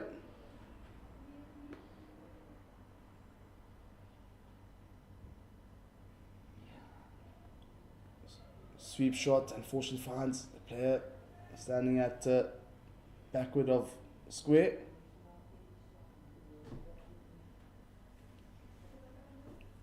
Badgers have been bowling to their field, very impressive, but unfortunately just too many wides, inconsistent bowling. Oh, that nearly. She nearly hit her batting partner out cold. Maybe a quick word there from Pinini. Pinini, the wicketkeeper. They do need a wicketkeeper, so. She signals to her partner, "You almost knocked me out cold, eh?" And that's the end of the 30th. 120. 1 for 5. And we'll be seeing a commentary change. And James King will be joining me. Just looking at the comparisons again after 30 overs. The Badgers were 122 for 2 and now 121 for 5. So on par with the Badgers score here, the Dolphins. Unfortunately just losing those 2 wickets between the 20th and the 30th overs. James, good afternoon. Thank you very much, Nathan.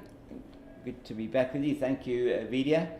And it's, very interestingly poised game, this. I think it's, at the moment, probably advantage Badgers. These two looking to put together a partnership that might be able to take it away from the Badgers.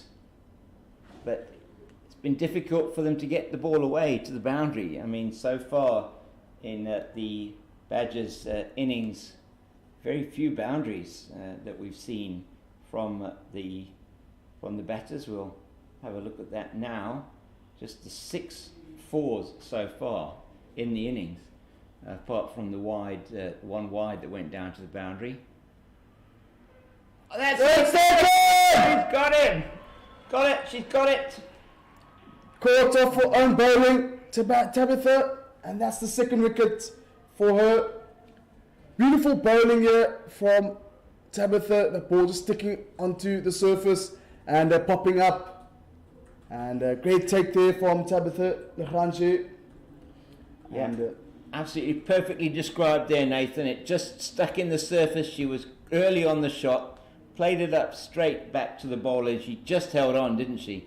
Was really good work off her own bowling. So 6 wickets down. 6 wickets down, 4 remaining now.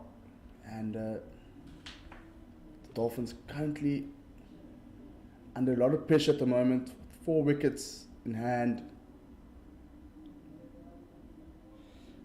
Yeah, it's been a really good spell here from the Garden Route Badgers. You feel that wicket of Courtney Gounden, which when she was run out, that mix-up with Kawu when she unfortunately was run out, was absolutely crucial to the result in this game. So it's been, since then, they've been battling to get the runs scored. They've been working it around a bit, but you just look at some of the stats across these particular batters that were in. I mean, Samkele Kawu, 18 of 45, Chandra Patha, 15 of 55, and those strike rates really nowhere near what they needed to keep going. I mean, they were ahead of the rate significantly at that one time, and just didn't manage to keep that rate going. As a new batter at the crease, I think, is Kiara Fisher coming to the crease. The right arm off break bowler is indeed number 21, and she has a job to do here with Zintle Mali. So with Konga Panini, it was Zintle Mali who was caught and bowled there by Tabitha Legrandje. So Mali scoring 12 of 18 deliveries. A little bit of acceleration between Mali and Panini, but it's a wicket down. 4 pitch delivery to start off from Tabitha, going down towards mid-on for dot ball. The Badgers between the 30th and the 40th, they just start to accelerate a bit, getting close to 6 runs per over.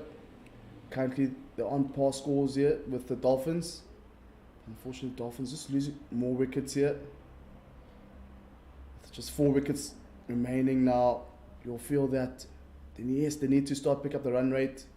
But again, that does bring in the risk of losing more wickets. So unfortunately, this situation now for the Dolphins is a tough one.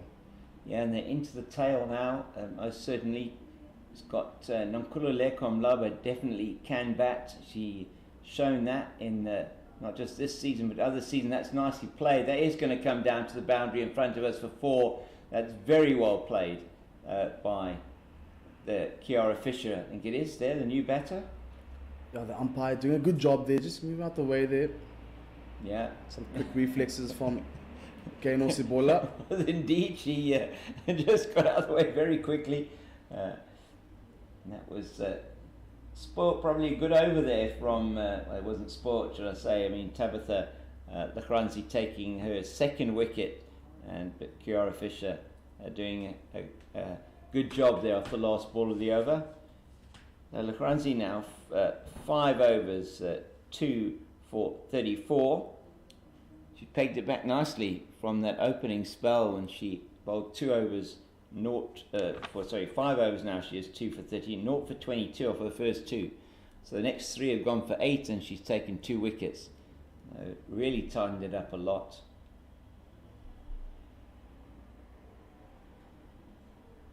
Chantal Verscourt to continue.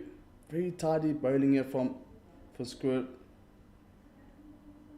Not much needed, just bowl line and length.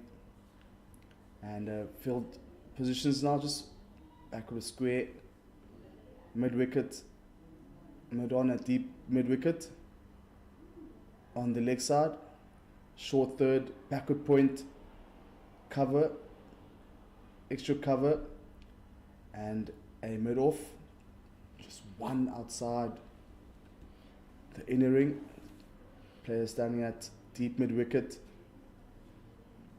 Yeah, Faith de Jong sort of halfway. Oh, another thick edge. Fortunately, there's no slip there in place. And just managed to get a single from that. They didn't run the first one really hard. No, there was definitely two there, wasn't there? And they didn't run the first one very hard. Michelle May was after it pretty quickly, but they didn't manage to maximise that opportunity. And they still need 101 to win. And just looking at the Duckworth Lewis pass score that they're showing on the scoreboard, that's 161. So 6 wickets down, they're well behind what would be if there were a rain delay now, which is, I think Crick Info's percentage likelihood is 0.00001%. They never say it's 100%. We can run it off to 0.01, run it off. Definitely.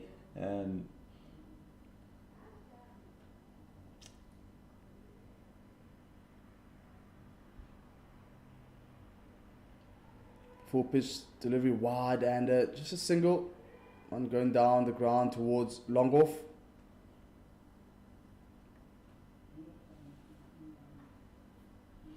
Yeah, got their quickest fielders across the ground in those positions.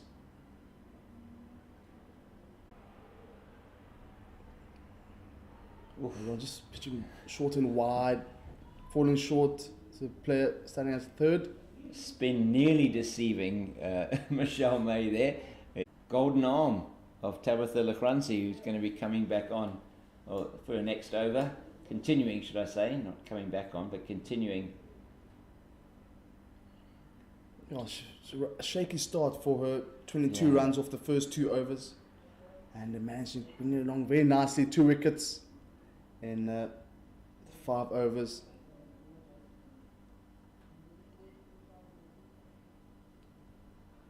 Yeah, these the 3 bowlers that started off really shakily in terms of getting their line and length, and Van Schoor, De Jonk and Lachransi, and they've really pegged it back incredibly well. Look at the economy rates of the 2 of them, Van Schoor and De Jonk particularly, 3.2 to an over for Van Schoor and 2.71 for De Jonk, and Lachransi now just bowling wicket to wicket and not able to score off her. That's what that one was, just short and wide. There was a bit of width offered. There is that gap just on the boundary side and the offside. Yeah. So if it manages to scoop it just over the covers.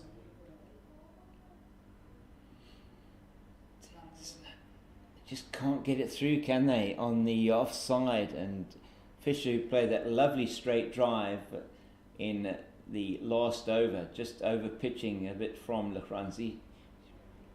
She's strong in that area, square the wicket, not as easy to score.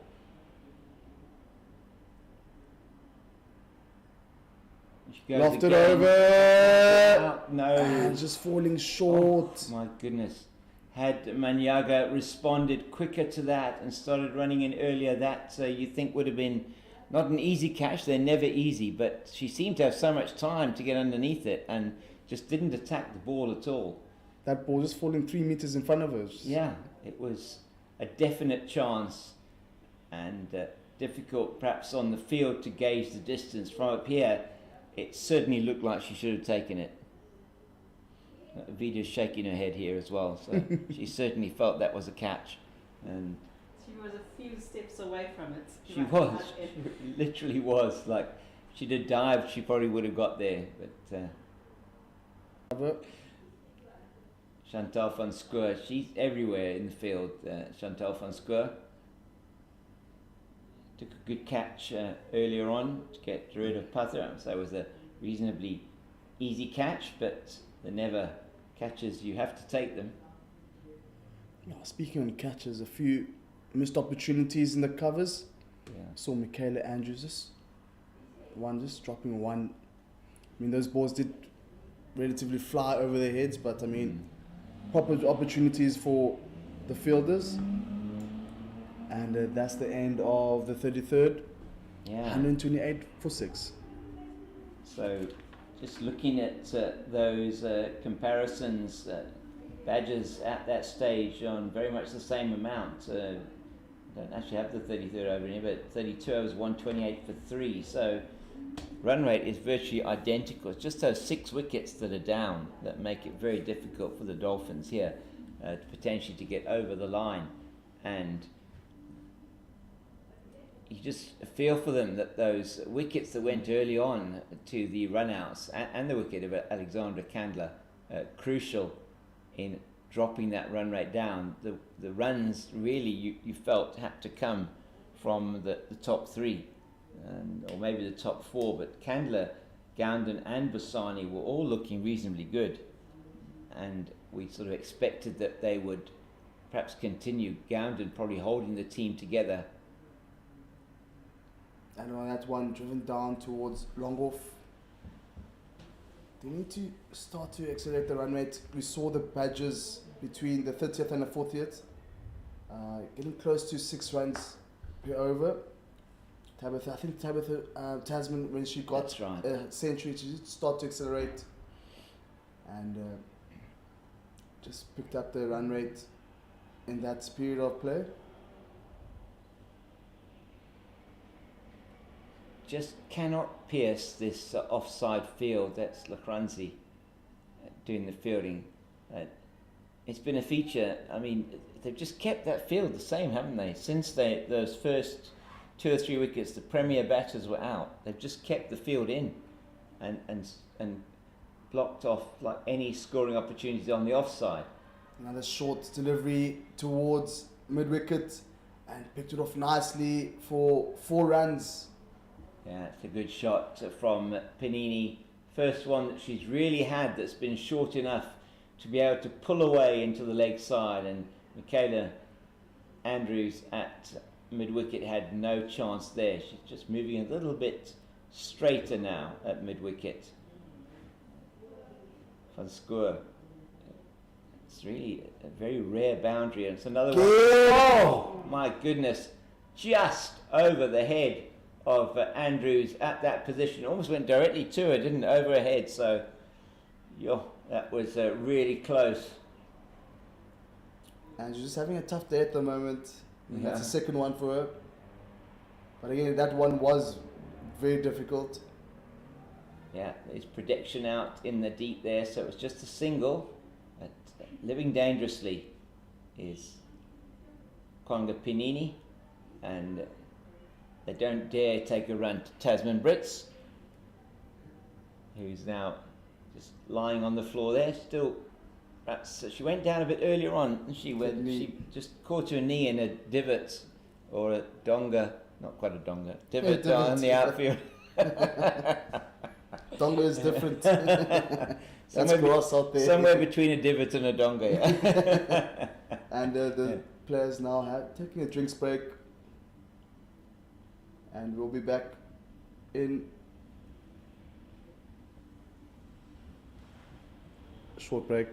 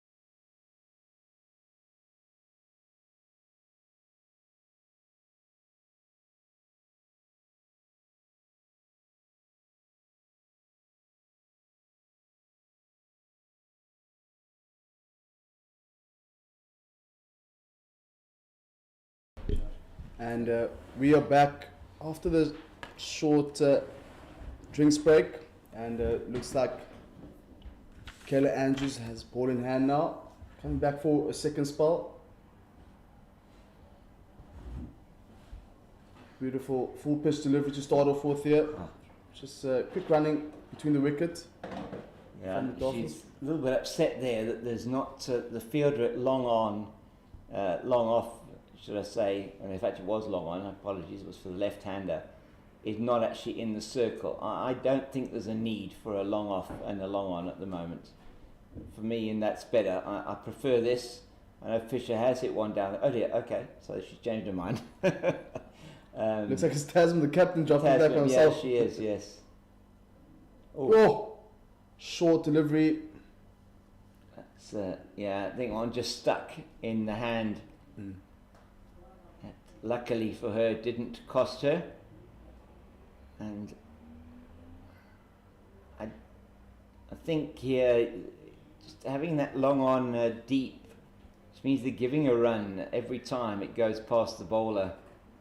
And keep the pressure on would be good. Andrews is really struggling here. She's back into her cricket. I'm sure she has played a few warm-up games. First time she's playing for the Badgers for quite some time. In fact, first time this season. She's been on a long-term injury break, and great to have her back. She's been very effective with the bat and so far with the ball. And that one angling across the left-hander. Nathan. And that's one just very wide from Michaela Andrews. And as James mentioned, Michaela Andrews back from injury. And coming back for second spell here. The grandstand in. Big shot. Yeah, and that is, she got her with a delivery, a full toss that time. My goodness, it hit her. Looked like it hit her. Let's have a look and see. Maybe on the replay here. That we can see on replay, but we've got a delayed live feed here. So she just hits her completely in line with the leg stump. Yeah, that's going to go on to hit leg. So, yeah, I think umpire making that decision. Nathan's shaking his head here. Looks like maybe it's umpire's call and hitting outside. Umpire's call. But again, umpire's call is tend to be given out. It does. So that just looking at that, it looked as if it was going to potentially go on to hit the stumps. The only debate might have been whether it was in line with the leg stump, but it was a straightish delivery. Just probably got her in the flight in the end. It didn't pitch, and that's the 7th wicket down. Now 136 for 7, 34.4 overs. So Innings is sort of stuttering along a bit here, and we've got got the feed coming through from the feed on the CSA feed with our YouTube adverts that have come on, which is very interesting. So those of you who want to know what the specials are, take a lot at the moment. Don't ask us. We didn't see that one very quickly. It's not paid sponsorship. It's not paid. No, so sorry. So James, I just messed that up there. It's not paid sponsorship, James. I should have said that on a website for an online shopping company just came onto the screen. It's not paid sponsorship. And we resume now. 136 for 7, and Michaela Andrews, ball in hand.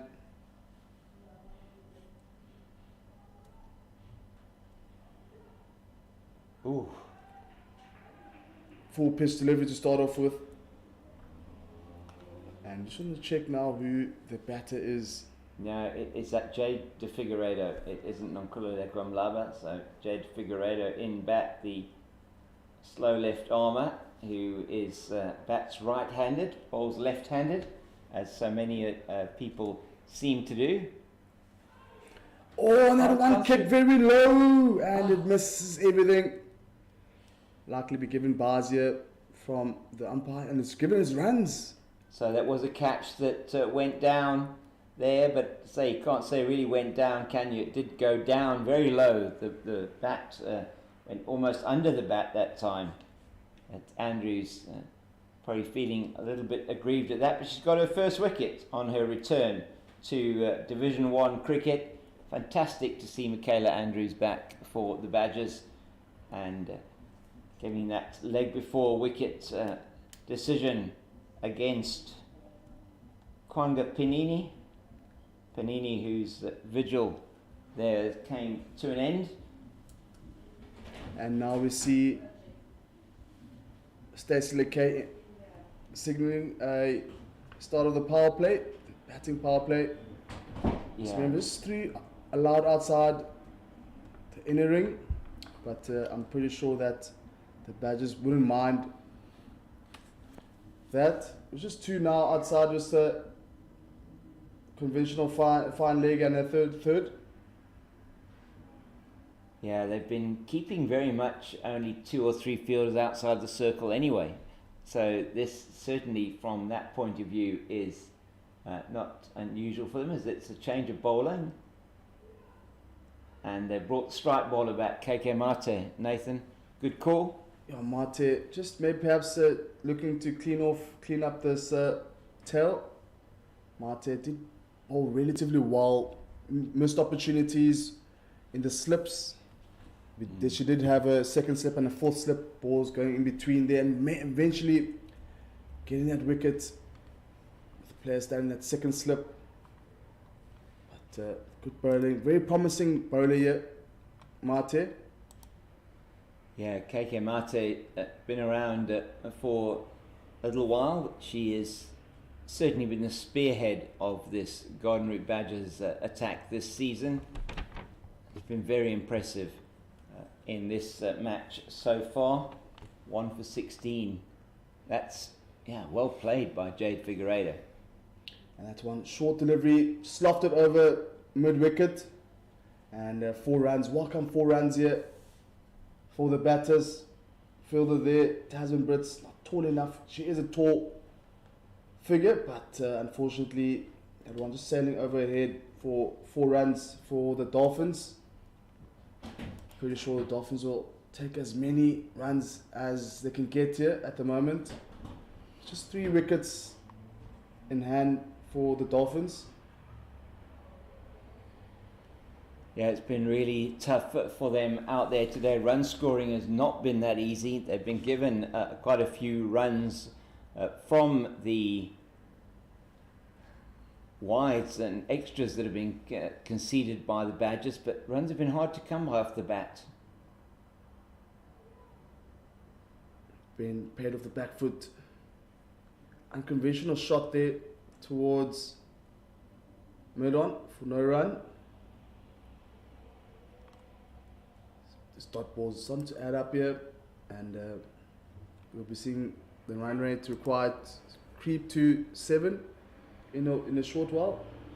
Yeah, 6 already, and every single over, as you say, Nathan, that they don't get those runs, it's going to get just worse and worse for them. Another one paired off the back foot. Full delivery, unusual to play off the back foot. Maybe just play on the front foot, with confidence behind that ball. There's that gap between extra cover and cover, about 15 meters. If you can manage, just put that front foot forward. There, again. Just bunted out into the offside again, though, to Figueiredo.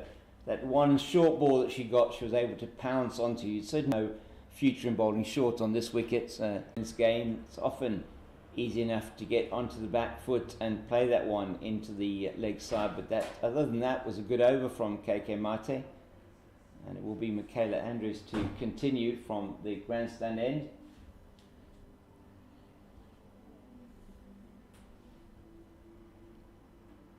Yeah, it's good to see Michaela back from injury. Michaela Andrews, stalwart here at 6-gun grill. Garden Route Badgers. What a long name. We call them SGG GRB. SGG. I think everyone will just keep it very simple, GRP. Definitely. Garden Route Badges. But Again, you can never forget the yeah. sponsor, title sponsor, of course, Six Gun Grill. No, not at all. And the union here very thankful for that sponsorship from Six Gun Grill. That Another is short delivery there, pulled across. Wonderfully controlled shot there from the batter, and it finds a player standing at the deep mid wicket for a single. Second ball Michaela has bowled that very short delivery, back of her length. I'm not sure she means to bowl that. I mean, with the actually just building her pace back up after the break that she's had. Both of these two. Oh, that's way down the leg side, and Derrida. That's It's 4 wides. Yeah, 4 wides again, and that's the second time Andrews has just let it drift far down the leg side, and with her pace, once it goes past the wicket keeper, there is really no price for the fielders behind the wicket, and she does have that fine leg short in there at a sort of short fine 45, and that's the second 5 wides that she has conceded.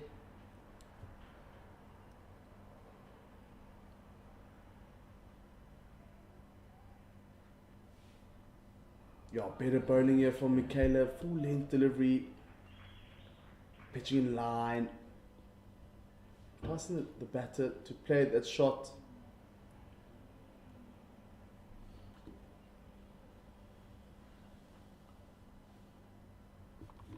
Michaela has been all over the show today.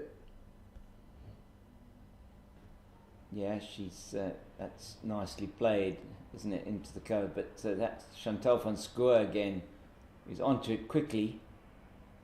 But again, it was in the gap. And managing, and obviously the batters have the opportunity to go for a run, which they did. Do need more than just a run a ball here at the moment. The Badgers, beg your pardon, the Dolphins. Dolphins this over's been a good one for them so far, though mostly the run rate has been self-inflicted, the runs by the Badgers.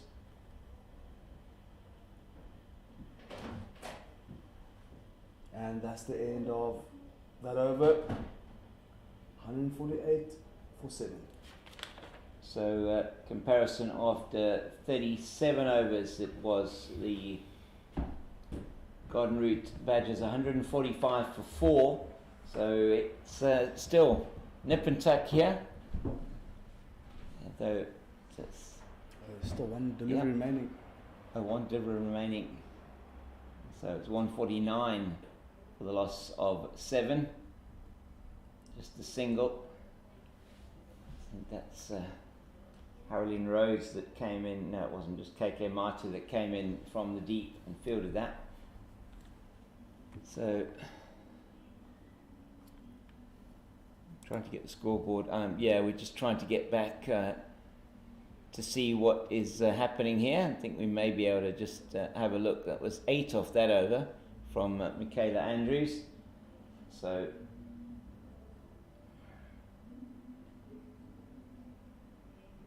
it's going to be KK Mate to continue. We're losing our screen, and I also can't unfortunately get can't get anything here on my screen either in terms of the scorecard. Let me see if I can get just a little bit more promising. Let me see if I can get the feed up here so we can see. Beautiful start here from Mate. Coming to a close. Few more overs left here for Mate, and a full pitch delivery for Mate. Oh shoot! Sorry. And lofted over, covers, and opportunity missed there from the Badgers. And looking just to scoop it just over the covers, but unfortunately not having the power to get it over towards the boundary. And that is a single taken from Fisher.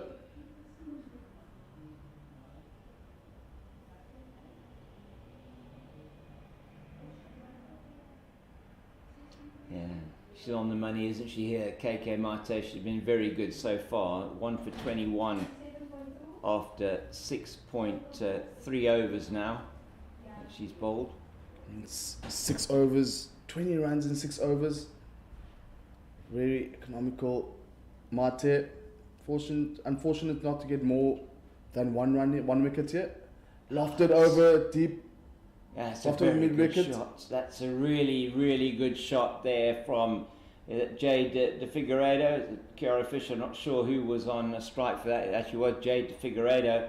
Really, really good shot as she plays over the fielder at mid-wicket and down to the boundary there, as Nathan was saying, at deep mid-wicket, and she gets the applause from her dressing room for that, getting her team closer.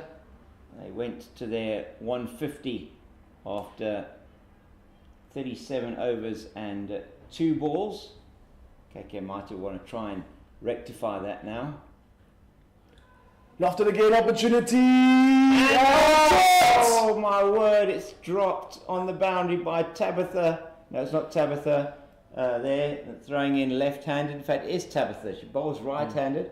She throws left-handed, bats left-handed, and that she'll be very upset with. That was going to be the wicket. She was into the sun, but she should have taken that. It was a catch she would have expected to take all day, and concedes 2. As a result, twists and turns in this game have been immense.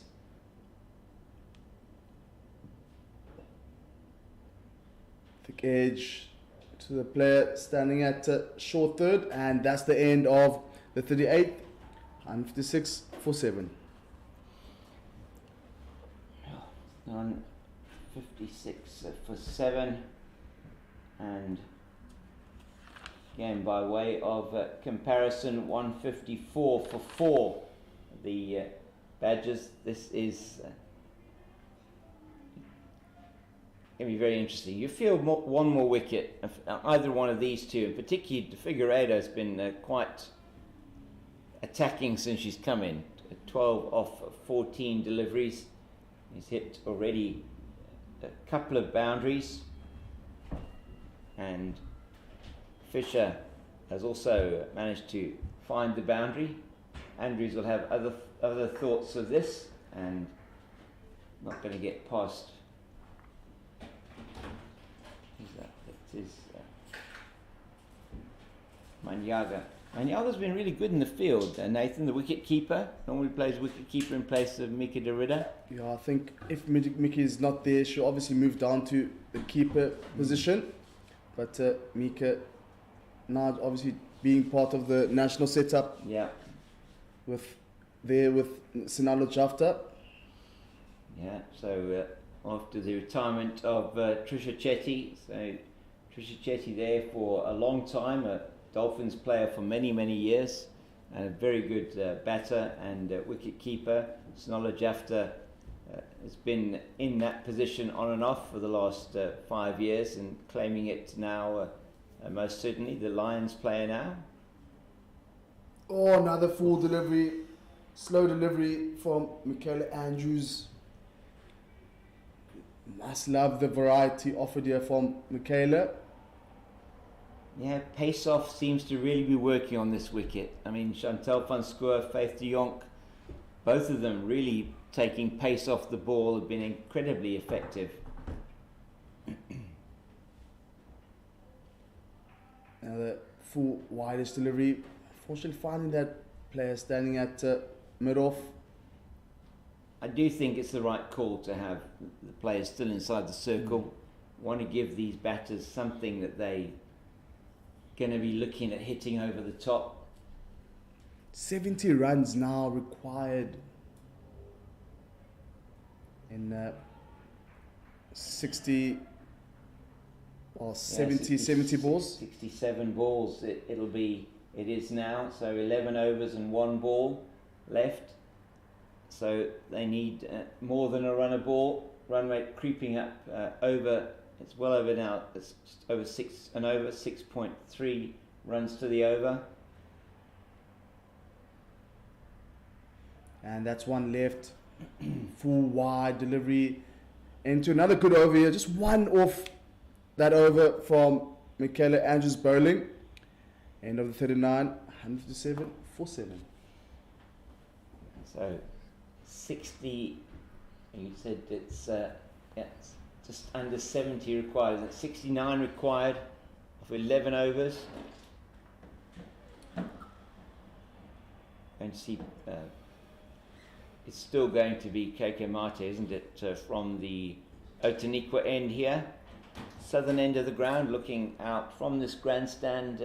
We're onto the mountains in the distance, which at the moment are covered by...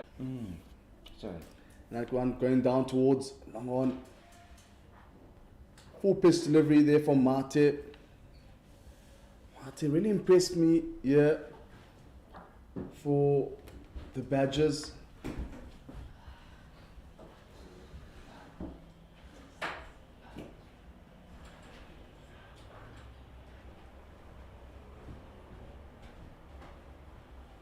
Oh, and that one just misses that outside edge. Good bowling here from Mate.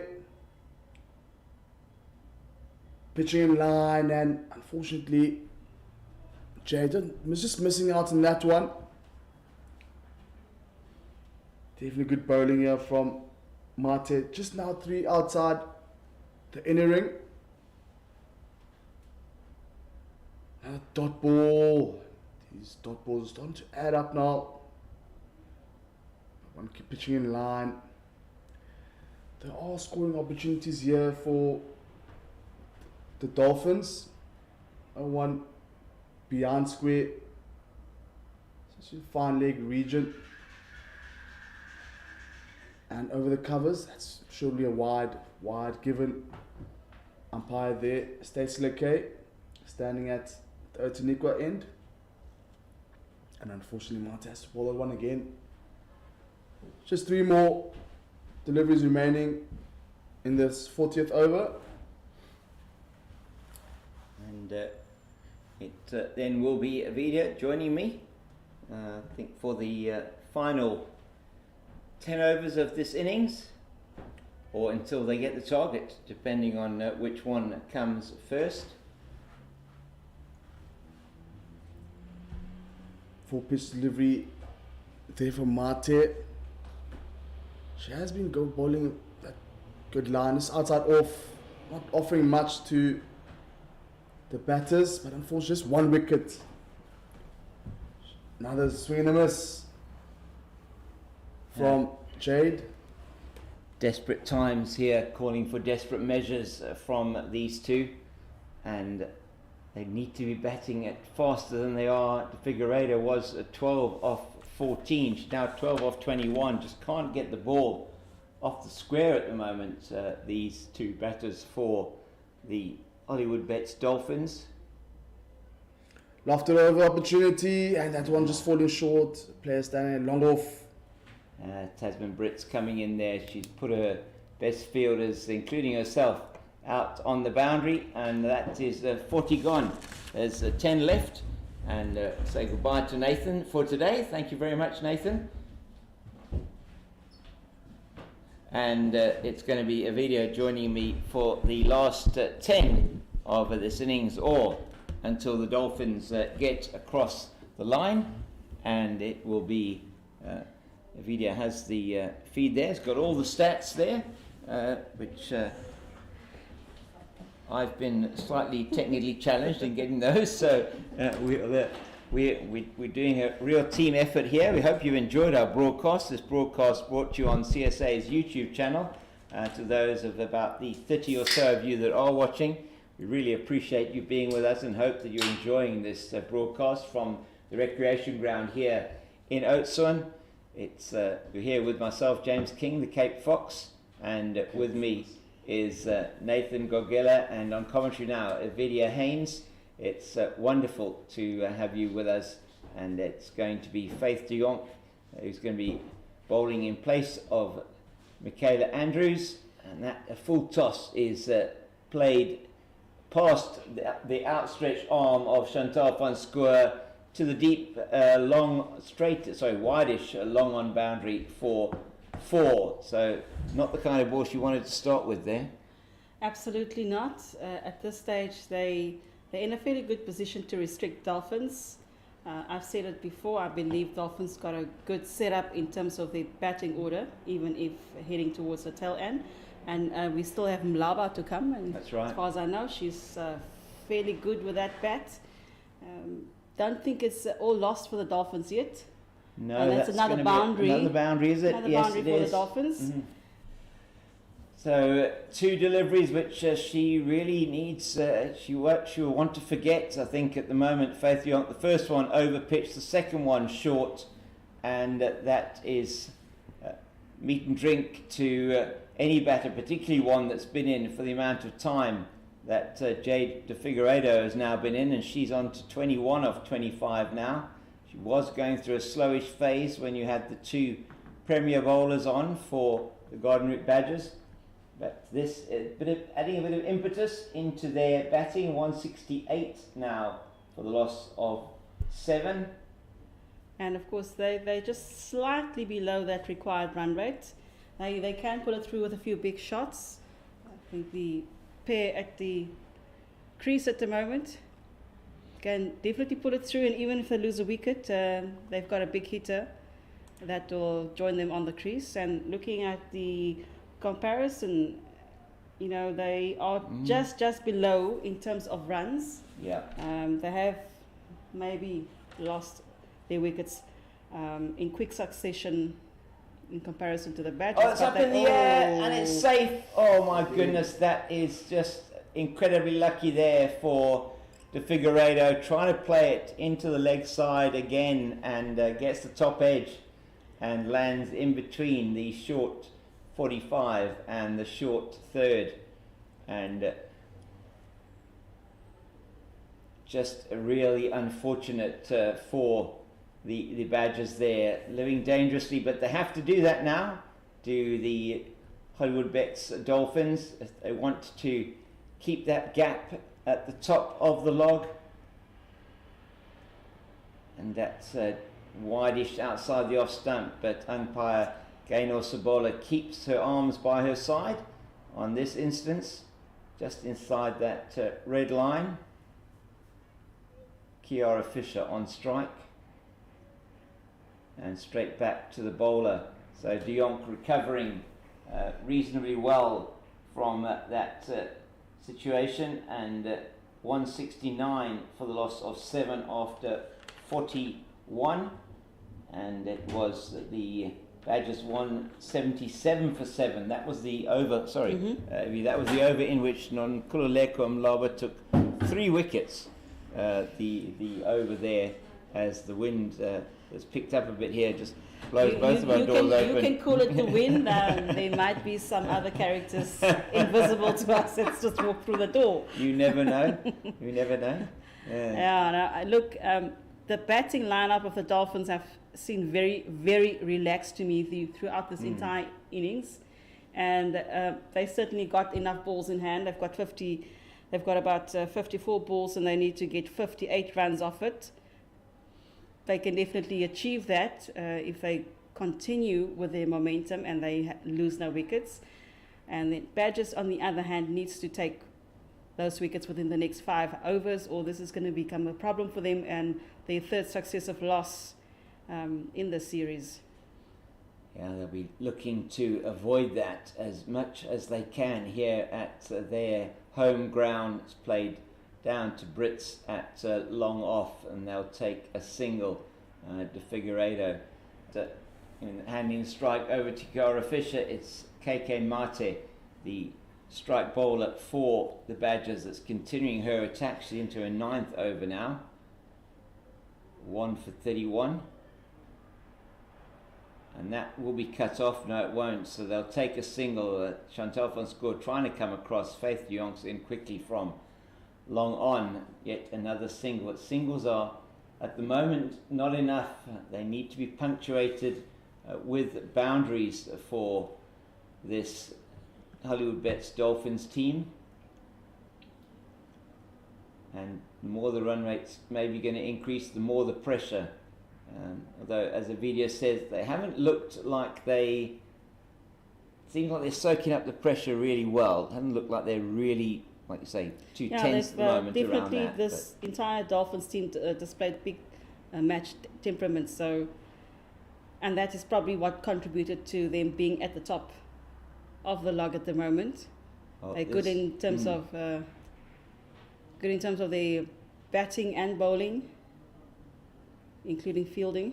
So this will be the first match that, if they do get over the line, and just a reminder that they have played 6 matches, yet to concede a defeat in this particular tournament. I just want to confirm that for you. But they lost 1 match and they've won 4. And that could be another run out here. Oh, if that had hit directly, she was gone. And that Chantal van Schoor again, I think it is, at the mid-wicket position that took that shy into the stumps, and she has been deadly accurate already today. And another potential run out there, just avoided. Sure. So yeah, just the 1 loss, but in every single one of the 4 games that they've won, they've picked up the bonus point. So if they do win this one today, it'll be the first game they will win without a bonus point. It's early days yet, and if they don't get through here, it will be they'll be on 8 matches, 24 points. Western Province 8 matches, 20 points, and the Titans 7 matches, 19 points. So looks like it could be heading for a very exciting finish here. Faith de Jonk to continue. Continuing here in the so after 42, 172 for 7, only 3 off that previous over from KK Mate. Avidia, she's kept it really tight after 9 overs. KK Mate has I've always been a fan of her bowling, and this is the alternative for the Badgers. If they're not able to get those wickets, they need to keep it extremely tight with their bowling and really curb those extras. Unfortunately, this innings for the Dolphins, they've conceded, I think it's close to 30. Yeah, it's extras. Over 30 now. It's over 30 extras. It is and indeed, if you look at the score, if you take 2/3 of that away, of those overs, if they've kept their bowling more disciplined, that they would not be sitting at 172. That's over the fielder at mid-wicket, down to the deep mid-wicket boundary, and Harrelyn Rhodes does the fielding, but only concedes the single, which at this stage, happy to only concede the single. 2 to come in this over, just a single run so far. The run rate after every ball that isn't a run just creeps up again. It's at 7.4 and over now, and approaching only 7 overs to go. That's a good delivery outside the off stump. Is inside that wide line. Faith de Jonk in this over has been really good. Yes, having started out rather poorly with those wides, she has managed to tighten up her bowling, and economy rate is just under 3.5. Straight to the fielder at mid-wicket inside the ring. Just a single off the over, 173 for the loss of 7. So doing the calculation, needing 227 it is to win. That means what, 54 to win? Yeah, 54 runs or 44 balls, which I still think is they can accomplish. If there's 1 or 2 big overs for them, they can bring that run rate down. So see what they are going to be able to do. Run rate required now as the scorecard, I think probably updates, is that they have got to score 7.7 runs to the over. So it's now almost a what they say in the corporate world, it's a not negotiable that you've got to get a boundary and over. So many buzzwords and sayings that there are from all over the place, and this is a very important over, you feel. Chantal van Schoor, is going to be bowling the 44th over. 7 to go. and every ball just pushes every ball that doesn't have a run scored just pushes that run rate up by just that little bit more. So dot balls priceless for the Badgers, and for the Dolphins just makes it much more difficult. That's another good delivery. She just floated it up outside the off stump, but it's on short of a length and not really able to get anything on it. They're still attacking the Badgers. Defensive on the leg side. And they've got a long off as well. So there's 3 fielders out on the boundary on the leg side. That's a big shot. And that might be to one of them. And it's caught. Oh, she got it this time. Out. And that is a huge wicket. And this time, Tabitha Lachranzi makes no mistake. She gets her body right behind it, and she takes the catch. She gets a hug from Tasman Brits, and that is the wicket, I think, of Kiara. No, it's not Kiara Fisher, that's Jade de Figueiredo. And she tried desperately hard, did Jade de Figueiredo, to get her team over the line. But it is a full toss, and she's playing it into the leg side and looking into the sun. It just gets everything behind it, does Tabitha Lachranzi, having dropped one earlier in the piece that she looked absolutely devastated about. She can now hold her head a little bit higher again as the 8th wicket goes down. A good partnership between these two. 27 it was, but unfortunately the number of overs that it took is telling, as they've had now 43.3 overs, so it took them nearly 9 overs to score that 27, which is certainly not what was needed at that time from the Dolphins. I agree with you on that one, and for the Dolphins' sake, I think they can be proud that Jade hung out for as long as she did. I mean, she faced 37 deliveries and managed to score 25. Not too bad for someone that's considered to be tail ender. That's another big shot from the Dolphins, and they'll get 2 for that. They'll get 2 for that. Oh no, they'll stay for safety. Oh, ouch. Ow, that hits Ayanda Khlubi on the thigh pad, I think, as she's trying to get out the way of the ball. But that should have been 2.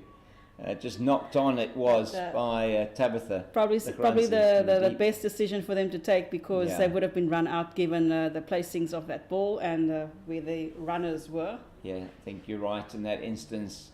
She had another go. That one is in the gap, but it's going to be fielded beautifully by Tasman Brits. And once again, this time, Brits... just incredible fielding from the Garden Route Badgers captain. She runs around to her right, picks up, throws in, and very accurate. Every run counts now. If one can be saved, that's what the Badgers need to do.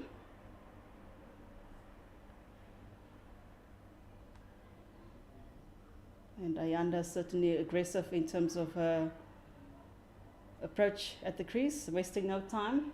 Yeah, she's having a full go there, so coming in at number 10, so it is going to be Nonkululeko Mlaba, going to be coming in at number 11 for the Hollywoodbets Dolphins, and I am slightly surprised at that. She has batted in the middle order before for the Dolphins, and been particularly successful partnering Nondamiso Shangase, so in the domestic game has been able to do quite well. It's the end of 44, and score 175 for the loss of 8. So just 2 off the over, and a wicket for Chantal van Schoor, and Badgers will be very happy with that, as it is the slow sort of, I'm not quite sure what you call them. They used to call them in the day when there was a chap called Chris Harris who played for New Zealand, they used to call them dibbly dobblers, and just bowling wicket to wicket. You miss, I hit, and that is off the pads, and not quite sure why Ayanda's looking for a run there. But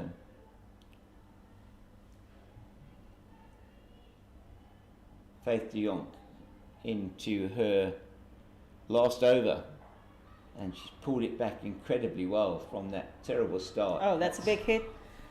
May go for just a single. They looked like they want to attempt a second, but better not. And these last 2 overs have been very, very costly for the Dolphins. Their run rate required up now around 9 and over, and number 9 and 10 at the crease. That's very nicely played. Again, it will be cut off by Harold and Rose. They're going through for 2 this time. They'll get them easily. It is good running, good fielding in the deep as well. So this is not looking good for the Dolphins at the moment. Yeah, they have still got 34 balls and 51 runs required. They could still do it.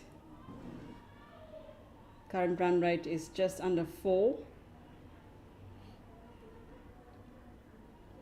So move on to 180. It is for the loss of 8. 1 ball left in this over. We may be just slightly behind on the scorecard from our side, and that's played straight down to Michelle May. They take the run, they're going to get it easily as May just fields and prevents any chance of anything more than the 1.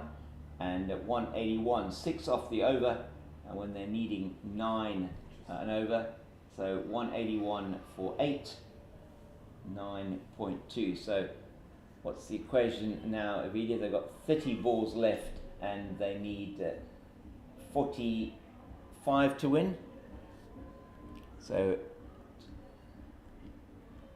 my right in saying that, it's 181 for 8.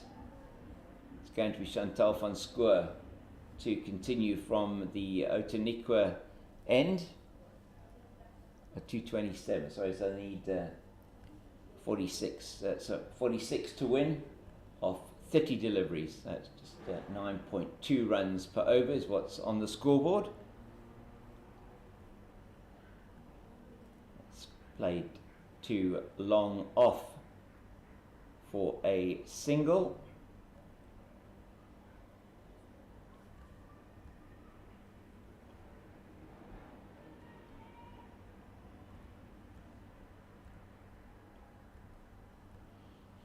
This win potentially here for either side is very important, but particularly if the Badgers want to pull themselves out of that 5th position and have any kind of say in as well, then they would have played 8 matches after this match. Oh, she can't get that away, Anders Luby. She's trying very hard, but it's been another good over so far from Chantal van Schoor, 2 of 3 deliveries so far. Boundaries needed desperately for the Dolphins.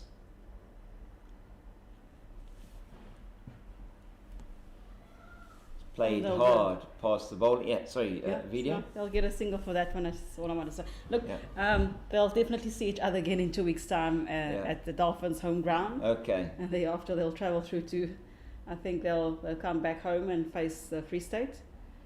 I think the last round is here at so they play the Free State. Yeah. So they've got 2 rounds against the Free State, have they? So they're away twice. They've got one. The next match they play is the Dolphins again at home. Away with the Dolphins in Chatsworth, and then they're in Bloemfontein to play they'll be back at the recreational grounds for their last match against Free State.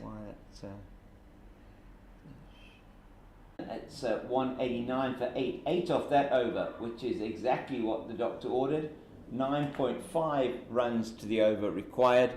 So 8 off that over, and that's the ticket for them. They needed that boundary. It's Michaela Andrews returning now. Will she be bowling the last 2 overs? It's 4 overs to go. 24 deliveries, 38 runs to win.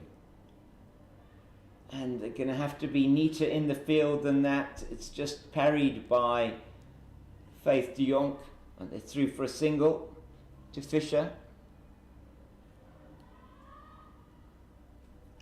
Michaela Andrews, she's only collected 1 wicket today. That's right, 1 wicket on her return. That was the wicket of Kwanga Panini. She caught her LBW. That's across the line. There's only going to be 1. De Jonk is around quickly. So conceding singles is okay at this stage. It's not okay in cricket at this stage. The Dolphins look very close to the score that they need, even though they've only got 23 deliveries remaining. 36 needed. Yeah.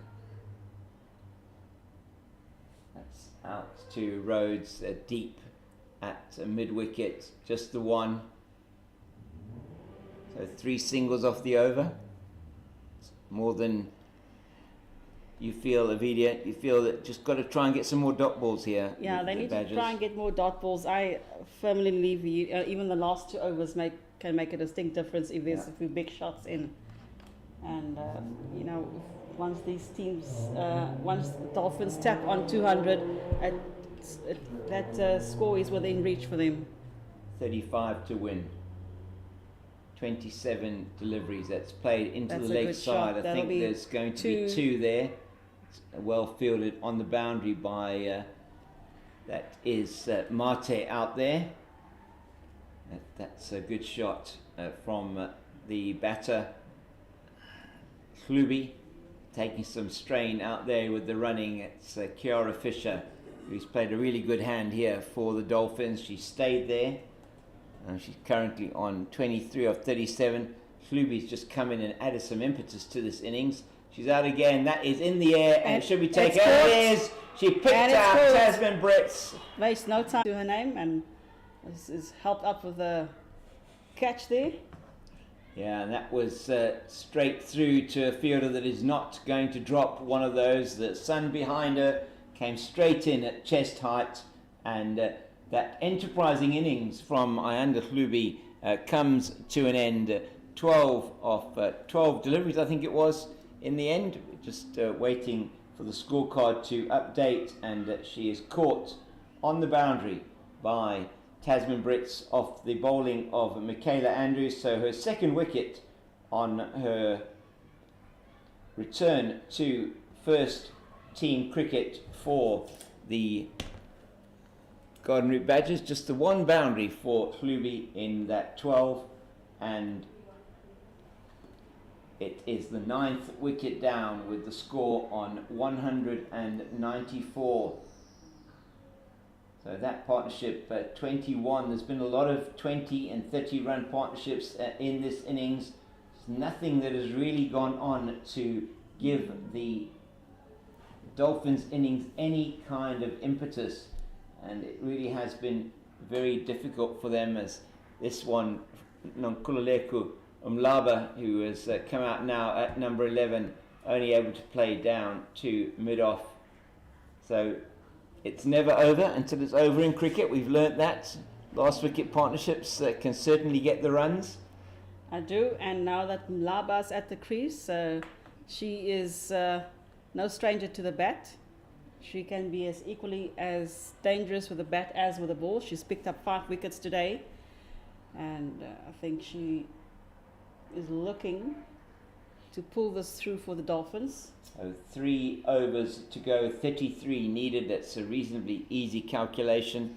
11 runs to the over required. And Chantal van Schoor, I think our scoreboard is not correct there, showing she's already bowled 10 overs. So is it actually who's? Oh, it's KK Marty bowling. Sorry. Yeah, so KK Marty. This is her last over. This is her last over. So I was looking at the incorrect scorecard there. So just looking at a bit of a delayed scorecard. Mate into her last over, and then no doubt Andrews will take the final over of. We'll have to see actually who does bowl those last couple of overs. Still 3 overs to go. 18 deliveries, and now it's only 16 deliveries left. 195 for the loss of 9.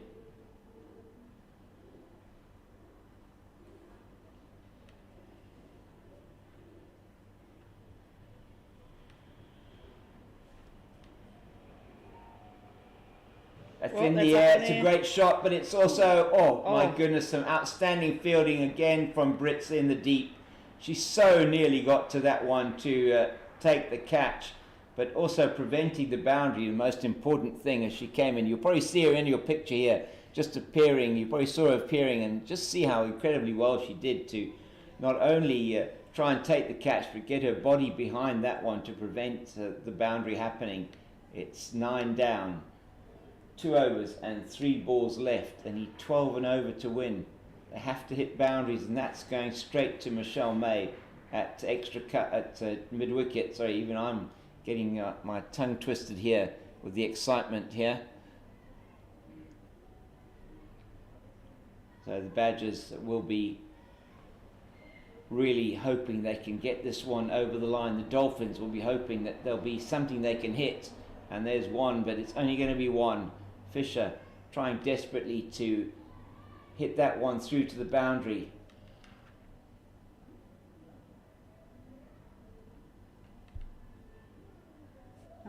KK Marta is the one to restrict them or get that additional wicket they need to finish this off. 197 for 9. She's only conceded 3 in this over so far. It's the 48th over. But Ovidia, this win, if it is going to be a win for the 6-gun Grill Garden Route Badgers, set up by that 126 from Tasman Brits earlier in the day. That's a glorious shot from Nonkululeko Mlaba. It's only one though, down the ground, and that is a direct hit again from Chantal van Schoor, this time from the straight boundary. She's extremely good with the run-out shots. She is, isn't she? From the field. Even the previous meeting with Western Province at the recreational grounds, she was responsible for a run-out or two. Very... And they could getting have some been crucial, practice, weren't they? getting some. Brilliant, She first had some practice shots earlier in that match, and then Definitely. she finally got it on a direct hit. So that direct hit may happen was again. Brilliant from her point of view. That got rid of the captain, Courtney Gounden, who was looking threatening with the bat, and that's a very good shot. It's up in the air. I think Brits isn't going to take it. It's going to go for maximum. Yes, it is the first maximum of the innings for this team from Durban, and that's a beautiful hit from Nonkululeko Mlaba, and her first boundary is one that sails all the way over the boundary for 6, and that gets the 200 up for the Garden Route Badgers, to be Hollywoodbets Dolphins, and it's another one she plays across the line, and this one trying to hit it out of the ground. It's all excitement here. You can hear it's all excitement. That's 6, getting the 200 off 48.1 overs. Yeah, Garden Route Badgers supporters have certainly showed up in their numbers, camped out on the side of the grounds, and quite a few arrived at the grandstand this afternoon. That's a big shot. Looks like it could be a boundary. And it's in the gap, and it has gone for 4. That's another boundary for Dolphins. My goodness, they're saving the best for last here. Nonkululeko Mlaba taking on Michaela Andrews. Should have brought it in earlier. Yeah, 208 now for 9.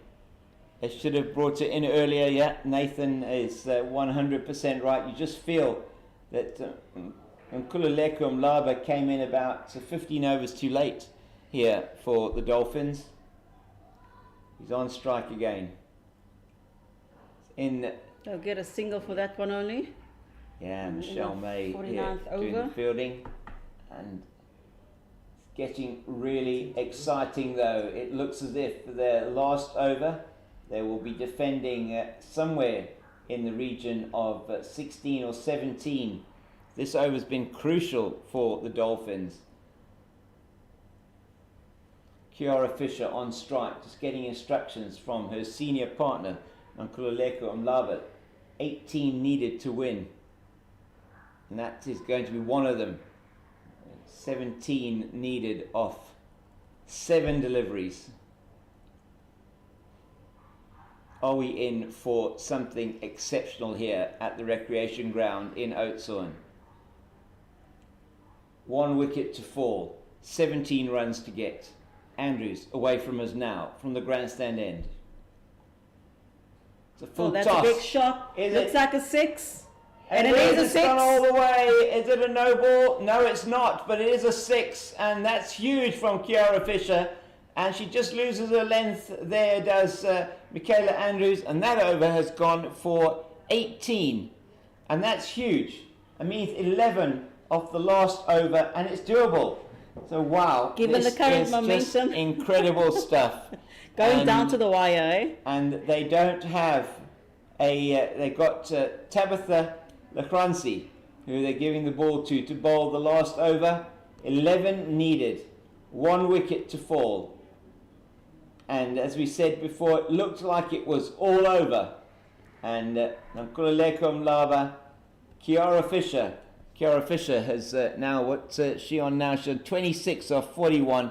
Mlaba, 19 off 9. You feel that Mlaba's the key here. And if she can get on strike, it is potentially the option for. Yeah. They just need two boundaries will do it. 2 boundaries and just a couple of singles will do it. Who would have thought it would have come down to 11 off the last over? I did warn you about Mlaba, and she's got an exceptional strike rate of 211 right now. So it's a good delivery. That's going to be run out, is it? No, Michelle May, way too slow in getting to the ball there. That is Tabitha Lachransi not able to get down and field off her own bowling, which we thought she would. And then Michelle May not alive to that behind the stumps. Otherwise, she would have run out the non-striker Kiara Fisher, or the striker Kiara Fisher. And that is not great awareness then from Michelle May. It's Nkululeko Mlaba on strike. 5 balls, 10 runs. She has a go. It's in the air. It's out. it is out. What a catch! Oh my God! It's out. That is incredible. I wasn't even sure that she got there. I was watching the ball, thinking it was going to the boundary, and Michaela Andrews plucks the ball from the air, one-handed as Mlaba plays what looked like it was going to go over her head to the boundary. She goes backwards, backpedaling, sticks the hand up, and it sticks. And so, what a dramatic ending to this game here at the recreation ground here in Oudtshoorn. It is the Badgers that get over the line by 9 runs in the end. And who would have thought that? What a game of cricket we've had here today. Incredible stuff from these 2 teams, and the Dolphins never giving up on the chase. They looked dead and buried with at 181 for 8 after 45, needing to score in the last 5 overs, 46 to win, with only 2 wickets standing. They lost another wicket in the 47th over, and then at the end it was off the second delivery of the final over, losing the final wicket, that of Nkululeko Mlaba, who scored 19, I think it was, off 10 deliveries, just providing massive impetus towards the end. She had a 6, a few 4s in that innings, and I think Fisher it held may it have seemed together. like a few 4s, but she only hit 1. Only hit the 1 4. Certainly felt like it. 2 6s. That's why. 2 6s. That's why. Sorry. So it felt like a couple of 4s. Was 2 6s and the 1 4. Kiara Fisher, it was with her, who really held the innings together. Just the 1 4 for her. 27 off 42 at the end, was it? Might have been more than that for her. Because she got that single. Maybe it hasn't been finally updated. No, it has been updated. Apologies. Still got her as not out. 217 all out, and the 27 just getting them close. There were contributions all the way down the order, but that 27 from Kiara Fisher was the top score for the Dolphins. Amazingly so. In fact, the top score for the Dolphins was extras on 36. And that included 29 wides, 1 no ball, and 6 leg buys. So top score was in wides, and those wides, had they not been conceded, the Golden Root Badgers would not have been under so much pressure in the final few overs here. But hats off to the Hollywoodbets Dolphins for the fight they showed in this match, and a victory just by those 9 runs for the 6 gun grill Golden Root Badgers. And just to give you a bit more information around that. Really, it was anchored by the innings of, or really set up by the innings of the talismanic Tasman Brits. She comes here and she plays her best cricket, 126 of 112 balls, 14 fours, 4 sixes, and she took her team to 226. Yeah, excellent fielding on her part. 1 run out, 1 catch. Yeah. So what we witnessed out there today is what you can call Tasmania. Absolutely. I think that's brilliant. So they're going to rename the town, I think, after her. So Oudtshoorn will soon be called Tasmania. Will it? Tasmania? Yeah, I think that's a good name for it. Very maybe good. they'll rename the oval. I'm not sure about the town. We might have some pushback there yeah, maybe, from residents. But maybe the oval be called the Tasmanian Oval. You never know. Brilliant stuff from Ovidia there, and great match between these two. It was Nonkululeko Mlaba's 5 for 24 in the Badgers innings, which meant that they couldn't go higher than that 226 that they scored for the loss of 8. And really, you have to feel for her. Yes, I really wish that they brought her on sooner, because she's a absolute whiz with the bat. Yeah. And if she's gotten in a few big scores, that would have contended with that Tasman Brits put up. And Nonkululeka's had an excellent day with the ball today. Yeah. Very much. She could have got them over the line. I think you're right. She could have come in earlier. We weren't expecting, although on the team sheet was down to come at number 11. She has certainly got a number of good scores in the domestic competition, and just didn't have the chance to make the impact today. No, one would always, if you were a Dolphin right now, wish that someone had lost their wicket earlier on, so that Mlaba can come in much earlier. But that is cricket, and it is a game of strategy, and you do gamble with your selection and batting lineup. So that is the case here. It has been an outstanding match, dominated, it must be said, by 2 Proteas who really had the standout performances of the day. It was an all-round, in fact, turned out to be a much better bowling effort in the end from the Badgers. It was the slower bowlers, Van Schoor and de Jonk, who, taking the pace off the ball, made it very difficult for the Dolphins batters in the middle overs to score. And only once it got to the final stages where they really started hitting out was they able to get to a score that took them to just 9 runs within 9 runs from that Badgers score. So one thing that would have been attainable had Michaela Andrews not taken that catch high up in the air. Yeah, absolutely. And that was crucial. And I guess Michaela made up for her errors in terms of the bowling side with that big catch. And a bit of a shout out as well for the youngster Tabitha Lachransi, who started off her bowling 2 overs that she bowled, and she got 2 overs 0 for 22. And her final analysis, just trying to see what that was, to give us those final numbers there. So she took 3 for how many? 3 for 36 runs. Yeah. And a economy rate of 5.68. Yeah, considering then she went for 14 off her last 4.2 overs and took 3 wickets. It's real hats off to her for coming back, and to the captain for having faith in her to come back. Michaela Andrews on her return, 2 for 52 off 9. Kayakazi Mate, only the 1 wicket, but she was outstanding, wasn't she? Absolutely. 1 for 37 in 10. And then the 2 sort of slower paced twin bowlers, twins there, Chantal van Schoor, 10 overs, 2 for 38, Faith de Jonk, 10 overs, 0 for 35. So themselves as well, keeping it really tight, and Julia Hole as well, 4 overs, 0 for 13. So it was those bowlers that really slowed the run rate down and made it difficult for the Dolphins to get over the line. As I said earlier on, it was the Nonkululeko Mlaba and Tasman Brits show with the Garden Route Badgers innings. 5 for 24 for Mlaba and 126 of 112 for Tasman Brits. It's been an absolutely wonderful day here in Oudtshoorn at the Recreation Ground. We're really thankful for you for joining us. We hope you enjoyed the broadcast. And from us here at on the CSA YouTube channel. These visuals brought to you by Pitch Vision, to our producer and scorer Pat. Thank you very much. And it's just from all of us here, who's just going to give everybody the chance to say goodbye.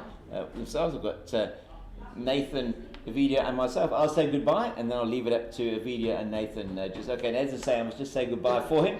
So from me, James King, the Cape Fox, it's goodbye, and Avidia. Yeah, from me, Avidia Haynes, goodbye. Thank you for joining us today. Please do tune in tomorrow.